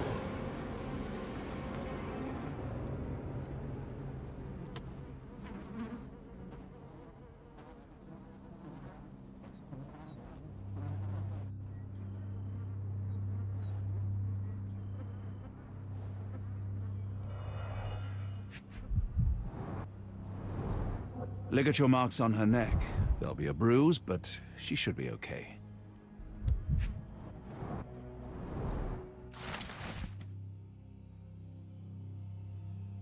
Doctor, Watson, speak to me. How is she? We were just in time, Holmes. Eula is stable, but lucky to be alive. We should take her to a hospital for a further examination. Yes. I fear I was wrong, Watson. The sheriff is not a man to be underestimated. To lynch an innocent woman just to send a message, it's evil.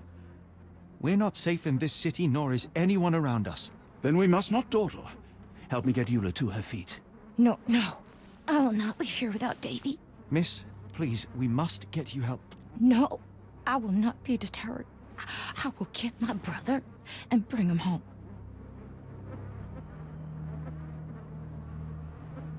If my deductions are correct, Davy lies behind this door. He ought to be unhurt, but is no doubt shaken.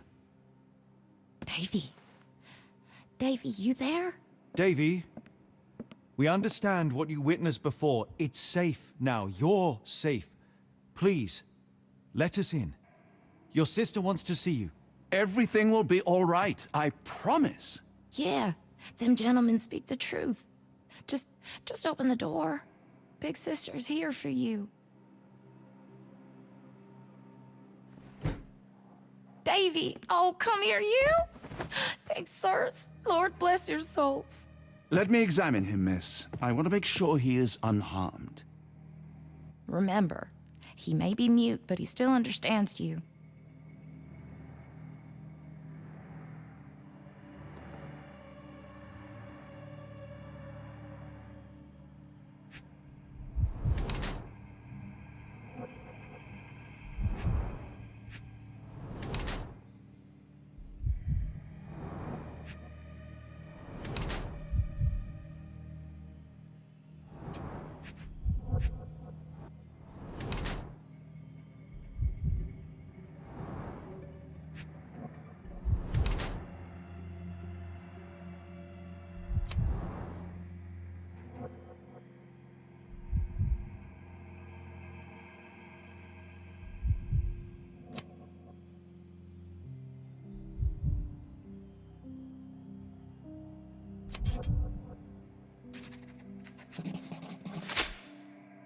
Davy seems in good health. The bruise is a remnant of that awful night, perhaps even caused by the intruder, but he is otherwise unharmed. In fact, I believe life here was good for the boy. Arneson and the others cared for Davy. That may have allowed him to withstand such horrors. I need your help, Davy. We know that the man with the curved dagger is responsible for all this. You recognized the man, yes? The same one in the photograph in the office upstairs, standing with Arneson. Good. Please, write his name. And one last thing. The room with an image of a bell on its door may hold important answers. Do you know a way in?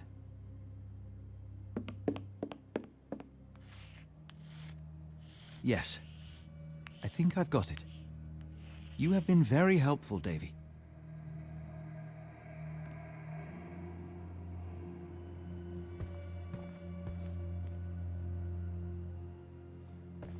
Oh, Davy. Things you must have gone through.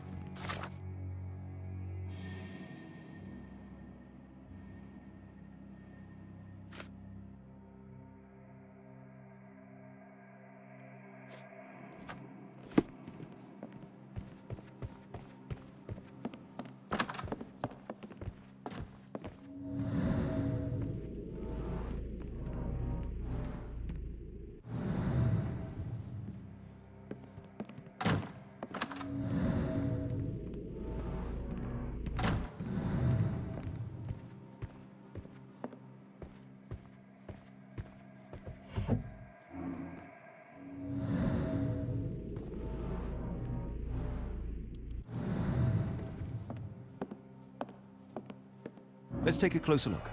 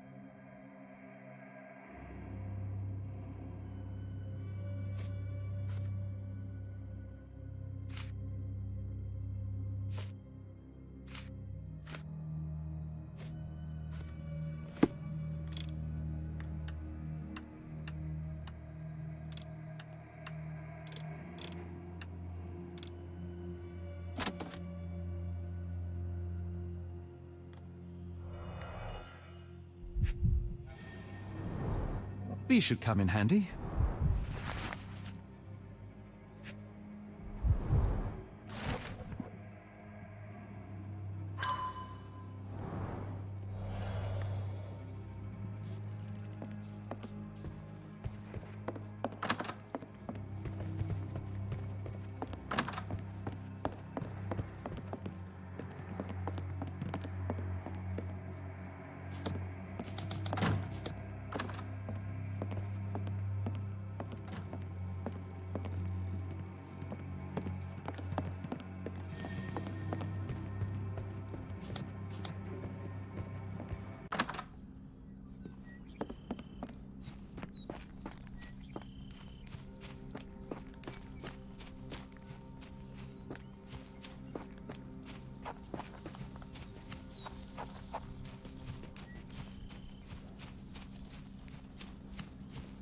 This might be useful.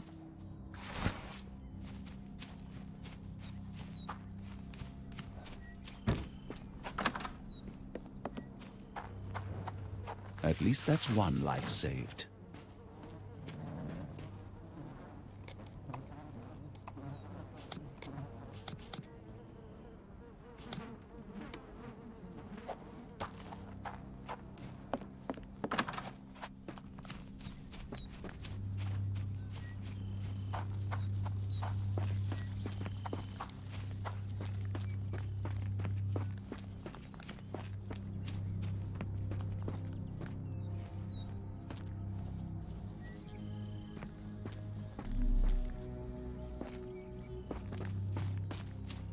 More boot prints.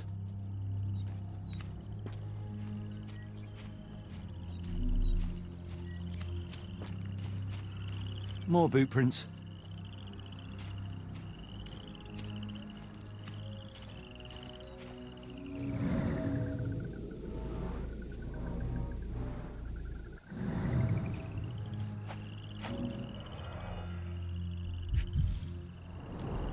These fingers were severed with a single clean stroke, but I don't see the thumb or middle finger.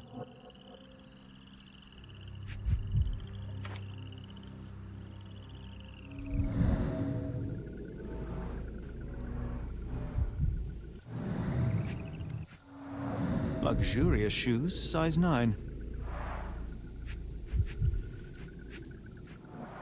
Look, Watson, animal prints. I wonder what kind.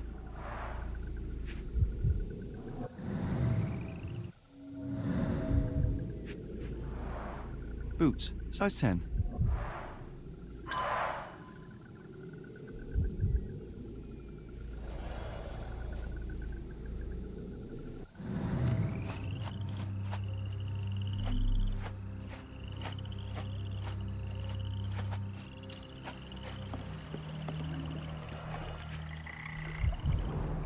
A scrap of silk, soft and elegant.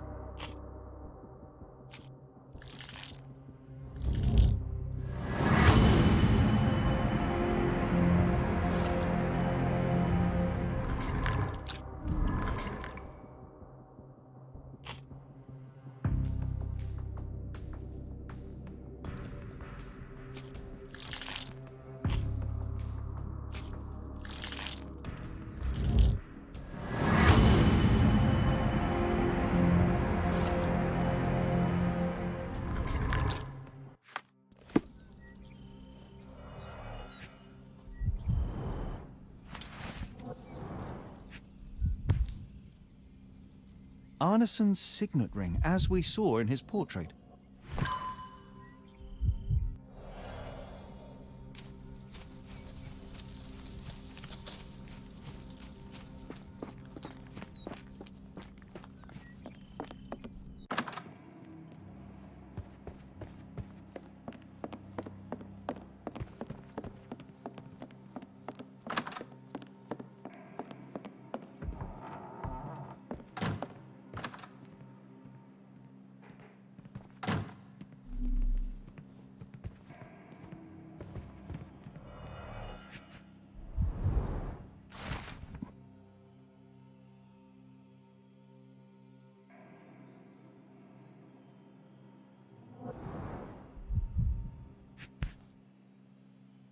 Well, isn't that interesting? Hello again, Lucy.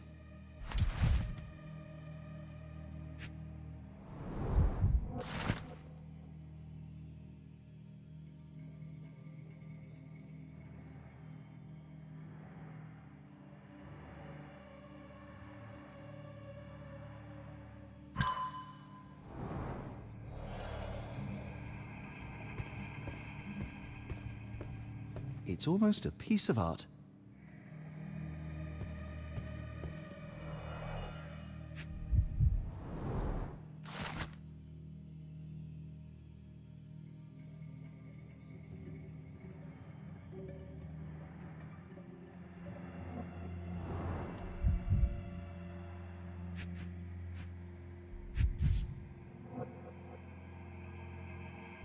My princess, my love, my heart.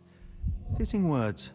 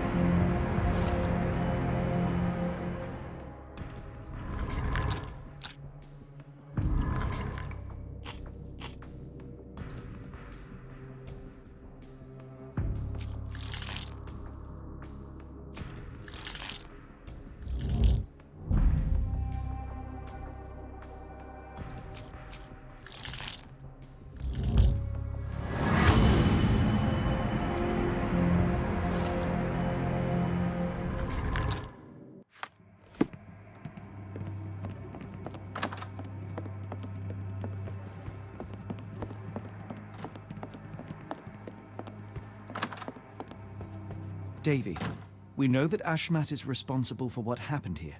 We must catch him and hold him accountable. I know that you are scared, but you are also the only one who can help us. I believe Mr. Arneson showed you a cryptic telegram that was sent to Ashmat. You are an impressive boy with a phenomenal memory. Can you tell us the contents of that message?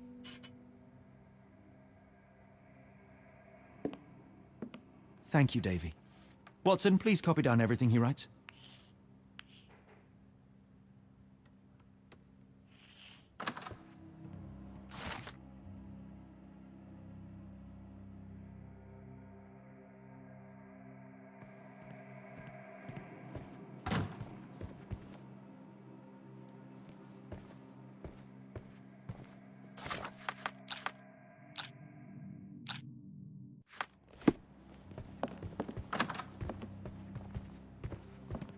Davy is calm and collected despite enduring all these horrors. An impressive young man.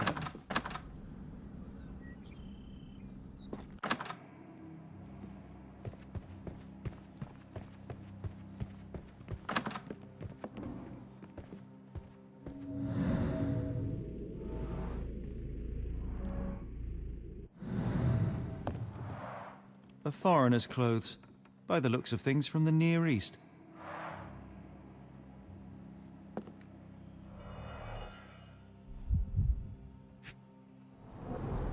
The scene is impossible, unnatural, but also familiar. Dense and disturbing notes. It's hard to follow.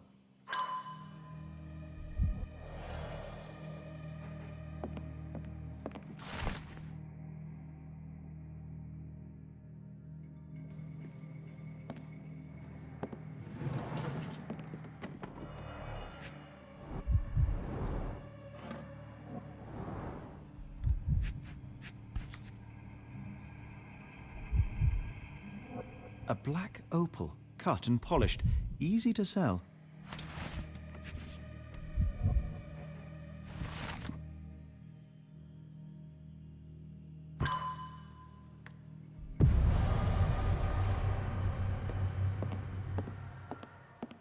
We still have to find Arneson. After all we have learnt, I fear for his fate.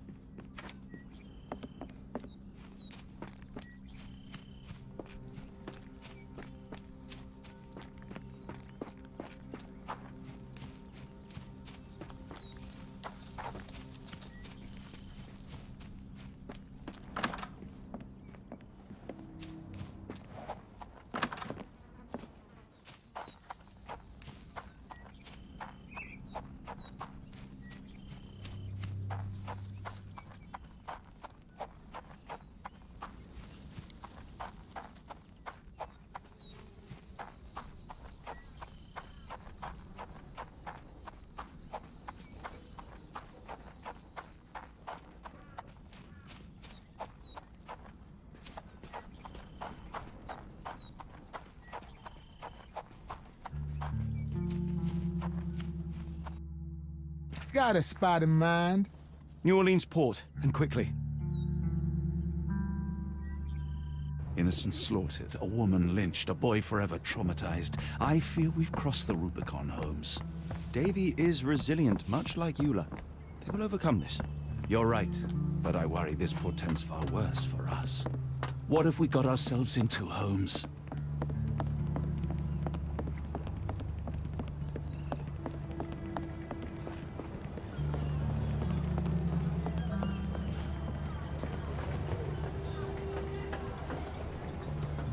Johnny boy, so how was it with Champagne? Most enlightening, thank you. And now my friend Mr. Holmes would like to talk to you too. Well, ain't you something? What can I do for you? I'm afraid I bring bad tidings. How bad? It concerns your significant other, Arneson. Arneson? Now, who said we were lovebirds? Lucy, we only mean to help. No word of the matter shall spread. What are you implying?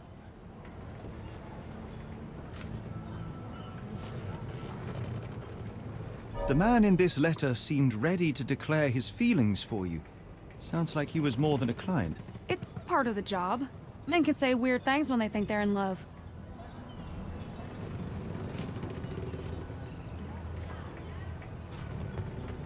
This photo of you and Mr. Arneson suggests the feelings were reciprocated. Looking interested when with the client is part of the job, Mr. Holmes. I don't even remember the man. You mean to say you take pictures with everyone? If they ask nicely. And pay.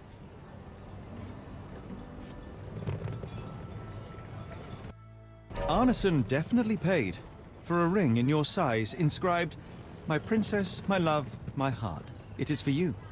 Arneson was going to propose marriage. Facts are clear. You know Mr. Arneson and perhaps even love him back. Regardless, he has been abducted. His life is hanging in the balance. Please, help me save him. Oh my Errol! What have you gotten yourself into? I didn't want to believe this could happen. Lucy, Lucy, what do you know? Could it have been the sheriff? I don't know, John.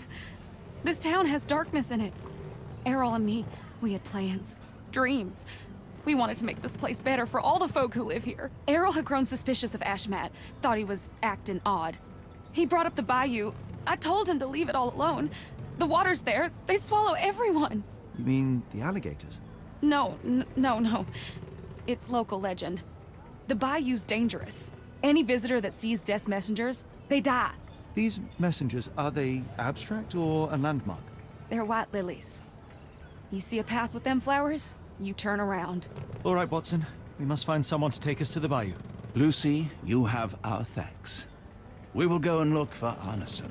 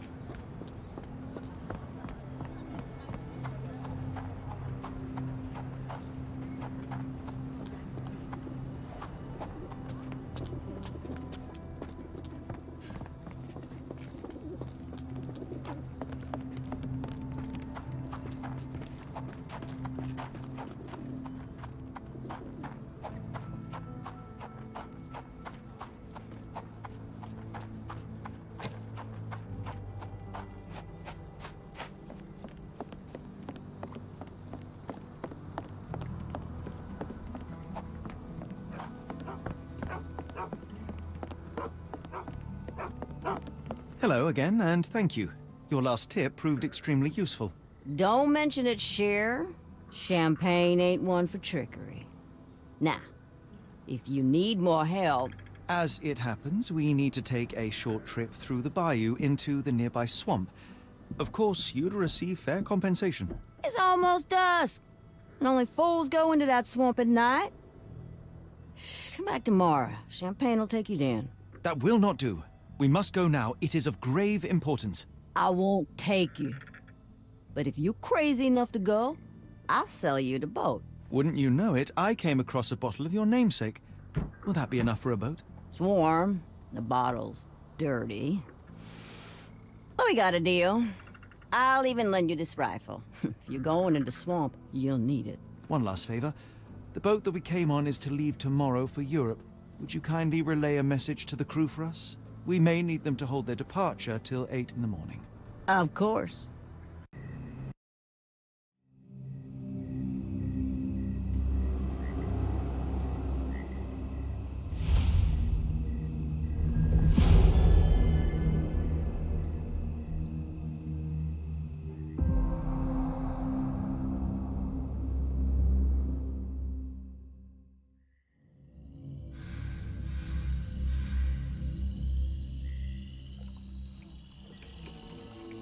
At least in Afghanistan, we had nippy nights. It makes one yearn for rainy London. This place, Champagne, did not mince words about it. Keep your wits about you, Watson. We are inching closer to the heart of this mystery, however dark it may be. Hell's bells! I told you to stay away, Doctor. That he did, Holmes. I rule these parts. No hiding from me here.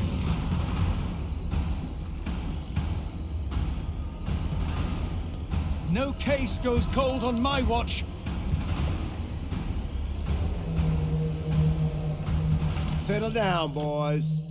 Our friends are as good as gone. This is it, Watson. Our moment of truth.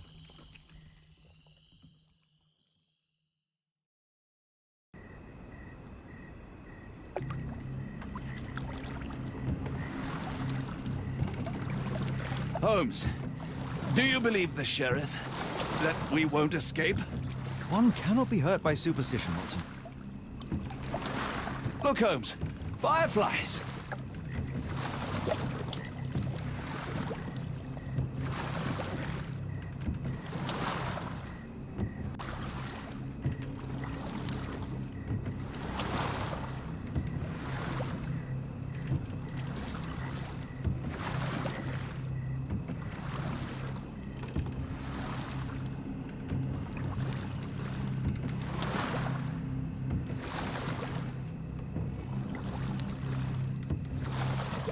How are you faring, Watson?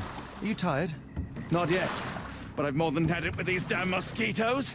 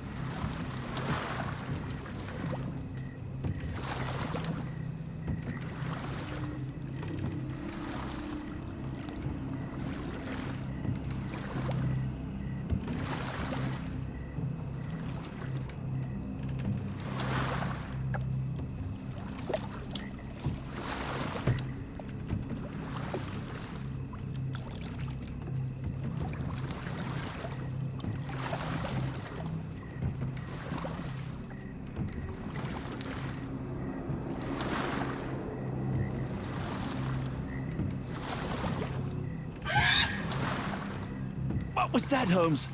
Whatever, or whoever it was, we should ready ourselves.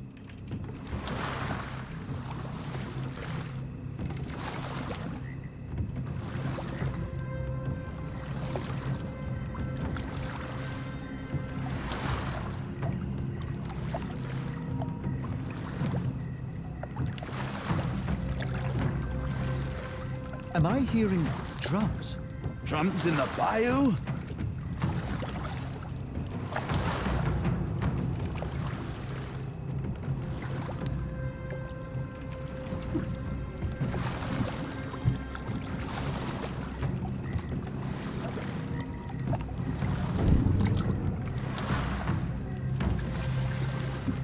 Holmes, I think I heard something swim underneath our boat.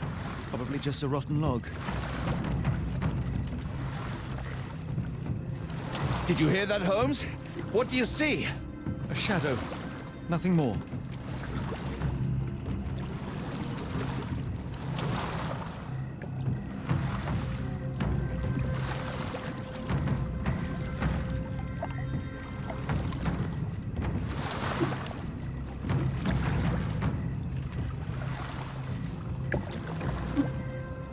If you told me when I binned your paper that we'd end up fleeing the law in a rowboat through the Louisiana Bayou... I dare say you would have hardly been surprised.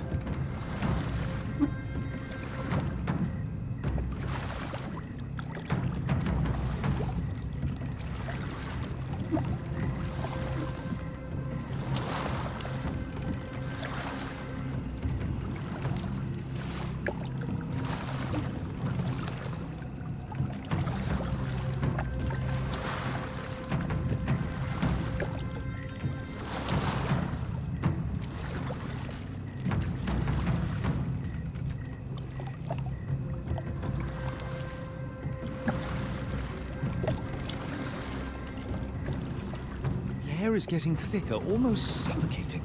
The stench of death. All too familiar now.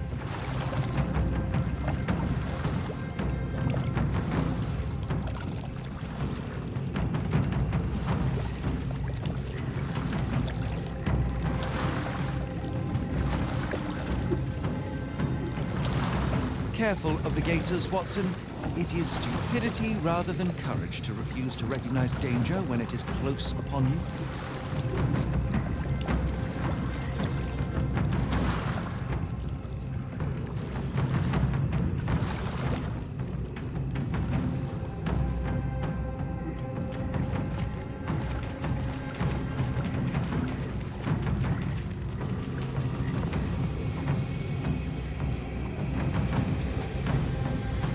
Holmes, hand me the rifle.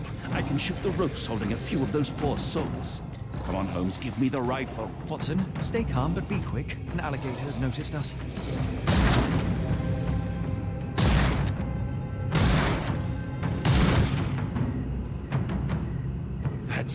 That's vicious. That's nature, Watson. Let's try not to annoy them.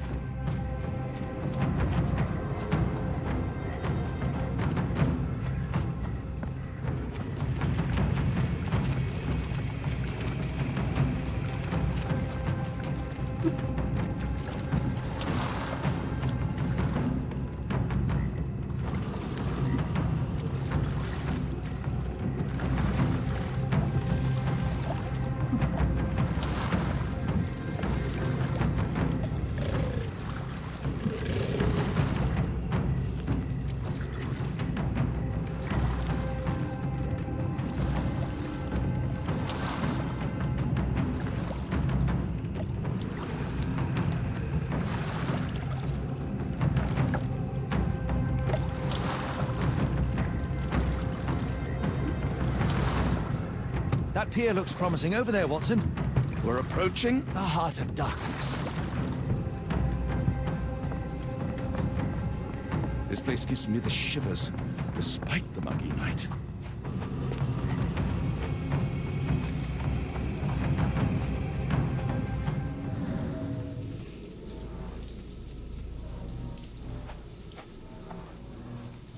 Ashmat dragged Arneson here.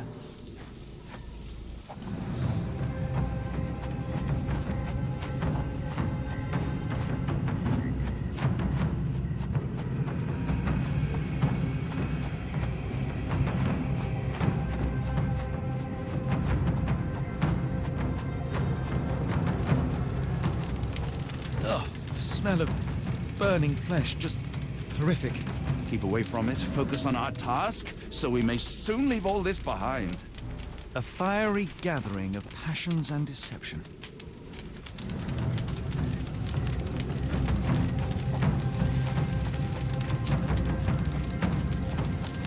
I should be glad we're out of the water, but I'm not.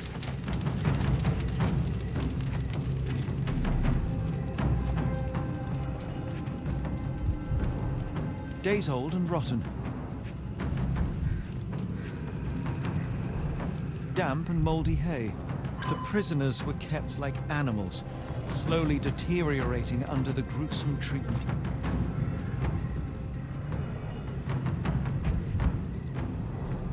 The blood is dry. The axe has not been used for some time.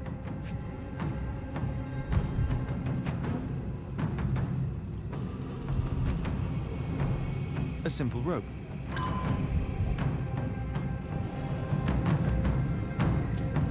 The wood is swamp cypress, endemic to the area. This is how those poor people were crucified.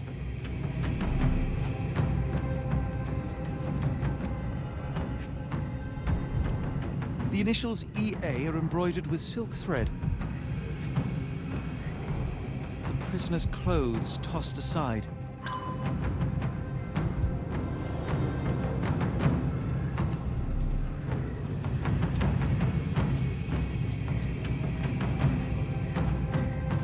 Blood was poured over someone, leaving a gruesome silhouette.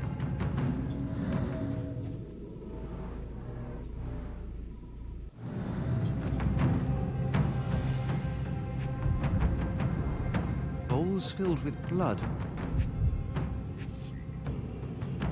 A worn blade, but clean and without blood.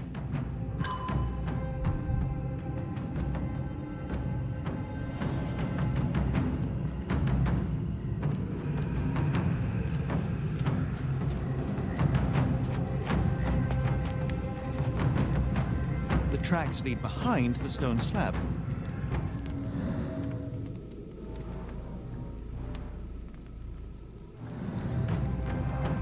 Only this indentation was spared from blood.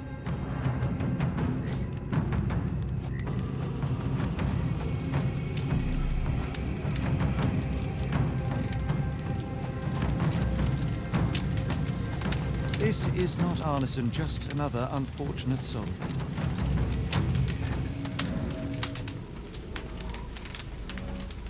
The hand tied here was bleeding in 4 places. This had to have been Arneson.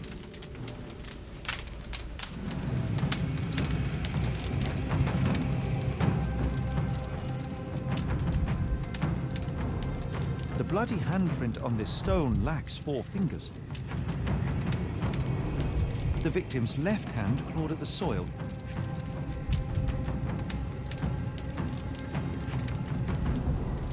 Sunken heels, the result of dragging a heavy body.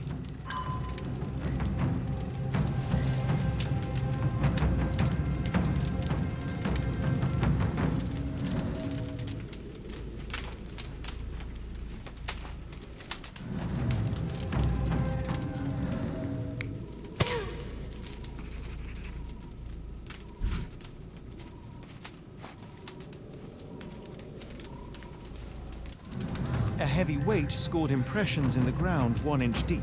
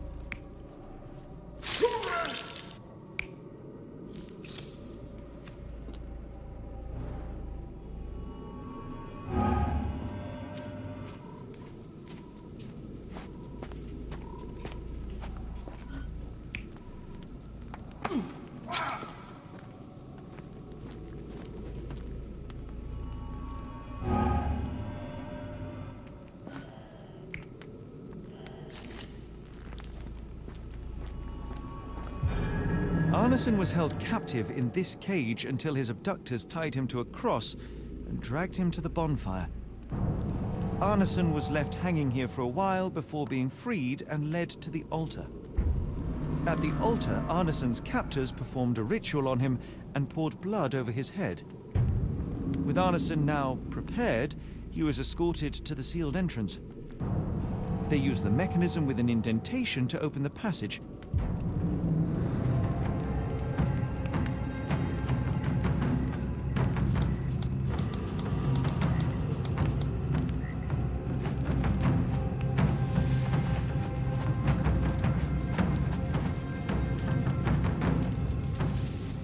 Heavy and covered in blood.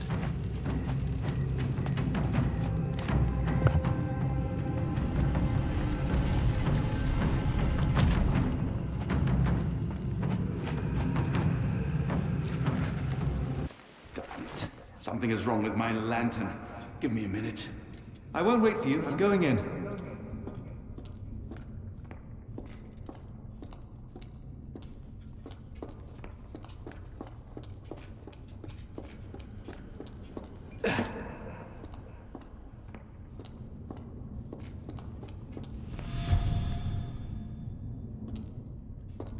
What? Woe betide those who take it. Walk away. Let the unknown be.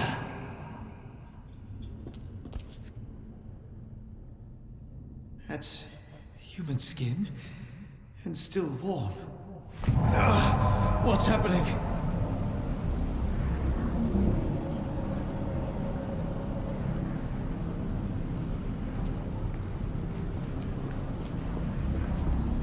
Deja vu, and not in a pleasant way.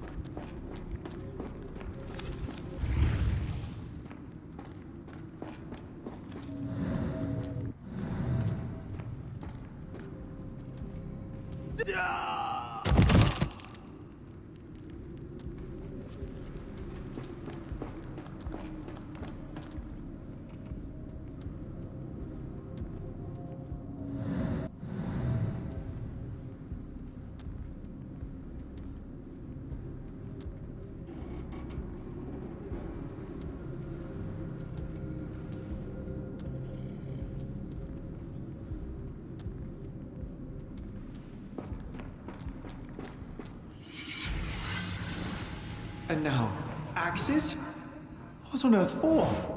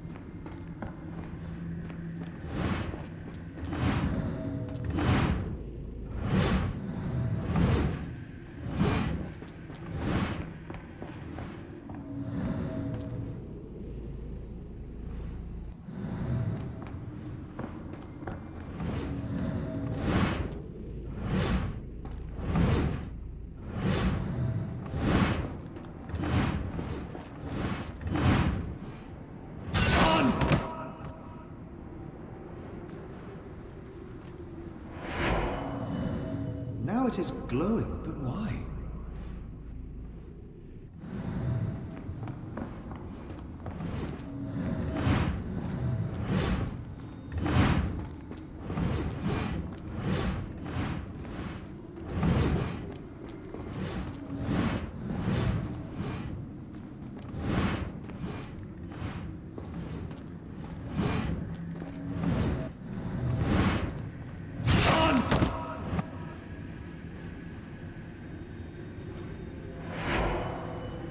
There's that glow again.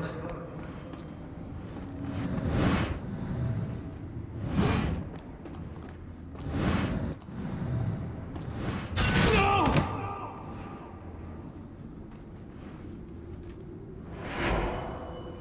I hope that was all. I can't take any more.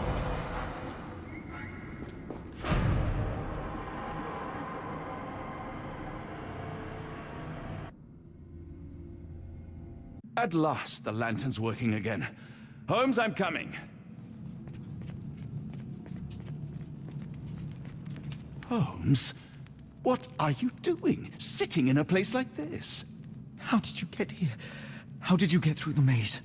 Tell me, Watson. What maze? I walked straight up to you. You saw me. Do not lie to me, John. How did you get out? Sherlock, what happened? Are you feeling all... Oh, heavens. Is that Arneson? Why didn't you mention him? Stay put. I must check if he is alive.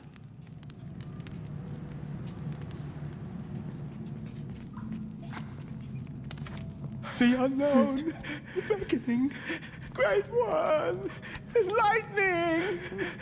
I should examine him before he has another seizure.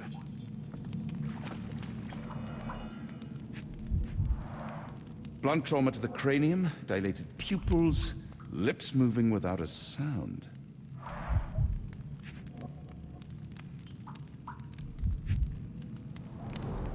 Severed fingers, the wounds are inflamed.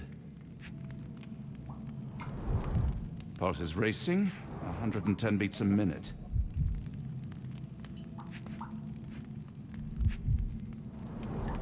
Cold sweat. 2, no, 3 ribs fractured. Arneson is delirious after all he's endured. We can't get him to the boat in a state like that. It's dangerous to us and him. Please tell me there are no eels inside, Arneson.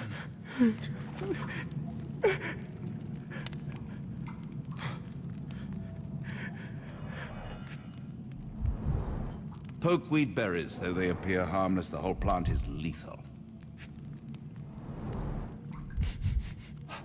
Odorless, watery, and hard to identify.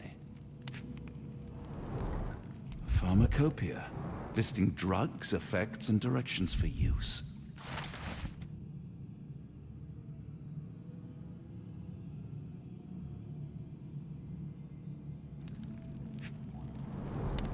Some kind of amanita mushroom, extremely poisonous.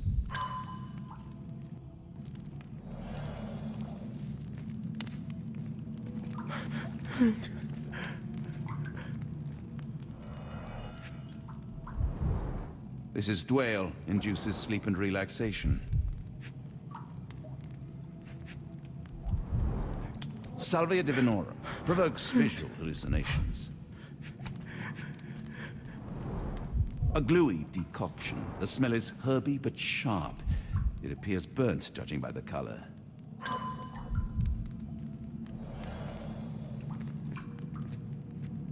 Hard to tell what it says.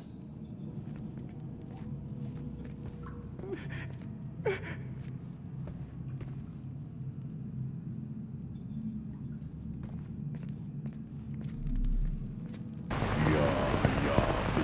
just need a second, John.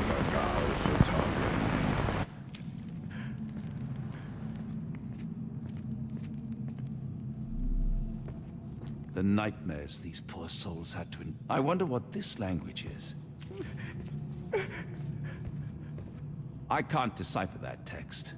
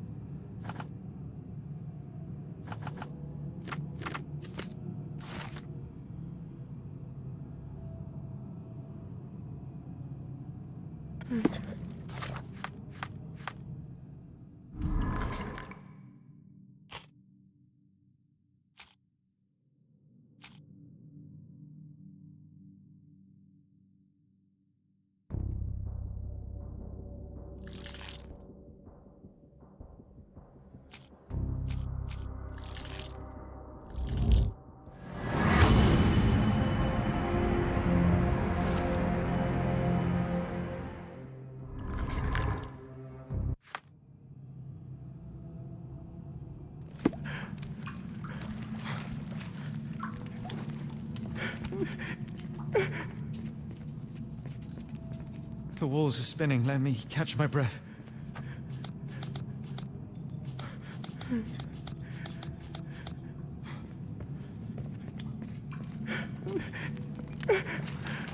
Please tell me there are no eels inside, Arneson.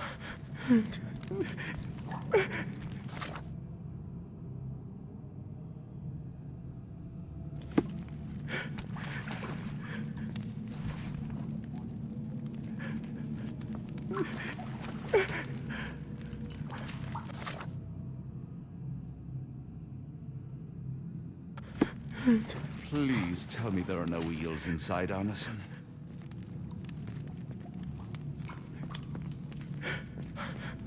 This should help soothe Arneson.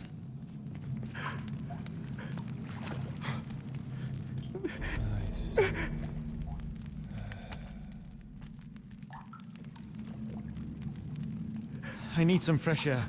Yes, please go. I'll be right behind you with Arneson. Perhaps you can prepare the boat.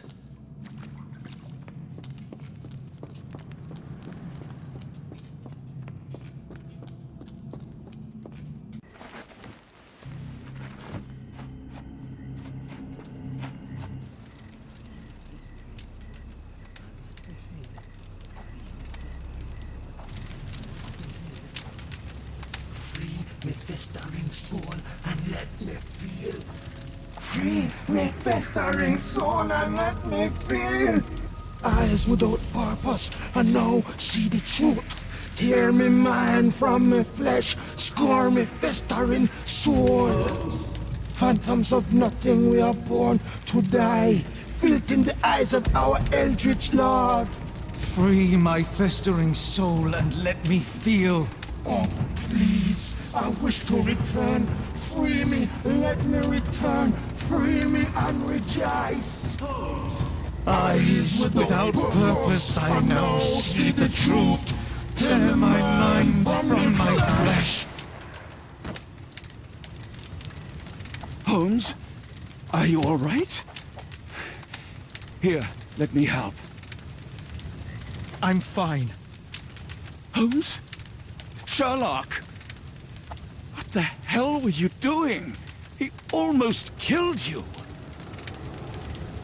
I don't... You're right. Let's go, Watson.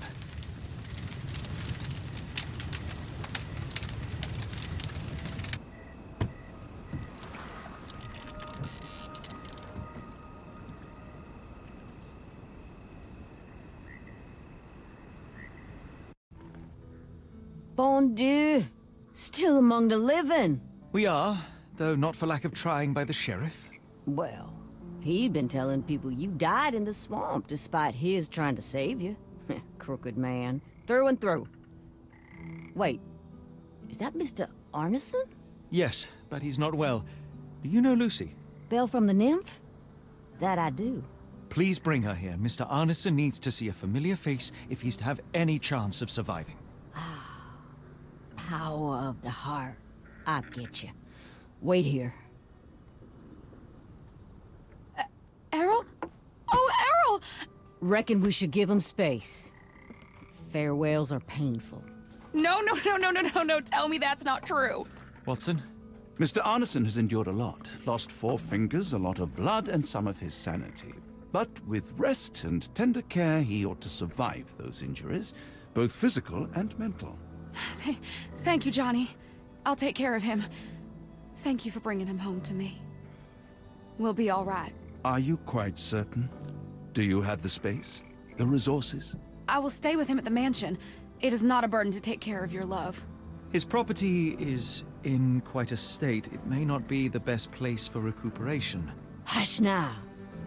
Champagne will see it sorted. Then it's settled. Hear that, Errol? Us living under one roof. Careful what you wish for. Oh, and champagne? I'm about sick of watching that sheriff run riot through New Orleans. We ought to talk. Funny. I was just thinking that grub did nothing to save your man. Together, I reckon you, me, and Errol have the sway to make some changes round here. I like the sound of that. Holmes, our boat. Oh, we must make haste. Farewell all. Take care.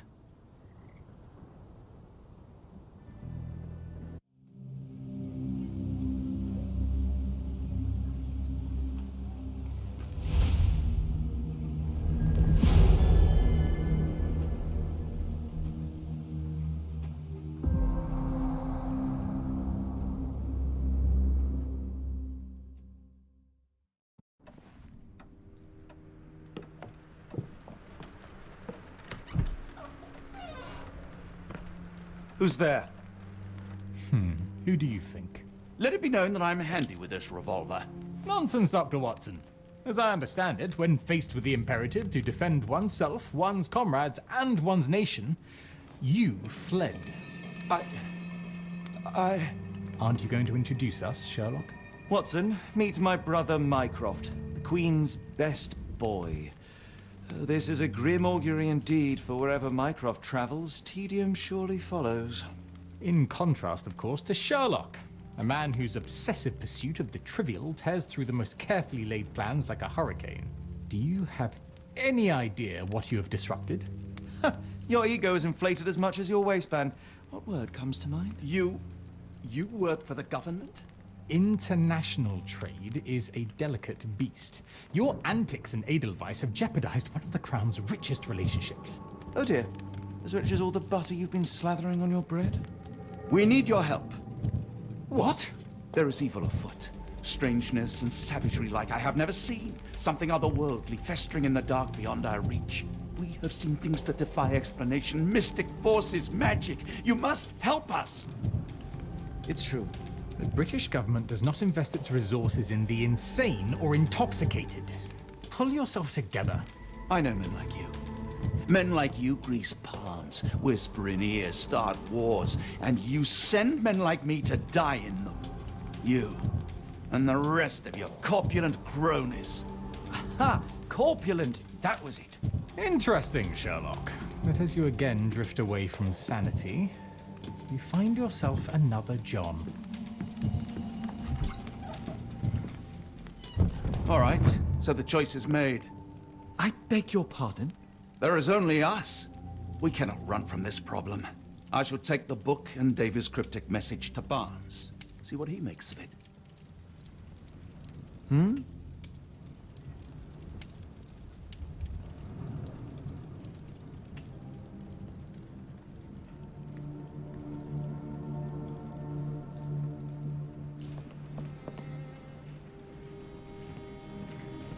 As you were, Watson. Do what you must.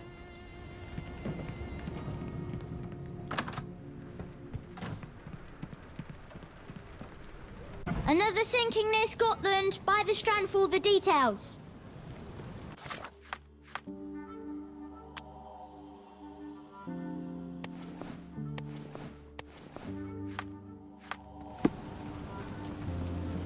Cool. Thank you, sir. Get the Strand. Get the true facts.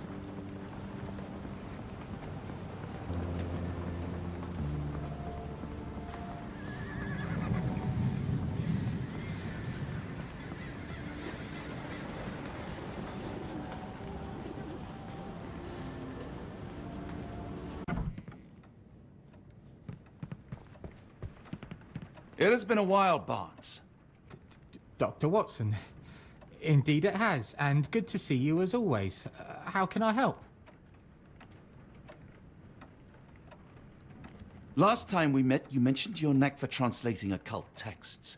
I was wondering if you could help me with this book. Certainly, Goodness. Where on earth did you procure this grimoire? That's a long story. What do you make of it? It seems to describe pagan rituals, ancient deities. Wow, what a marvel. I can try and translate it for you. Just the pages bearing that symbol. This section, really. Entity of ocean or time. Oh my. Oh, already on it, as you can tell. If you can have it done at your earliest convenience, that would be lovely. Barnes, does Stevenson's guiding light mean anything to you? Well, my mind first goes to Robert Louis Stevenson, an up-and-coming author. I've been following his work in the periodicals. Interesting man. I take it his literary pursuits are somewhat of a deviation from the family business. What makes you say that? He wrote a poem. Let me see if I have it still. Yes. Say not of me that weakly I declined the labours of my sires, and fled the sea, the towers we founded, and the lamps we lit. The labours of his sires. I wonder what they do. I have a book on great British families. If the Stevensons have achieved anything of note, they will be in there. Please, feel free to take a look. It should be on the shelves to the right. Much obliged.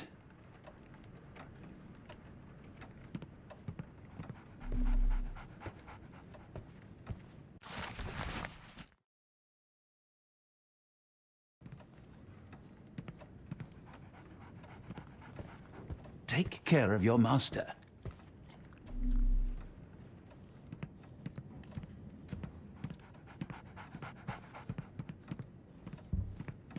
For some reason, it makes my skin crawl.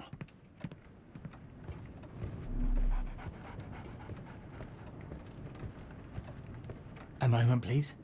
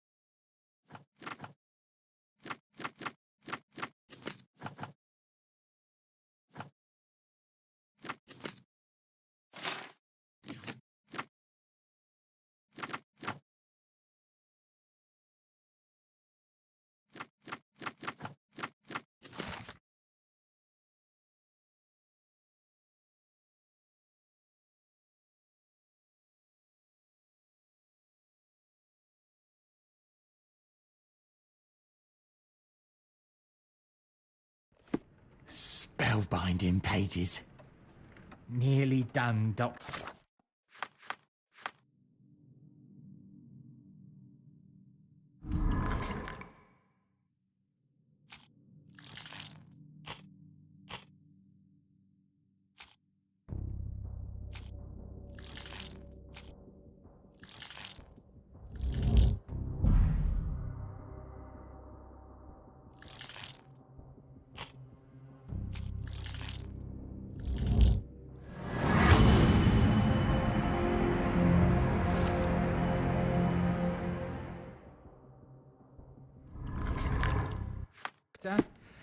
Have you found the book you're after? Say, do you possess coastal maps of Scotland? Indeed. Have you figured out what the Stevensons are known for? Feats of lighthouse engineering. You have my thanks for the book. My pleasure, Doctor. Do you need any particular part of the coast? Loch Harbour, West Coast. Right then. I'll unroll it on the desk. All yours. In the meantime, I will attend to my translation. Much appreciated.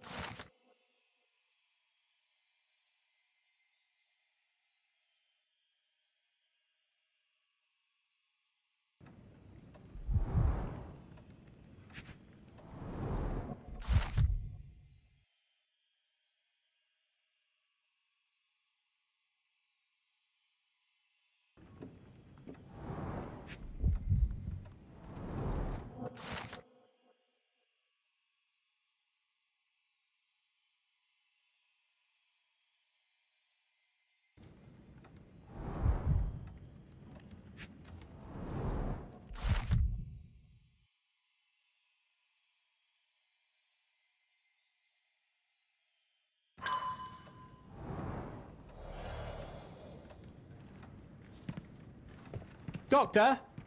Look what I just found. Barnes, have you finished with the book? Yes. I've written out a translation of the section you wanted. It, puts the grim in grimoire. I thought as much. Long story short, it details macabre rituals, death, leviathans, and the apocalypse. See for yourself. I must ask you to leave the book with me so I can read more of it. It's compelling. Very compelling. I don't think that would be wise. Please give it back. That said, I remain grateful for your immeasurable help. Oh, how disappointing. I hope you will consider lending it to me in the future. Good day, Doctor.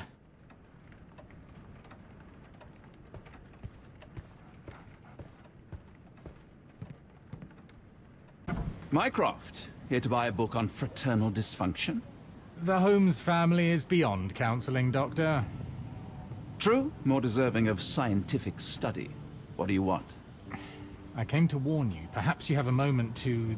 Sorry, I reserve Tuesday afternoons for time with friends. I'm worried about Sherlock.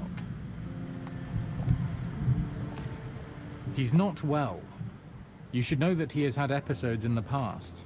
Detachment from reality. He will need your support. Such gall. First you crush him under your boot heel, now you ask me to pick up the pieces. Your emotions are impeding your rationality. He needs to be distracted, diverted into something less harmful. Surely you jest. Only one thing shall truly bring him peace of mind, and that is solving his case. The last case he pursued so doggedly was Cordona. He came home a wreck, and this time I fear he may not return at all. You are not his father, Mycroft. Not anymore. He is a grown man, a brilliant man. I know you care for him. I just wish you also respected him.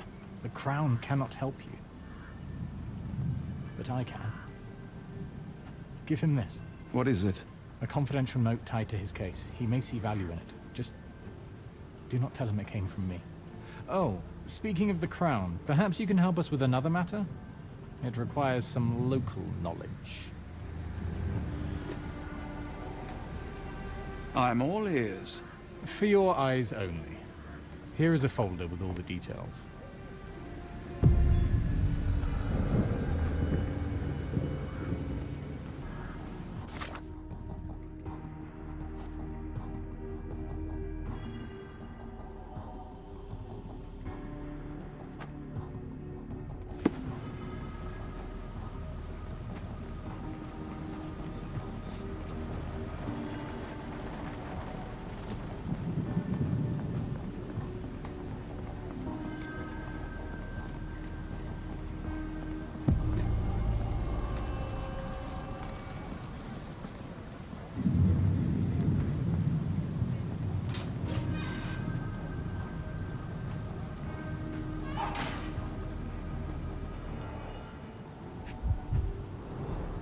His face and neck are swollen, and I can see wasp stings all over the skin. Royal Berkshire Regiment. They had it tough in Afghanistan.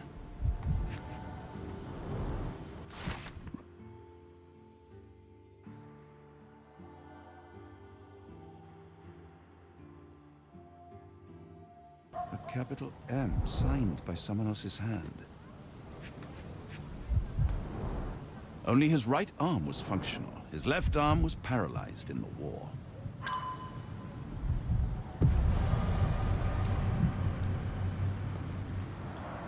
The spyglass was positioned to watch the windows of the embassy across the road.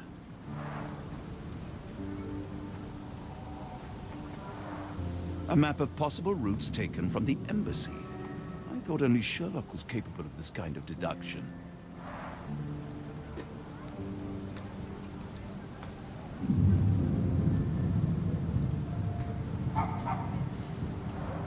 A wasp's nest. They might attack if someone draws too close or are otherwise provoked. Much like London itself.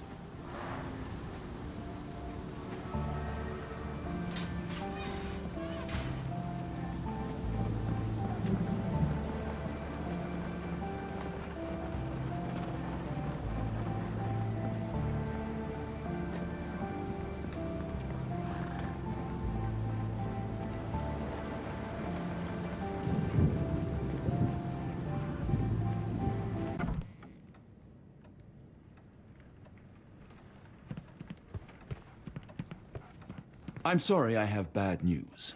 Please do not tell me Hawk is a turncoat. Worse, I have found him dead in his wheelchair, out in the garden. How did he die? Exactly. He was stung repeatedly by wasps. His body succumbed to anaphylaxis. And that is all you observed? Was there anything suspicious?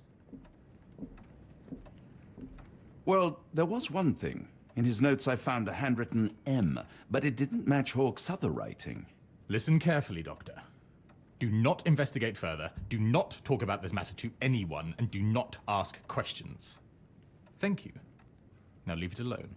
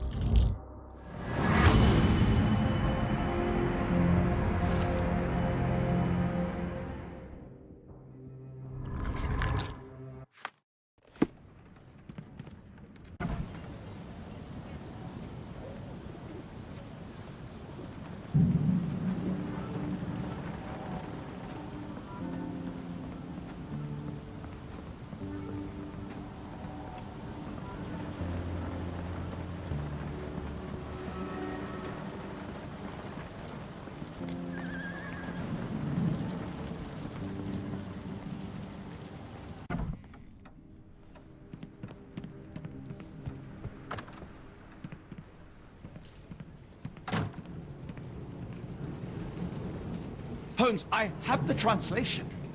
But Barnes was affected by the book. Holmes? Watson? Did you hear me? Barnes was behaving oddly, but I was able to retrieve the book and his preliminary translation. I think we have a lead. Sherlock, what is it? I find myself burdened. It will come as no surprise that I tend towards obsession. Indeed, obsession oft grants me the insights that have become my stock in trade, my greatest asset. Yet I cannot deny this nature proves as much a hindrance as a boon. It has cost me friends, colleagues, brothers. And despite my obsession, as I contend with the matter at hand, no closer to understanding than when we began, I must conclude that I am of no worth at all. Without an answer, what use is the question? Sherlock, this is no time for despair. The book is real. Those men went mad. John, I fear that I am as mad as the rest of them. I bore witness to the same events that you did. I saw with my own eyes the inexplicable, the ghastly, and the unnatural. I can attest to their occurrence. So take heart, for it was as real as you or I, and thus we must persist. Lives hang in the balance. If you cannot see your worth, then trust in me, for I see it. And I know of no other man capable of putting this matter right. Thank you, John. Would that I possessed even half your courage. Pray tell, where does our journey end? Ardnamurchan, Scotland. Well, shall we be off? Yes, of course. You can apprise me of your actions while we pack.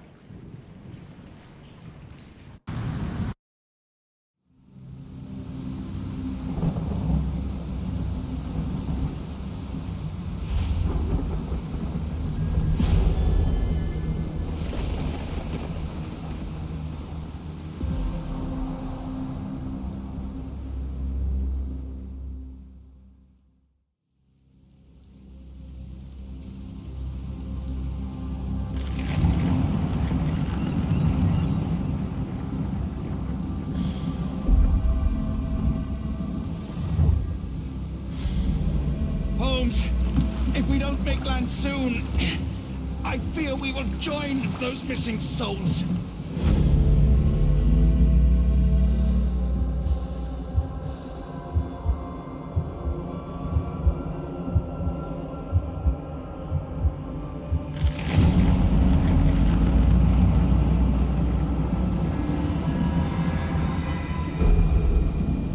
These seas have taken too many, John.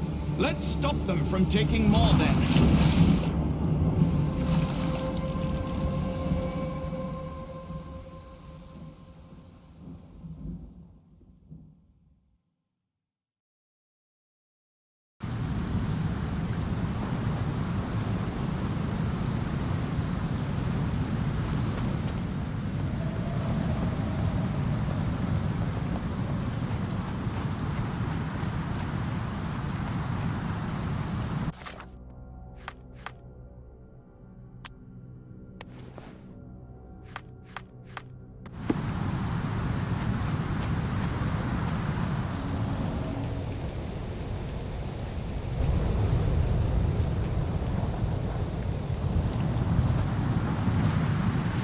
The door won't budge.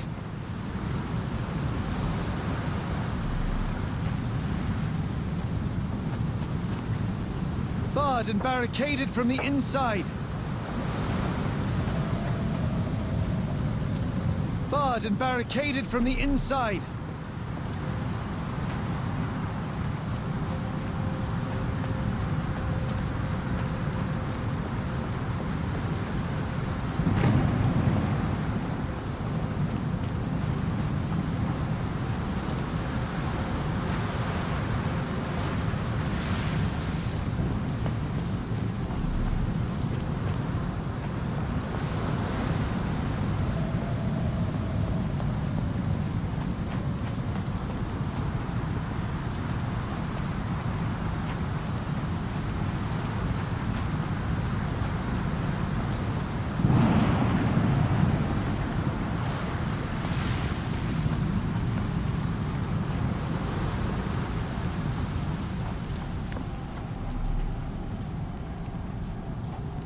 An old cannon, probably rusting here since the 16th century.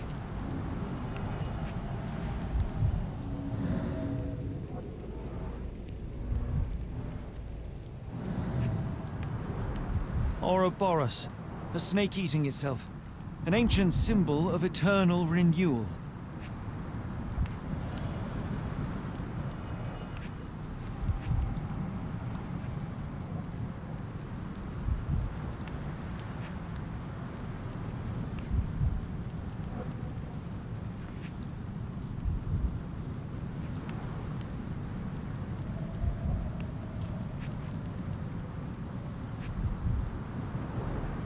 Fresh marks, something scraped along the stone. This door requires a very specific key.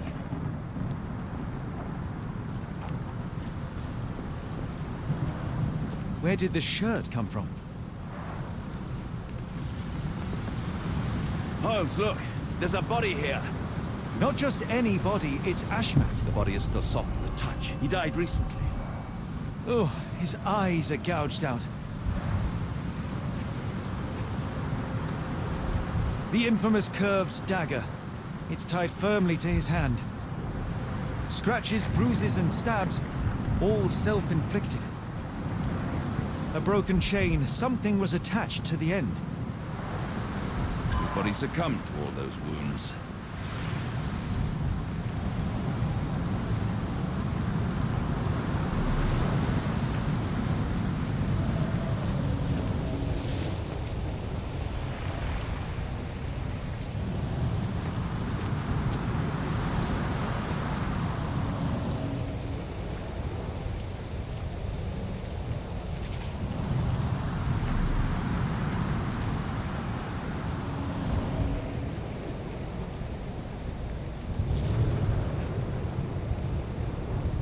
A human-sized imprint. Someone fell on their back.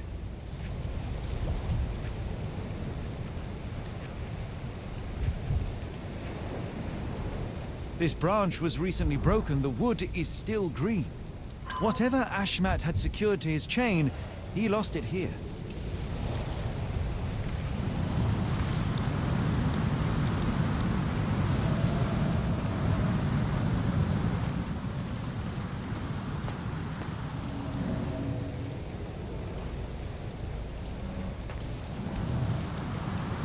Scratches.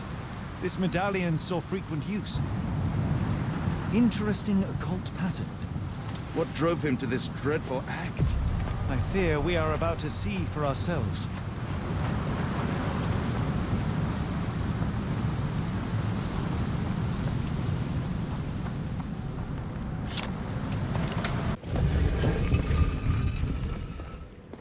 He crossed the ocean twice for his cult, only to end up splattered on this rock. Seems everyone is disposable.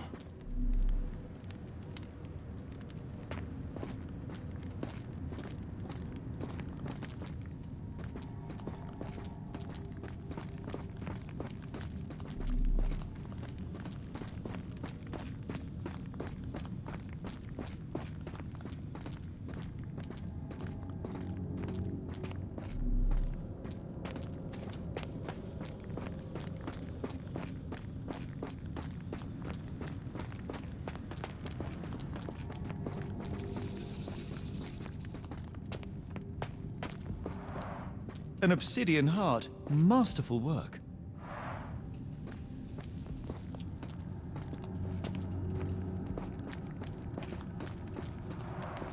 This vessel is covered in dried blood. Oh, I get it. We need fresh blood. And no, I'm not volunteering. Fear not. I think Ashmat can help.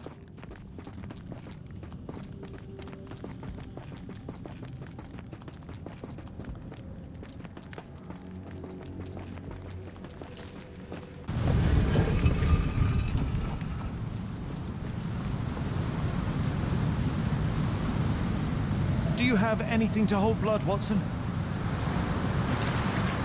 Fine. Take my flask.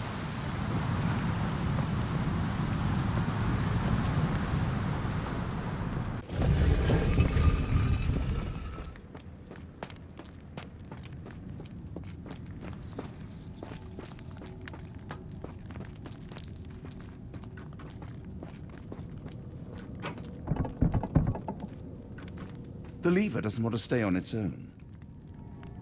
Watson, hold the lever for me. I must investigate.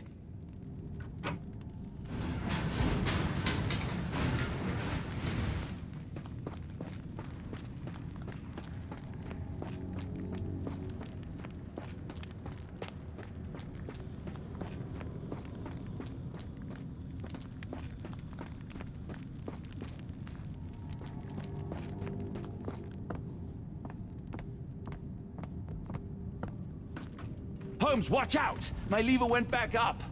The doors, Watson! Hold the doors! Ah! We're trapped! Now what? Look around. There must be something we can use.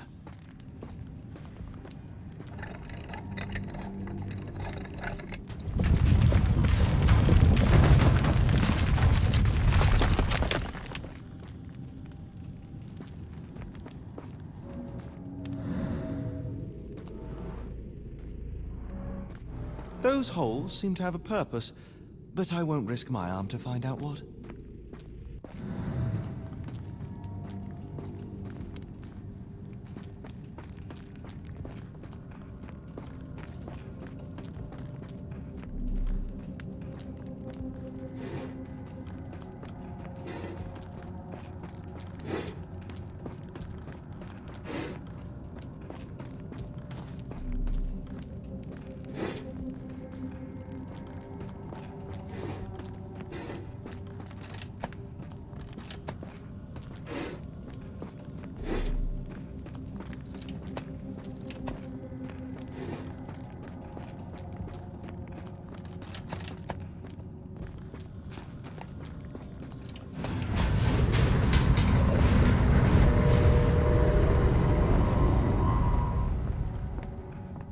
Be ready for anything, Watson.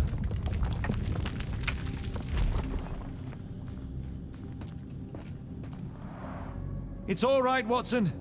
It's merely a chest with coins and a dagger, made of obsidian by the looks of it.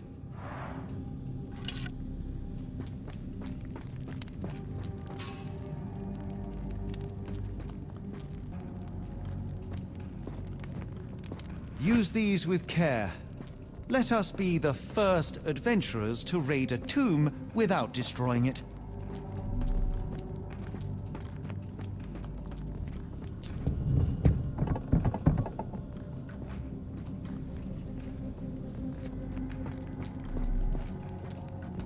Terrific.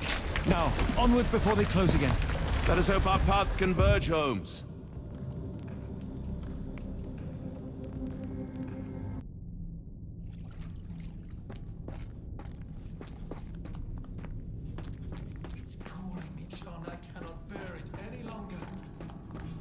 Are you all right? The abyss. Holmes, speak up.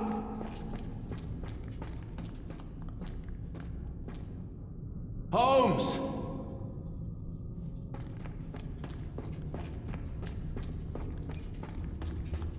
Holmes! Help me.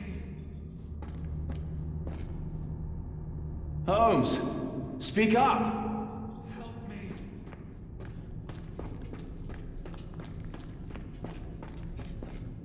Holmes! Help me.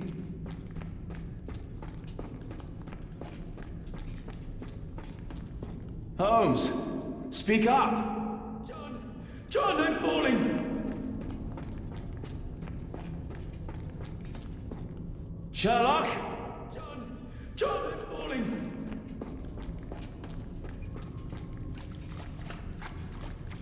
I'm coming! Watson!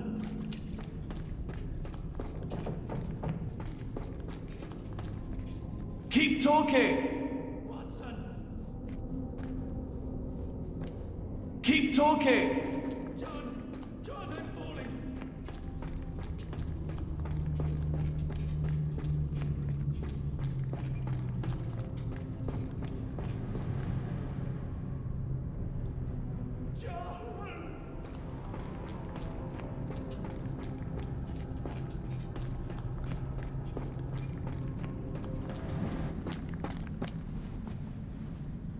Holmes!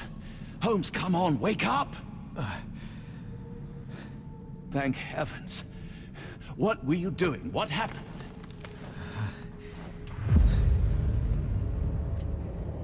The whirlwind. Stars are so distant. The sun inverts the earth. It becomes transparent. Sherlock, snap out of it. Nothing is everything. We are so small, inconsequential. A shadow in the dark. I think we best go back. You are not well, Sherlock. No. We are so close. We cannot... You asked that I intervene if I saw you cracking. This is me intervening. With every passing minute, another life is extinguished. We must stop. Rochester, we must end this. Ah, Sherlock, you almost died. Do not worry about me, John. You have other men to save.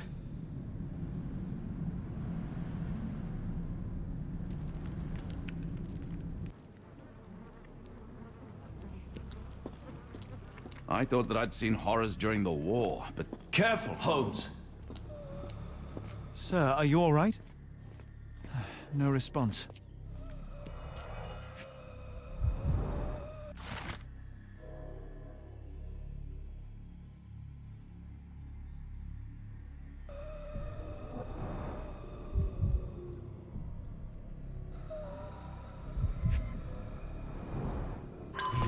Yeah.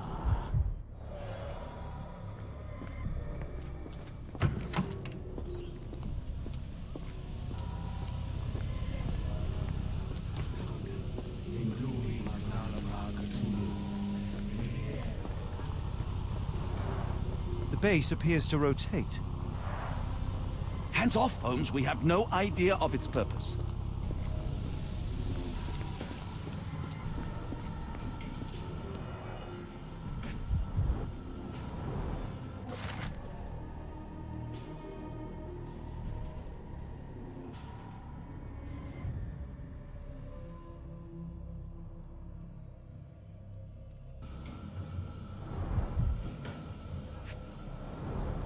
The sheer form of it, the color, it makes me feel uneasy.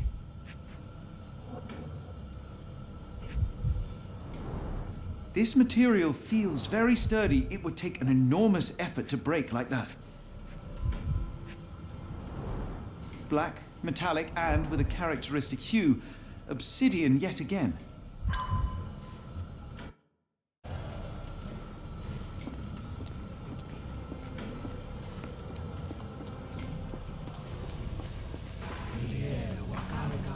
They are all entranced, captivated by the light of the lens. Sherlock, don't touch it. We still don't know what it is capable of.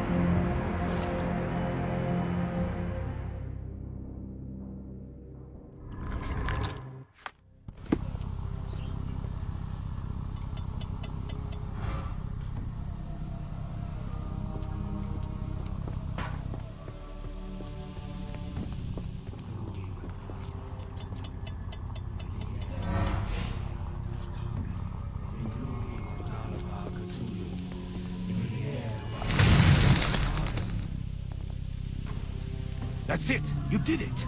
The lens broke. John, the worshippers, we need to make sure... Of course, I'll see if they're all right.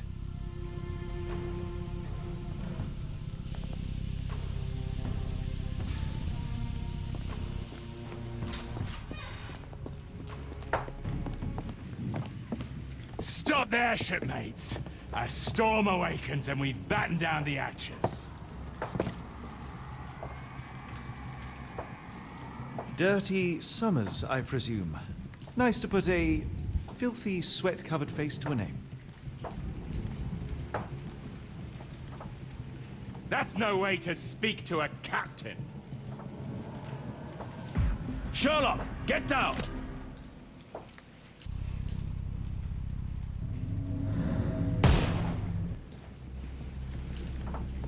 Watson, you killed him! I didn't have a choice. Well, what's done is done. If we do not stop Rochester, Summer's death will be but one of many.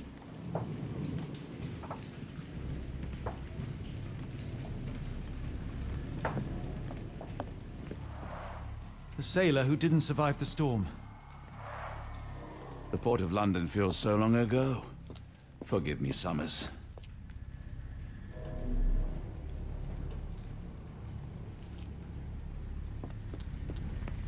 They made sure no one could enter through the main door.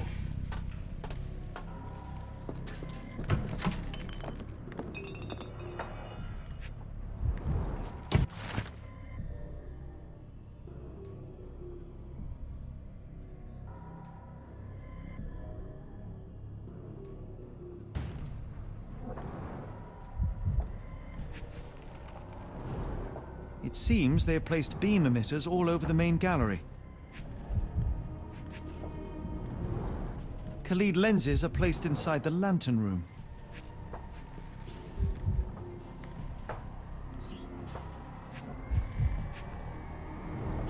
They modified the gallery and watchroom. One moment, Watson. I'll redraw this blueprint.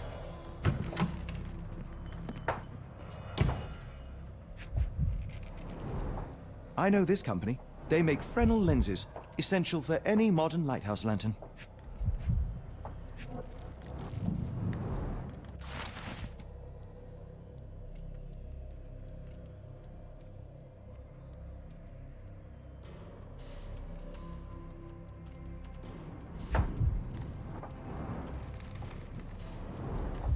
Hay for padding. They didn't want their cargo damaged.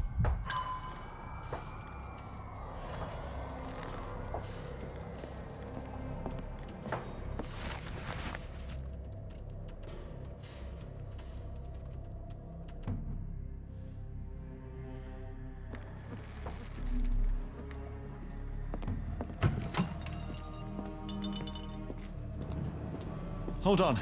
We need a plan.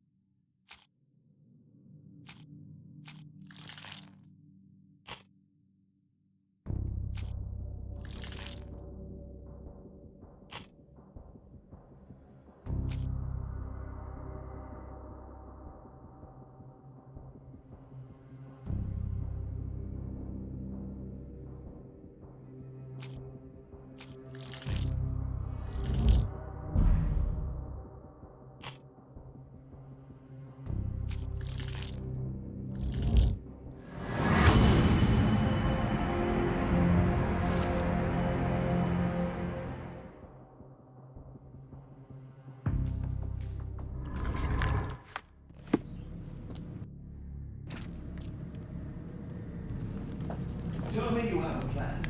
Of course. We shall apply what we just learned, charge the Khalid lenses, and break them with the dagger. That should put a stop to this cursed ritual. All right, good. I confess, I worry about what awaits us. Is it too much to hope this will all come right? If our future is black, it is better surely to face it like a man than to attempt to brighten it by mere will-o'-the-wisps of the imagination. Come on. We'll go together.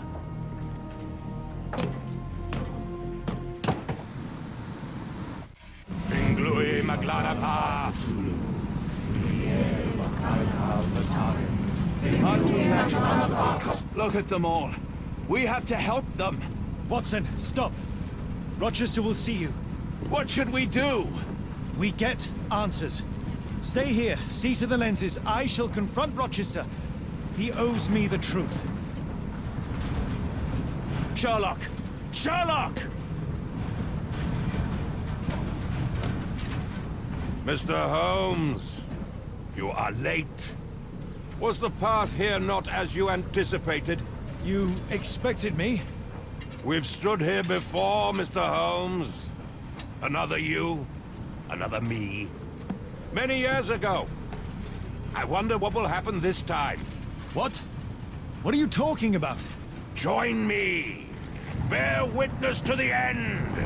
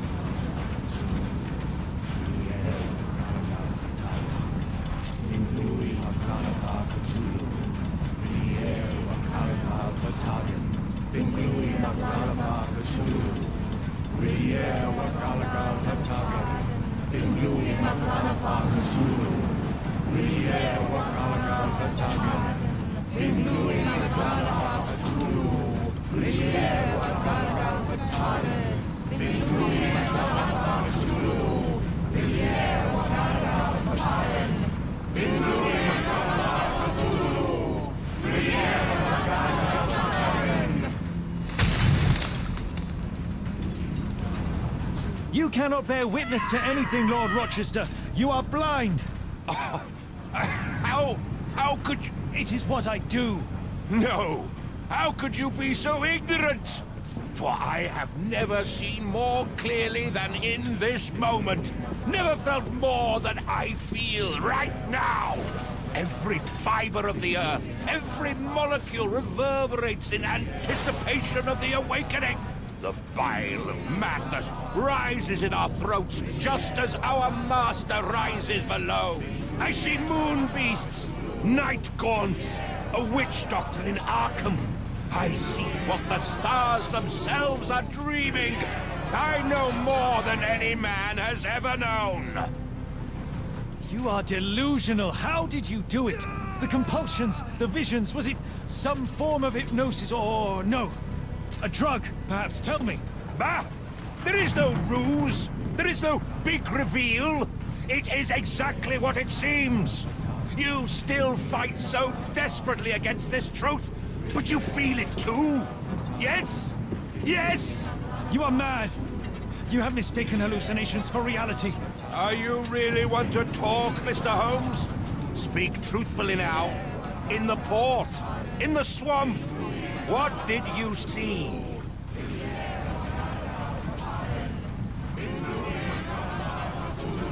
Something beyond the capacities of my imagination. A world so alien, but so familiar.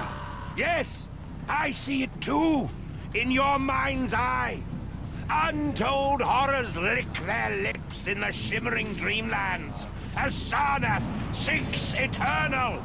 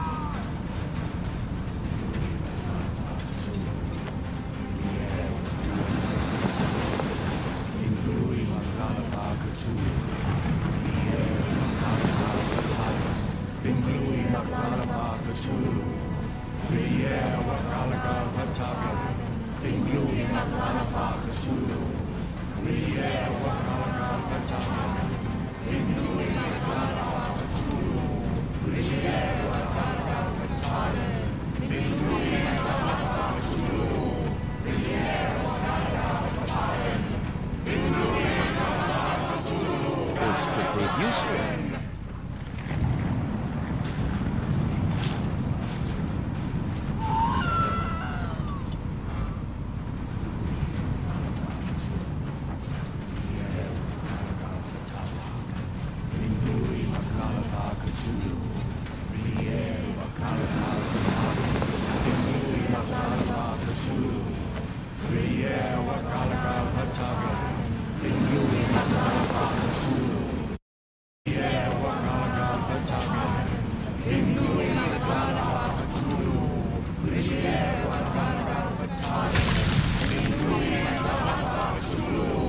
But what is the point? What are you hoping to achieve with all this slaughter? Do these people deserve such suffering? They are just tools. Their existence is meaningless unless put to use. Oh, all-seeing master. Oh, grand God beneath. How he has blessed them with purpose. You use them for cruelty. I've seen a man eat his own flesh just to hear the whispers of lizards. I've seen a mother behead her newborn that she might travel to another world. Galaxies swallow each other whole. Light folds in on itself until nothing remains. You know not cruelty, Mr. Holmes. Cruelty is for such knowledge to be beyond the reach of so many. This is hubris delusion. You are Icarus flying too close to the sun. No, no. You misinterpret the legend, Holmes. Icarus flew. He reached heights no man had ever reached. One must imagine Icarus happy. He burned. Rochester plummeted to his death. And were you to ask him of his choice, he would have not a single regret. Every step I took was necessary. Every drop of blood a blessing. Every death predestined. Surely you understand. It was for knowledge. The only thing worth living for. Why must you remain so blind? Be honest. What is it you fear?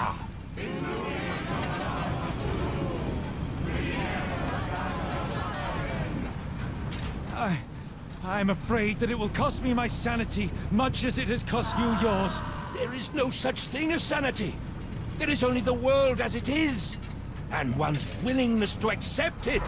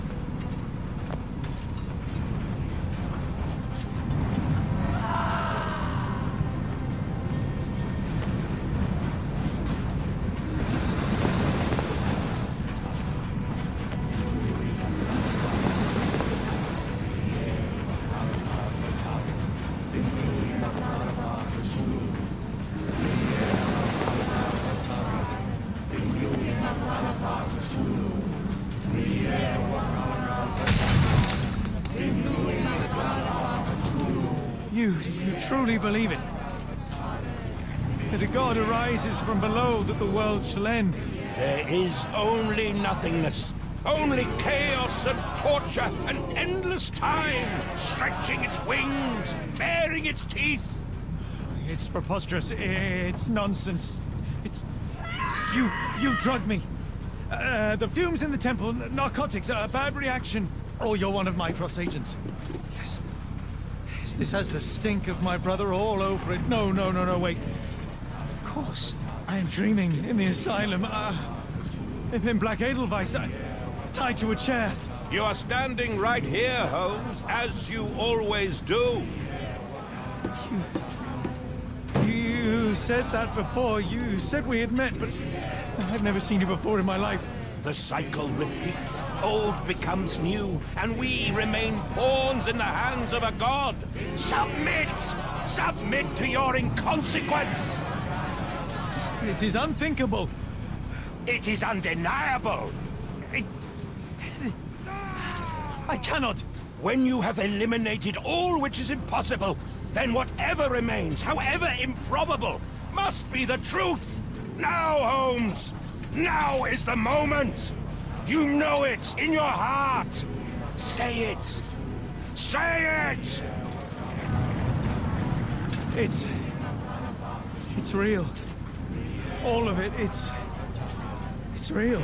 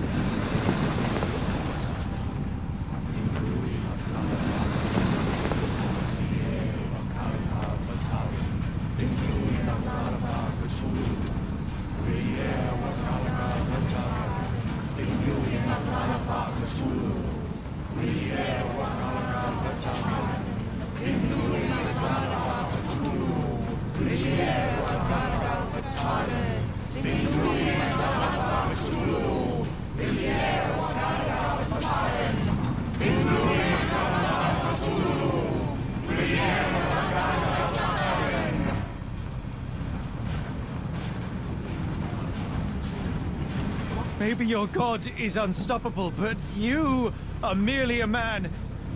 And I know how to stop you. What do you mean? What have you done? I have made a friend. Yeah!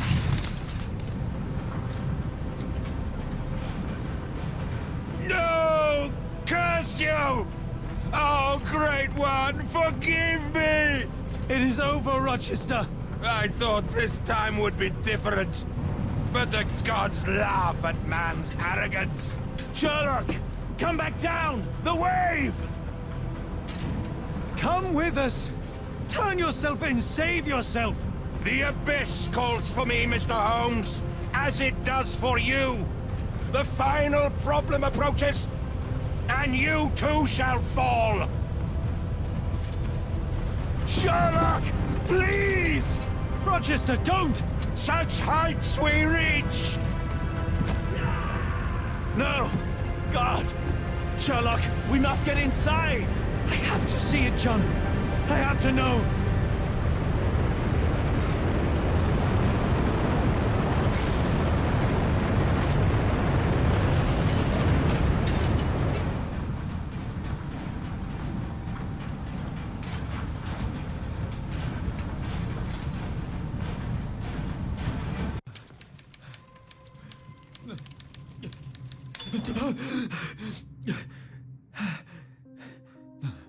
Apologies, did I rouse you? I could relocate to the study, but I wanted to be at hand should you need me. No. The sound of your keys. It is my tether back to the waking world. I find writing of our adventure helps me too. Perhaps at some point you could read it and tell me if it accords with your memory. There are moments in our journey that only you were privy to. Your encounter with Gygax, your visions with Light of the Abyss, your confrontation with Rochester. No. Pardon me? Do not publish it. It would be professional suicide. You would be a laughingstock, a fabulist, concocting penny dreadfuls for the unwashed masses. And I would no longer attract a distinguished clientele, but madmen convinced I could connect them to their deceased relatives or help them capture a fairy. Ah. It doesn't seem to get any better, does it? When I close my eyes, John, I am falling. Falling into a black abyss. It is endless and suffocating and unforgiving. But I would give for a dreamless night. It's going to be all right, Sherlock. What is that? It will help you rest. No, not that. No.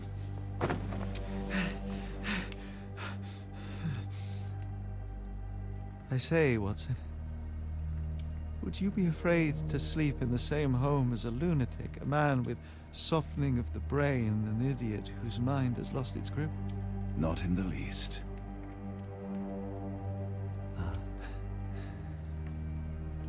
That's lucky.